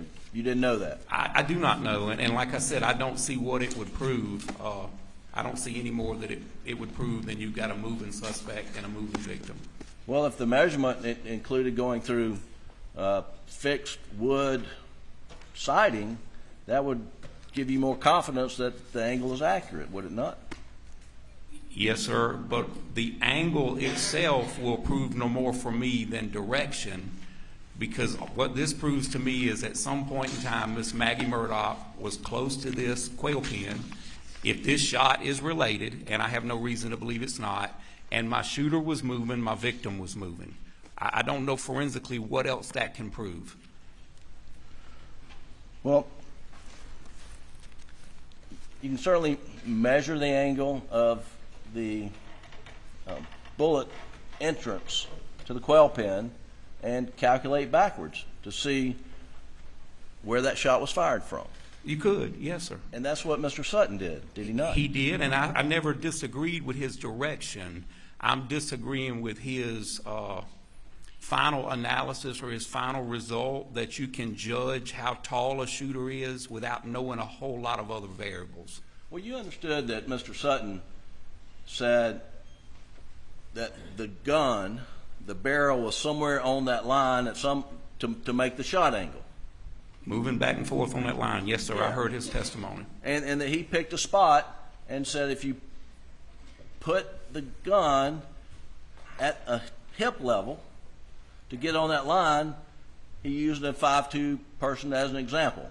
That's exclusively, yes, sir. I do. But he did not say the person had to be 5'2", did he? I mean, we all know it could be dynamic. A 5'8", 6 foot person can get low. What I gathered from his testimony is it was his opinion that only a person in that height range could have fired that weapon. That was my opinion. Well, his opinion was that it would be a shooter at 6'4", it would be an unnatural position for them to fire at that low of a level. And that's the part I disagree with. I don't know how Mr. Sutton could publish an opinion about what's natural or unnatural. Well, if it's someone 6'4" and the muzzle of the gun is being fired at 28 inches off the ground, I mean, the 6'4" person either's got to get down on the ground or hold it down below their knees. Isn't that correct? I have demonstrated several different ways, depending on distance and height, that a shooter can shoot. We don't know. We don't have a video of it, Mr. Griffin. Right. But Mr. Sutton's methodology, I think what I'm hearing you now is you don't have a real dispute to his methodology. He's an engineer. Yes, sir. Okay. What you dispute is the accuracy of the angle coming out of the quill pen because of the construction being cardboard. Is that right? Yes, sir. I said that if I was investigating that and even reviewing that case as a consult, I put little or no confidence in that angle of the impact of that cardboard. Now, I put much greater confidence in the one for the dog kennel. Okay. Well, let's see if we can. You mentioned you had a fair amount of confidence in at least one of the angles coming out of the quill pen, right? Left or right? The direction, yes, sir. The direction. Mm-hmm. And so let's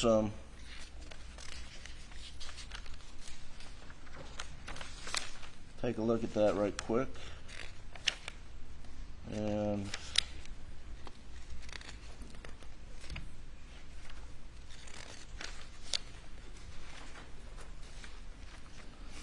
Doug, if you'll go to Time. Please go to the jury room. Please do not discuss the case.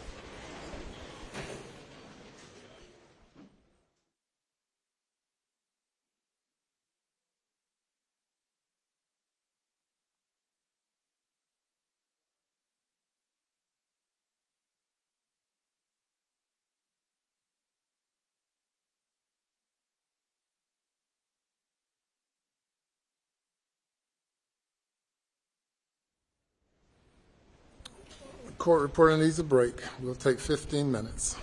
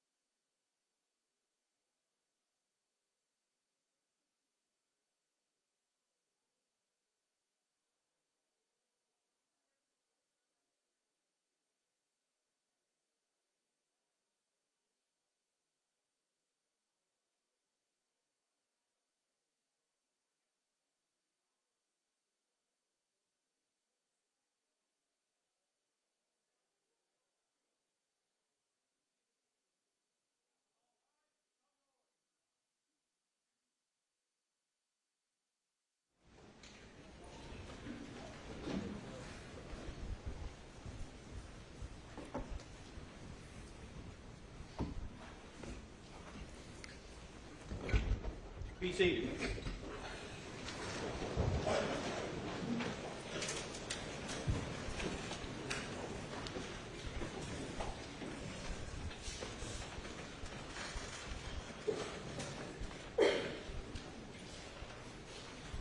You bring the jury.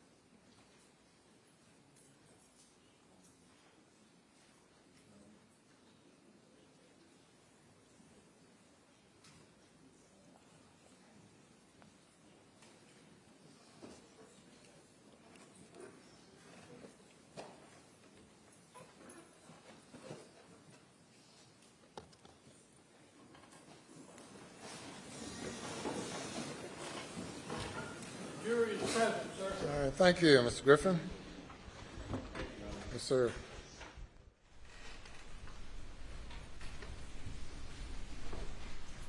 Dr. Kinsey, I'm still talking about the quail pen.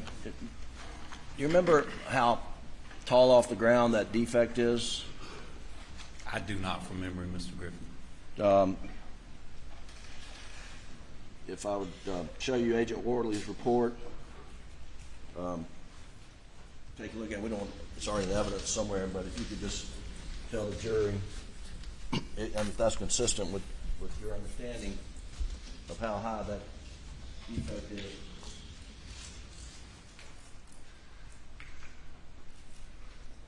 $4'2". Yes, sir. Okay.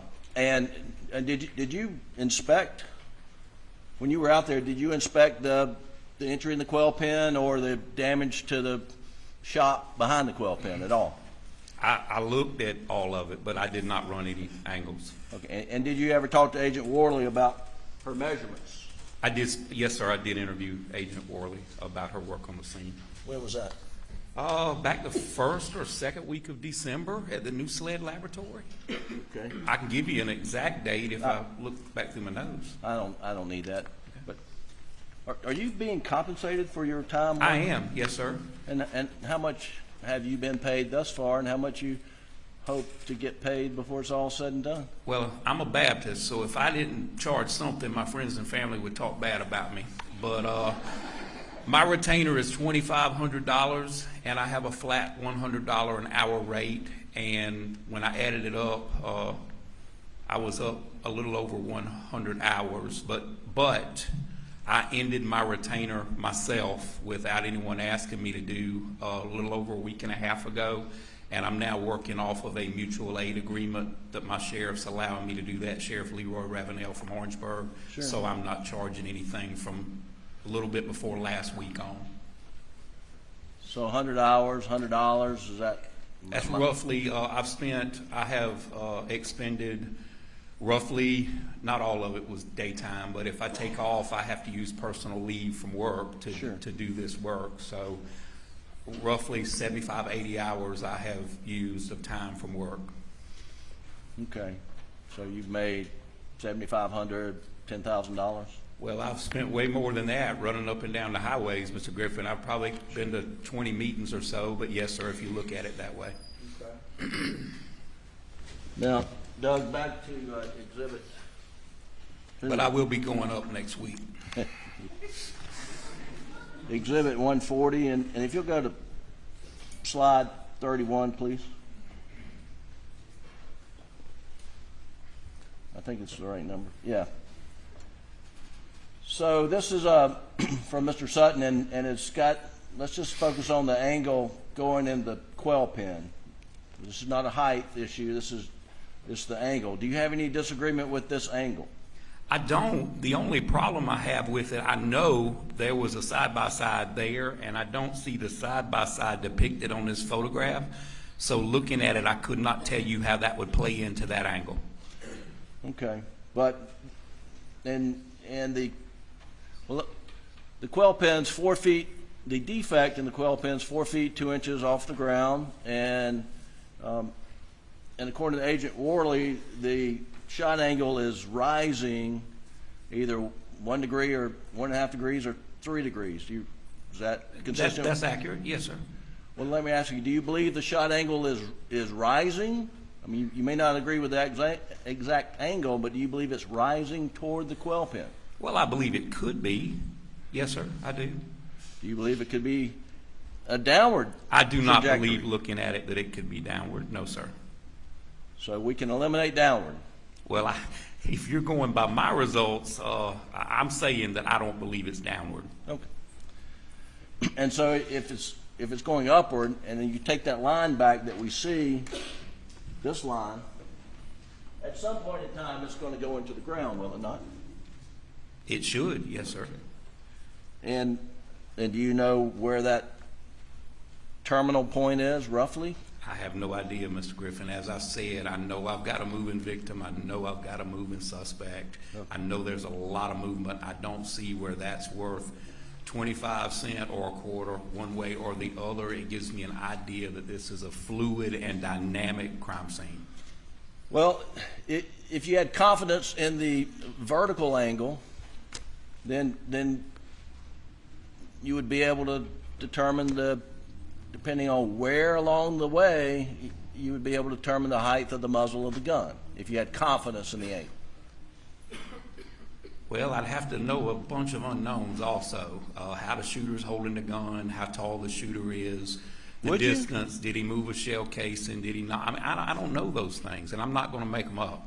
No, I mean, would you have to know all those things to know how high the muzzle is off the ground at any point along that line? If you give me a fixed point and I knew that I had a strategic fixed position I was shooting, I could run a tape measure and know where they were at. And it doesn't matter whether it's a 7'4", 6'4", 4'4" person, the muzzle's going to be at a fixed spot, right? That's the way angles work, yes, sir. Okay, thank you.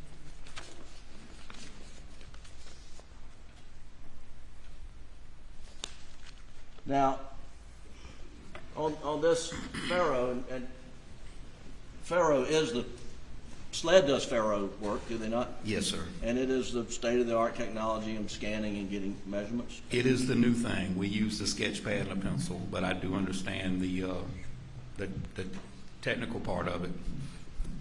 And would you agree with me that the feed room would be about right in here? Can you see that? You want to come down and point out where the feed room would be on this angle? Excuse me, on this Faro? And I'll give you I thought I would. I believe it's right here. Right there at the end of the structure? Yes, sir. Okay. All right, thank you. Yes, sir. And I guess you don't have the measurements, but do you know roughly how far this line, this angle would be away from the corner of that structure? I have no idea, Mr. Griffin. You've not done that math? No, sir, and I saw no need to if all the shell casings are up here by the shed. Okay. All right.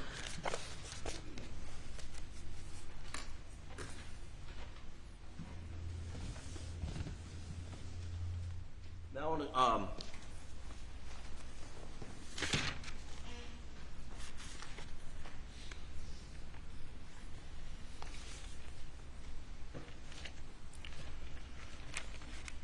I want to go back to Paul and his injuries, and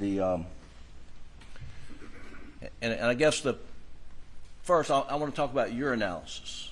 We've been critical of, y'all have been critical of Mr. Palmbach and Dr. Eisenstadt, but under your analysis, the shot of the gun was up through the left shoulder, jaw, and out the top of the head. Correct? Yes, sir. That is my opinion. And you, I'm going to come up here, and this is the feed room door here. I just want to understand where you have Paul under your analysis. Is Paul on this side? Which shot, Mr. Griffin? The last shot. The fatal shot? Yes, sir. Well, as I mentioned in my report, I would assume he's closer to this wall because I've got a void 6 inches below that light switch. If you look at the outside photograph of that building, there's a silver light cover on the wall. And about 6 inches below that, I've got one stray satellite drop of blood, and then it's fairly clean. You've got some outliers, but it's fairly clean going down. Okay. So you think Paul is closer, and this will be the door and it's swung open, so you think Paul is closer to this side? Well, I think it would have to be Paul because the angle wouldn't match up if the shooter was here and Paul was over there. It wouldn't match up either way. Whether it was down in the head or up in the head, it still wouldn't match up either way if Paul was against the hinge side of the door.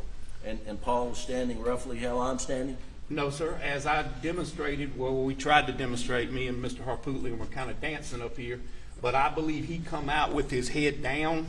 He's drooped on the left side, and he come out on this side with his shoulder just outside the room. Yes, sir. About like that. Okay. And then the shooter is off to Paul's left? Yes, sir. From this side. Yes, sir.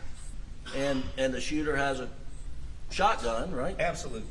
And he is some 2.5 feet away? Well, I mean, the barrel is 2.5 feet away? That's what Dr. Riemer said. Yes, sir. What do you say? I don't believe it was that far away. But I'm not, like I said in my earlier testimony, I'm not going to contradict a pathologist. She knows more about the human body than I do. All right. But you don't mind contradicting Dr. Eisenstadt? Well, because I've been to the scene and I've reviewed all this evidence. Yes, sir. That is correct. Okay. Well, that's what we're doing. Mm-hmm. So if you say, let's take 2.5 feet from the end of the muzzle, is that where we're talking about? Yes, sir. That is. And then you've got to back the shooter up to hold the gun. And I guess if you got it 45 degrees, right? Well, as mentioned a dozen times so far, I don't know how long this shotgun is. Okay. Okay? But it would be here. And I don't know where he's standing, most probably behind this wall, because Paul is stumbling toward him. So here. So the shooter's shooting left-handed, you think? Well, I don't know if he's left or right-handed, Mr. Griffin. Okay. I don't know that part. Right. But that angle would match up despite all the...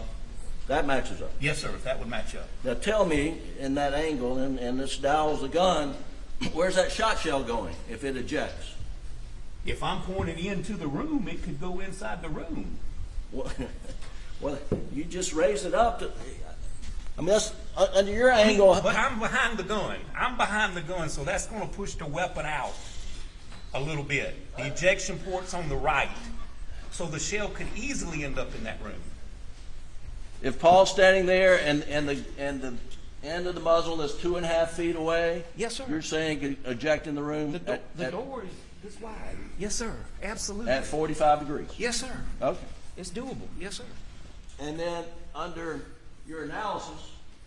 Your analysis? Your analysis. Oh, my analysis. Okay. Your analysis. Yes, sir. We're not there. We're not there. We're still in court. The shot's going up through Paul, chest, jaw, out the top of his head. Yes, sir. Number 2 bird shot. Number 2 steel shot, dry lock, 3-inch. Yes, sir. And you counted, and I think you said 150, 156. I can't remember. Well, the literature says 156. I was like 150, but I kept getting tired of counting, and I think I kept messing up. So I'm going to say the literature is probably correct. Okay. And I think there were some 60 to 70 that were found in his body, at least. I have no reason to doubt that. No, sir. I didn't go 1, 2, 3, 4 and count them on the X-ray, but I believe that. Okay. And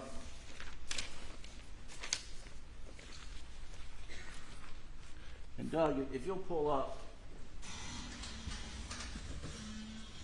please, Defendant's Exhibit 188, which is in evidence.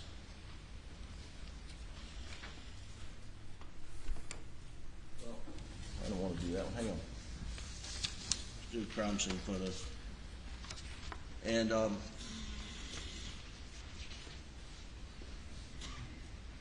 folks, this is going to be a sealed exhibit, so please cover your monitors.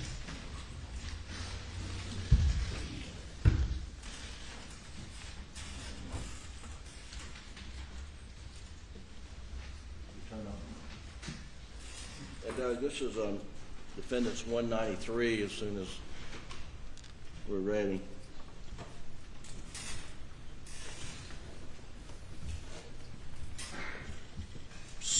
So you tell us, you recognize this photo? Yes, sir. And this is the door? Yes, sir. And this part of the door is blood spattered? Yes, sir, it is. And then there's hair? There is hair, there's a little bit of bone, and there's some other body tissue. Okay. And there, you think, where is Paul in relation to the door at this He point? would be right where I showed you, off at 135-ish, give or take a few degrees, closer to this side, so you could make that angle. You can look at the directionality in the blood and tell which direction it's going. Okay. And coming out of the top of his head would be 75 steel pellets? Yes, sir. That's no other way for him to get out. Yes, sir. And you went out there and you found one indentation. Well, it's an indentation, but that is a little deceptive because you can see the paint damage to the top of the door. One indent is what I found, but I said bullet defects. The S got dropped from that. But if you zoom in on that, you can see where the paint was disturbed around that indentation. But one proves it didn't go back the other direction, Mr. Griffin. It doesn't take a lot. So if you'll pull up 188, Defendants in evidence 188, and this is not under seal. 188, please. And zoom in on the indentation. There's actually several if you, right. you're cutting in on that one, but. So you say there are more defects on the door? Yes, sir. Did you document any defects that you observed on the door? I got them in a photograph. I can show you. Okay. What other documentation did I need to do it to verify that that's the same door? No, I'm just talking about other pellet marks on the door. There are other pellet marks on there, yes, sir. You just cut that one down, but if you move up a little bit, you can see the little indentions right there in the paint. All right, back it up, Doug. Right above the hinge, right here. 1, 2, 3, 4, 5, 6, 7. Okay. There's several of them there. And then you see this pellet here in the. I did not see that, but I'm vertically challenged, and I wish I could have looked up and saw that pellet, but I did not see that pellet lodged in that door frame. But I'm glad, Mr. Pombach, however you say his name, I'm glad he found it because that even proves my point a little bit more. Well, I want to ask you, according to your shot angle, how would a pellet get there? It's really? The cone. It's a cone, Mr. Griffin. I've already described how a shot pattern works. It's a cone. So this missed his head, you think? No, it come out of his head. Okay. And the ones in the floor in the feed room probably also come out of his head. They bounced off that door, the OSB, and in the feed room. Okay. And so you believe that this pellet that's in the door jamb came through his shoulder, through his neck, out the top of his head, and ended up at that location? Well, it didn't turn around and come back out the top of his head. Yes, sir, I do believe that. Well, now, you said there's blowback 8 to 10%. What do you mean? You testified earlier there's blowback about 8. If someone is behind the stock of a long gun and you shoot someone within distance to have high velocity spatter come back at you, it's going to be 8 to 10% of what's in front of the gun is going to come back at you. And a lot of the literature supports that. Well, were you,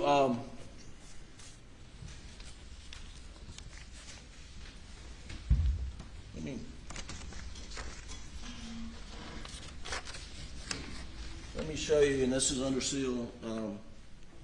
Please cover up, and it's Defendant's Exhibit 192.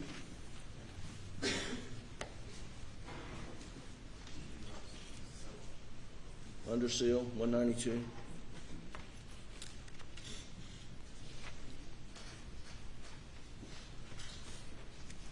you see that?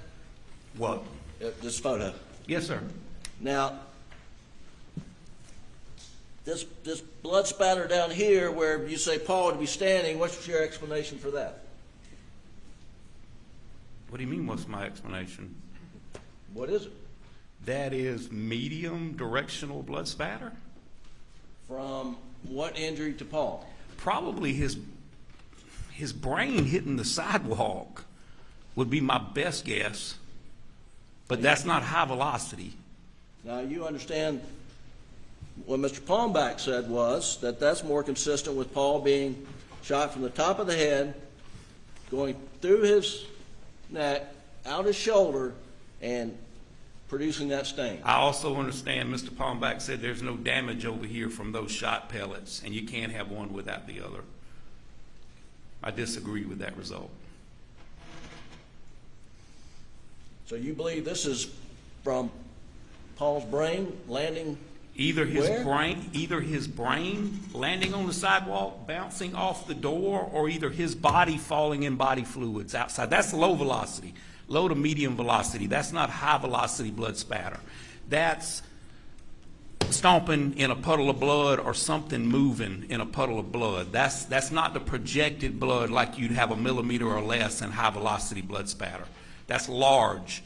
It does show some directionality. It's coming from the door frame or either right outside the door frame, but it's large. That's way too large to be associated with the exit hole of a gunshot.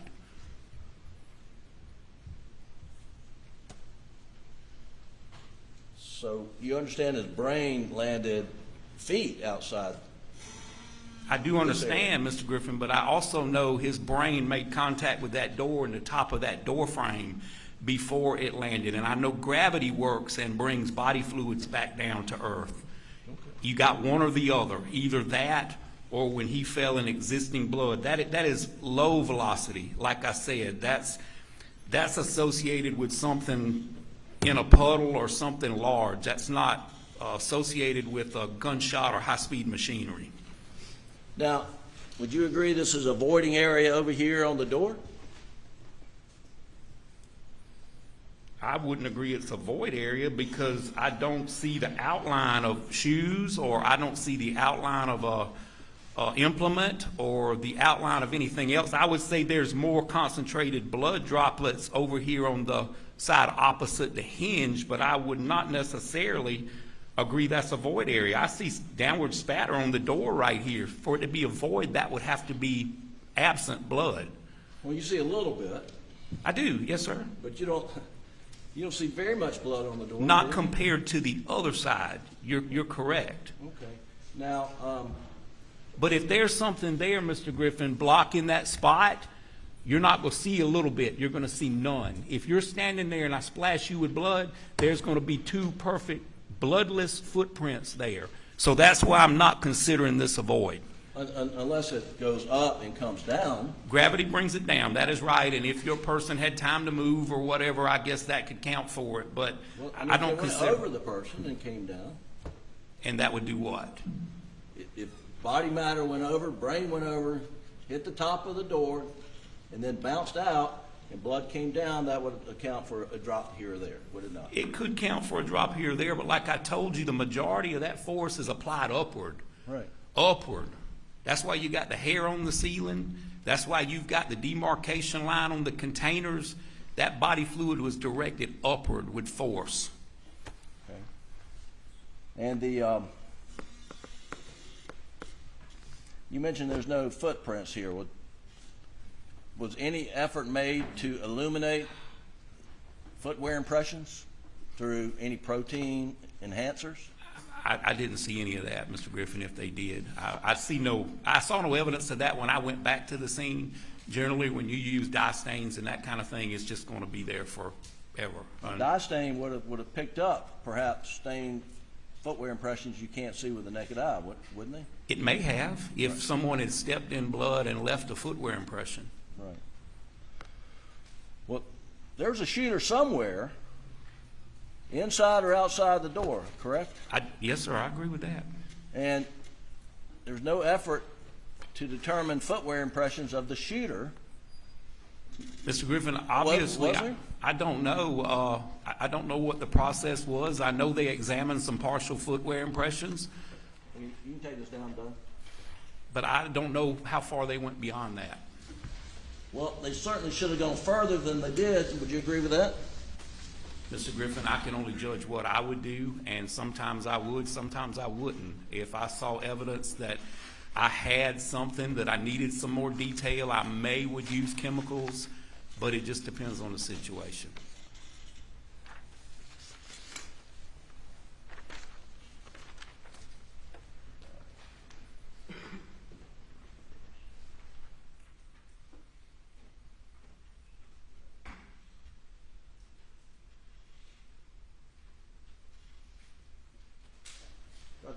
Kinsey, I'm going to show you what we marked as Defendant's Exhibit 197 and 196. And I'll ask you first, 197, do you recognize that as essentially a picture outside the feed room door? Yes, sir, I do. And Your Honor would move 197 into evidence this time without objection, I believe. Not objection. Are you offering both of them? Yes, sir. Any objection to either? No objection, Your They're Honor. both admitted. Right, and 196.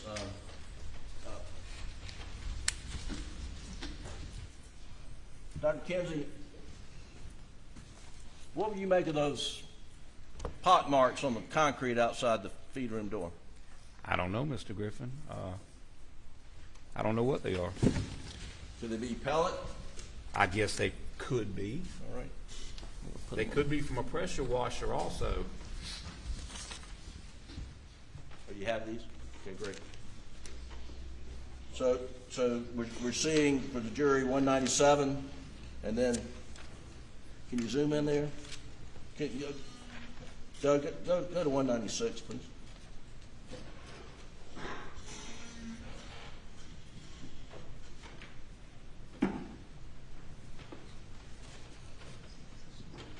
So those could be from a pressure washer, and those could be from a #2 birdshot pellets, correct? Well, I don't know. I have to see the cement everywhere else to see how it's weathered. Okay. All right. Fair enough.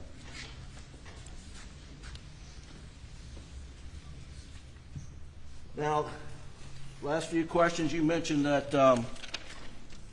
that you had seen some 12 execution-style killings with contact wounds to the head. I said I've worked about 36 total. Probably 12 of them were homicides to the head. The execution thing, I don't know if it's execution or just contact, but I would say it's self-inflicted as opposed to someone else doing it. Well, so let's get it right. 36 total. I thought Probably 36 total, yes, sir. And two-thirds of that was probably self-inflicted, so that would leave 12. Self-inflicted are usually under the chin and the mouth on the side. Well, the one that I witnessed was to the forehead. To the forehead. Yes, sir. Now, of the 36, how many were shotguns? No, I've worked a lot of self-inflicted gunshot deaths. I was saying shotguns, about 3 so dozen. 36 shotguns. Yes, sir. Roughly 12. And a couple of them were accidents too, but yes, sir. Okay. And the and how many involved #2 birdshot? I don't recall. I had some with birdshot. I don't recall if it was #2, 4, 8, 9. I don't know. And how many were to the back of the head? A dozen, probably a dozen, were to the head. Contact either the back or the sides, or the one I told you about in the front. Okay. And any of those, did the brain evacuate from the skull cavity? I have seen them. I have seen the brains come out. Usually that was from one here. I'm not going to say I haven't seen it. I probably have seen it. But most definitely, like I said earlier when I described it, it looks like it goes away. It's really still there. It's just not something you can quantify. I mean, it's just a mess. That's the only way I can explain it. In your career, have you ever worked a case where a victim's brain had been evacuated the way Paul's was in this case? Yes, sir, I have, and tongues also. Tongue and brain, I have seen them. Yes, sir. And were those self-inflicted? Both. Okay. Yes, sir, both. And you're talking about shotgun? Yes, sir. Okay. Shotguns. And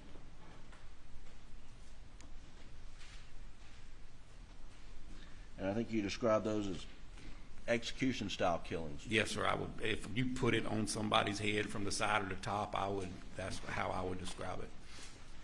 Well, let me ask you: would you describe Paul's murder here as an execution-style killing?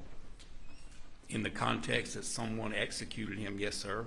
But it wasn't in the top of the head. I understand. Yes, sir. And that, and there was no signs of struggle. You agree with that? I saw none. No, sir. And would you agree with Mr. Palmbach that it appeared that Paul got caught by surprise? I've said that from the start. That would account for his arms being down. Okay. Yes, sir. And or someone he was real comfortable with. And even under your analysis, the shooter would have blowback blood on them. Is that correct? I believe they would. Yes, sir. It's just a matter of the quantity between you and Mr. Palmbach as to how much blood would. Well, as I mentioned in my report, as you get closer to the muzzle of the gun, I think proportionally it's going to increase. You know, when I said 8 to 10% is what most of the literature says, that's behind the stock. But as you get proportionately closer to the muzzle end of the gun, that's going to increase because you're down at the business end where those pellets are coming out doing damage. And in this case, you're talking about brain matter? Yes, sir. Blood? Bone, yes, sir. And getting hit from some skull fragments? Yes, sir, that's possible. Under your scenario as well? Yes, sir, absolutely. And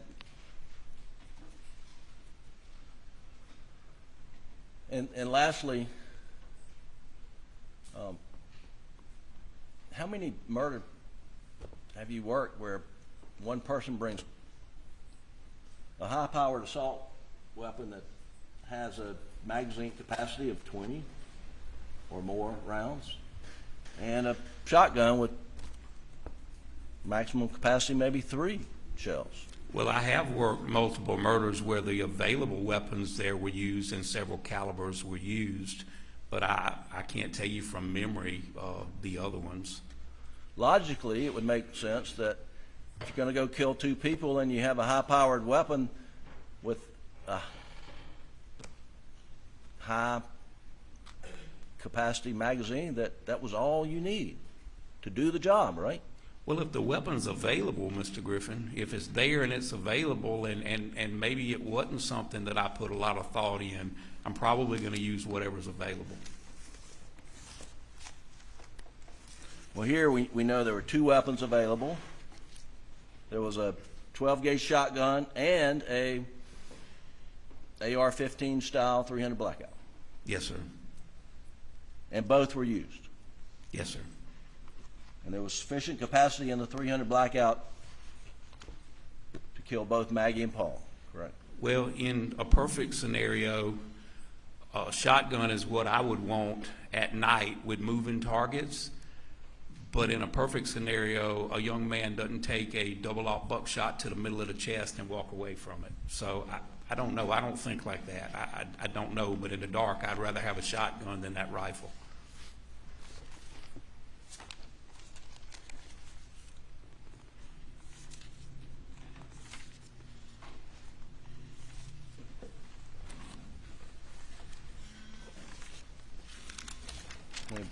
Take the course and build it for just a second.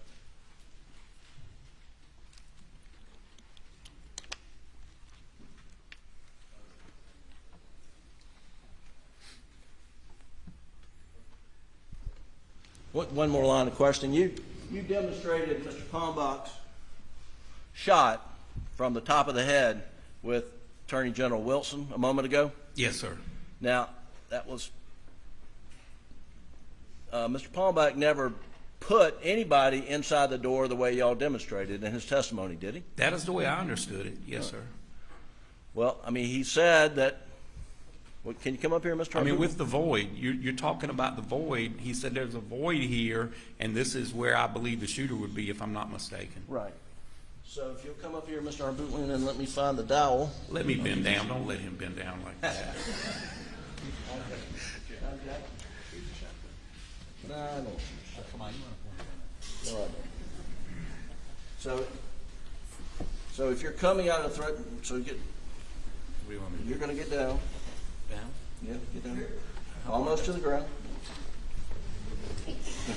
And over like this? Further. All the way. Yeah, you probably need to get down further, but you probably can't do that. But the shot to the head as he's coming out, right? Or boom. He'd have to be twisted this way for it to work out with the arm if that was the. Okay. Yes, sir. But that's fine. That's fine. But Mr. Palmbach never said that they passed in the doorway, did he? He might not have said those words, but that was my inference, that there's a void there. And when he's in the picture holding his hands here, Right. I took that to be Paul's head. So that's. All right. Well, okay. Did you not understand when he was in the picture there? He was demonstrating what your angle had to be to make it work. Well, I wasn't in the door with my angle. I understand. Yeah. I understand. Okay. All right. Thank you. Yes, sir. That's all we have. Thank you. All right. Briefly, Your Honor.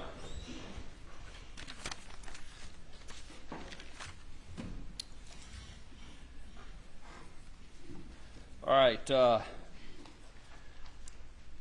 Dr. Kinsey, you've had an opportunity to speak with Dr. Riemer, the pathologist that actually examined Maggie and Paul, correct? Yes, sir, I have. And you had an opportunity to observe and listen to the testimony of Dr. I think it's Eisenstadt, who was the pathologist that did not examine Maggie and Paul, correct? Yes, sir, I have. You've also had an opportunity to go to the crime scene and observe the feed room, observe the areas where both Maggie and Paul were murdered, correct? That is correct. You've had an opportunity to observe all the brain matter and tissue and the defects in the doors and the wood and everything and get a complete context for what happened that night, correct? Yes, sir, that is correct.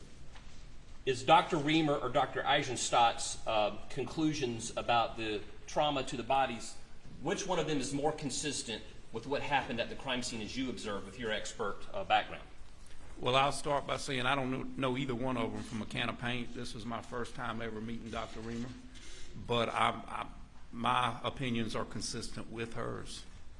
I vary a little bit on the distance, but like I said, I'm not going to argue with a pathologist. That's not I'm not that kind of doctor. Real quick, you differ with her a little bit on the distance of what? Of the fatal shot to Paul's shoulder, I believe it was a little bit closer, and I can't account for that lack of stippling. But other than that, her opinions and my opinions are fairly consistent. But that would not change, that difference of opinion would not change your conclusions either way? No, sir, they would not. For the sake of this redirect, let's assume for a moment that the angle of impact and the direction that the defense posed were accurate. Are there other variables that the defense expert didn't account for that could change the height of the shooter? Well, as I demonstrated, positioning, distance, height, the way you're holding the weapon that could place those cartridge cases there. It's nothing uniform about it. As I said, it's static and dynamic. So the shooter is running around and the victim is moving, correct? Yes, sir. It's chaotic. Yes, sir. It's crazy. Yes, sir. I would imagine it was. There's no way to know, unless you were there, how the gun was being shouldered, where it was being held, the angle. There's no way to know that. I have no way of knowing that.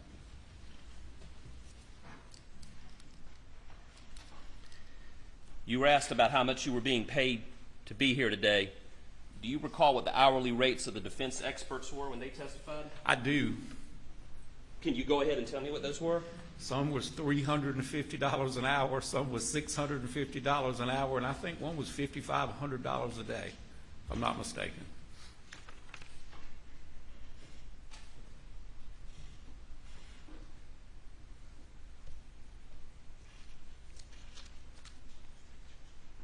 Oh.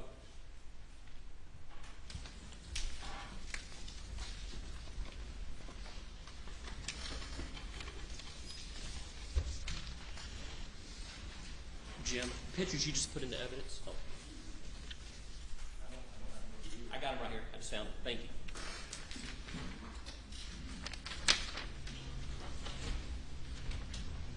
Okay, I'm showing you what's marked as State's Exhibit 197.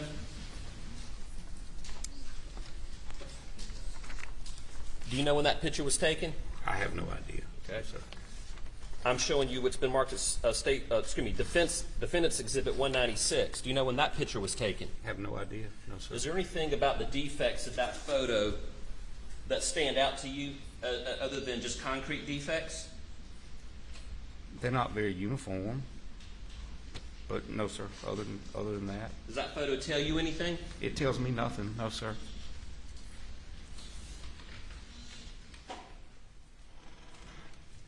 That's all I have. Thank you. Quite well. Anything further? Thank you. You may step down.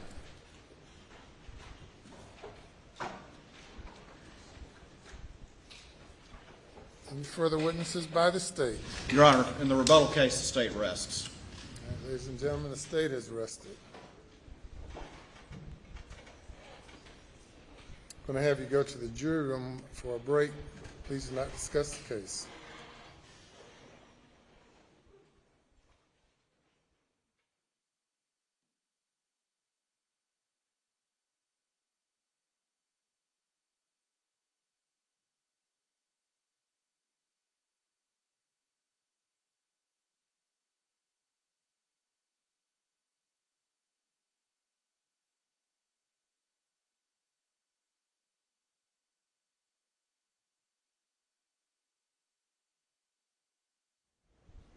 Everyone be seated.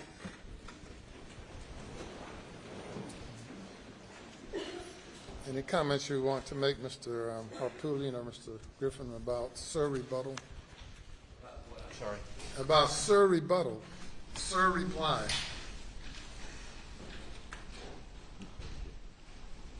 No, thank you. All right. So the we run out of time today as far as the jury view. We're going to take a recess for me to confer with counsel.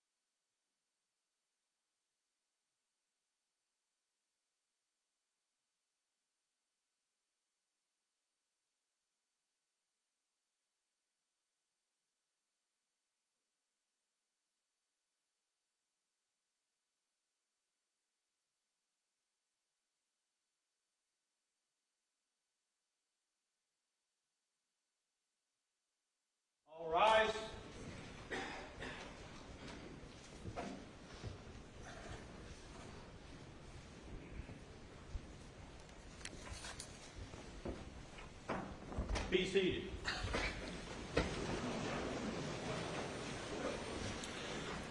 Okay, that's the end of all of the testimony. I don't know whether or not another motion or matter of law needs to be addressed. At the end of the reply, do you need to preserve the record any further? No, sir. All right. So we need to discuss jury charges, also the jury view.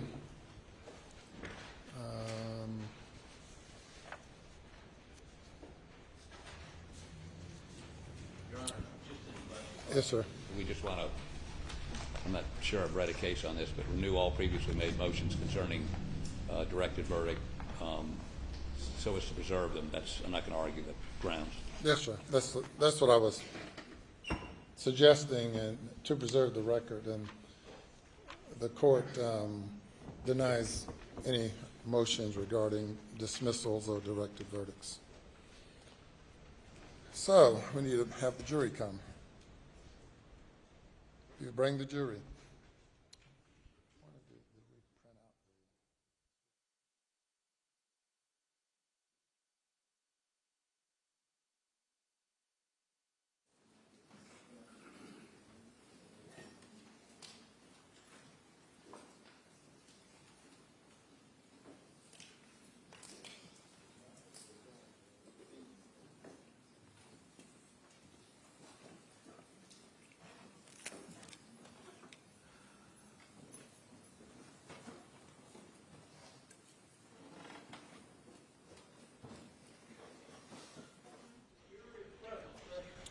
Okay, very good. Ladies and gentlemen, you have now heard all of the testimony and received all of the evidence in the case, and we are essentially done for the day. But when you return tomorrow morning, we're going to have an escort take you all to the subject property, Moselle, to have a jury view of the location. And I will be there as well to ensure things go as they should. But I need to instruct you as to how it happens and give you this instructions. And that is that you'll be taken to the scene of the alleged crimes. And while you are on your way to the scene and from the scene, you are not allowed to discuss the case with anyone, including your fellow jurors. And you're not allowed while there to ask any questions of anyone who may be there, including any law enforcement personnel or any other court officials. If you have any questions, you can only ask me. You still have not heard closing arguments and have not begun deliberating. So the way tomorrow is expected to go, you will come. You have the jury view. After the jury view, you'll return for closing arguments. Then I will instruct you as to the law that you are to apply. Then you will deliberate in an effort to reach a verdict. But it's absolutely essential that you understand that you're being taken there to view the scene. Now, it has been a year and a half or more since June 7th of 2021, since the alleged crime occurred, and things have changed, or most likely have changed. You have different season of the year, just change of circumstances as far as the property is concerned. So you have to take that in mind and certainly consider that. but still it's the same location, and I've determined that it would be beneficial to you to be able to observe the scene that everyone has been talking about, and we'll do that tomorrow morning. So I want you, we'll prepare to leave now. I'm going to have you go back to the jury room and talk with the bailiff for a moment, and then you all will be dismissed for the day, and I'll instruct the personnel to take you directly to the scene at the designated time tomorrow morning, which should be 9:30. Do y'all get here before 9:30, like 9 o'clock? So we'll say 9:30, but but you may leave before 9:30 since apparently you all get here pretty early. So we'll see how that works tomorrow morning. So if you'll go to the jury room now, and we'll prepare to dismiss for today, and we'll see you all after the view tomorrow morning. So if you go to the jury room.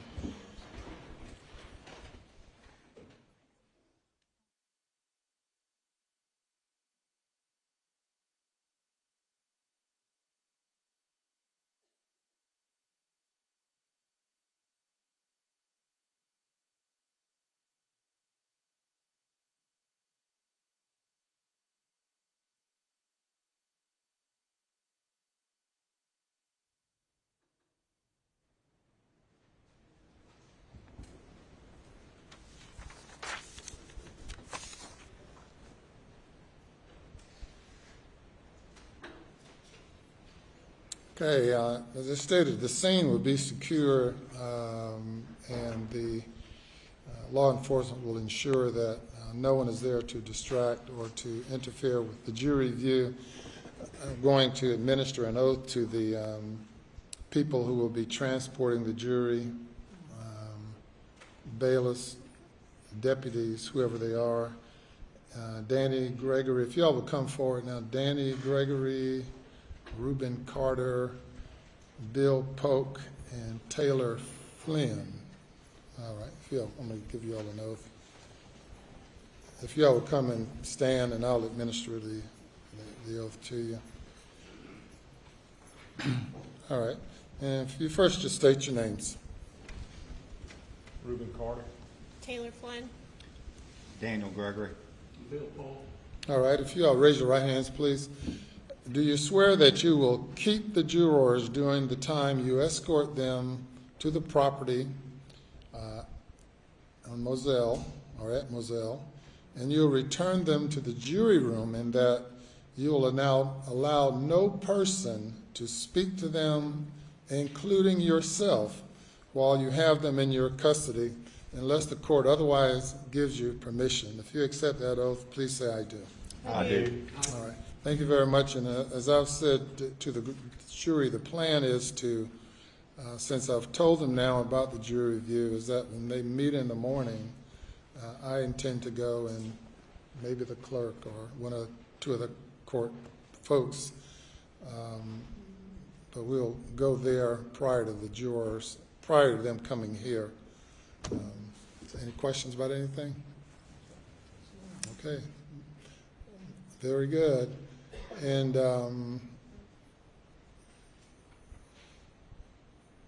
Mr. Polk, I'm going to speak to you for just a second. To you for a second. I think it was Mr. Polk, right?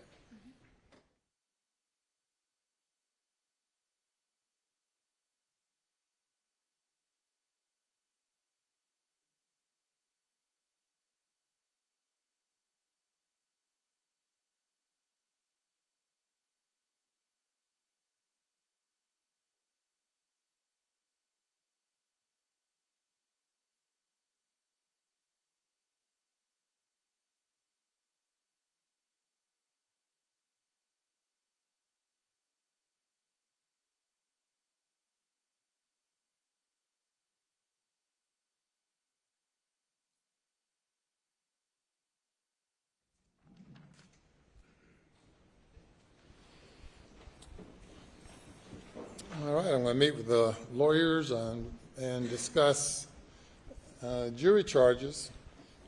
Anything else before we adjourn for the day? Nothing from the state, Your Honor. All right, very well. We're in adjournment. Let's see, now I want to say adjourn till 9:30, but we'll have the jury view at 9:30. We need the court reporters, if you all stand by. We're going to adjourn until 10:30. We're not adjourning, we're going to discuss jury charges. I guess what I'm saying is, if we go out there, and I mean, I understand we're allowed to go out there and watch the jury if they look at things and not speak with them. You think they'll be back here by what time? I'm thinking 10:30. They're going to leave here at 9:30? Maybe before 9:30. We're going to figure all that out, but we may not be back exactly at 10:30, but we're going to shoot for 10:30. It may be 11 o'clock. Yes, sir. Maybe 11:30. Well, we'll be Well, out let's there. say 11 o'clock. How about that? It's soon not. I mean, I don't know. You know, it's whenever we get back, really. Typically, if I'm at Moselle with the jurors and they're not, it takes 25 minutes to get there. They're going to be probably there for an hour, 25 minutes, so that's about 2 hours total. I just didn't want to have to. We'll say 11 o'clock. That'd be great. Thank you. 11 o'clock. Yeah.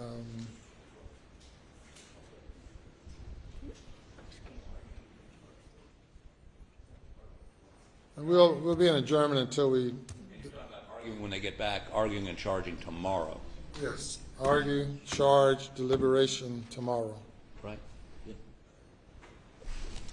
All righty then. All right. Very good. And whether we deliberate will depend upon what time argument ends.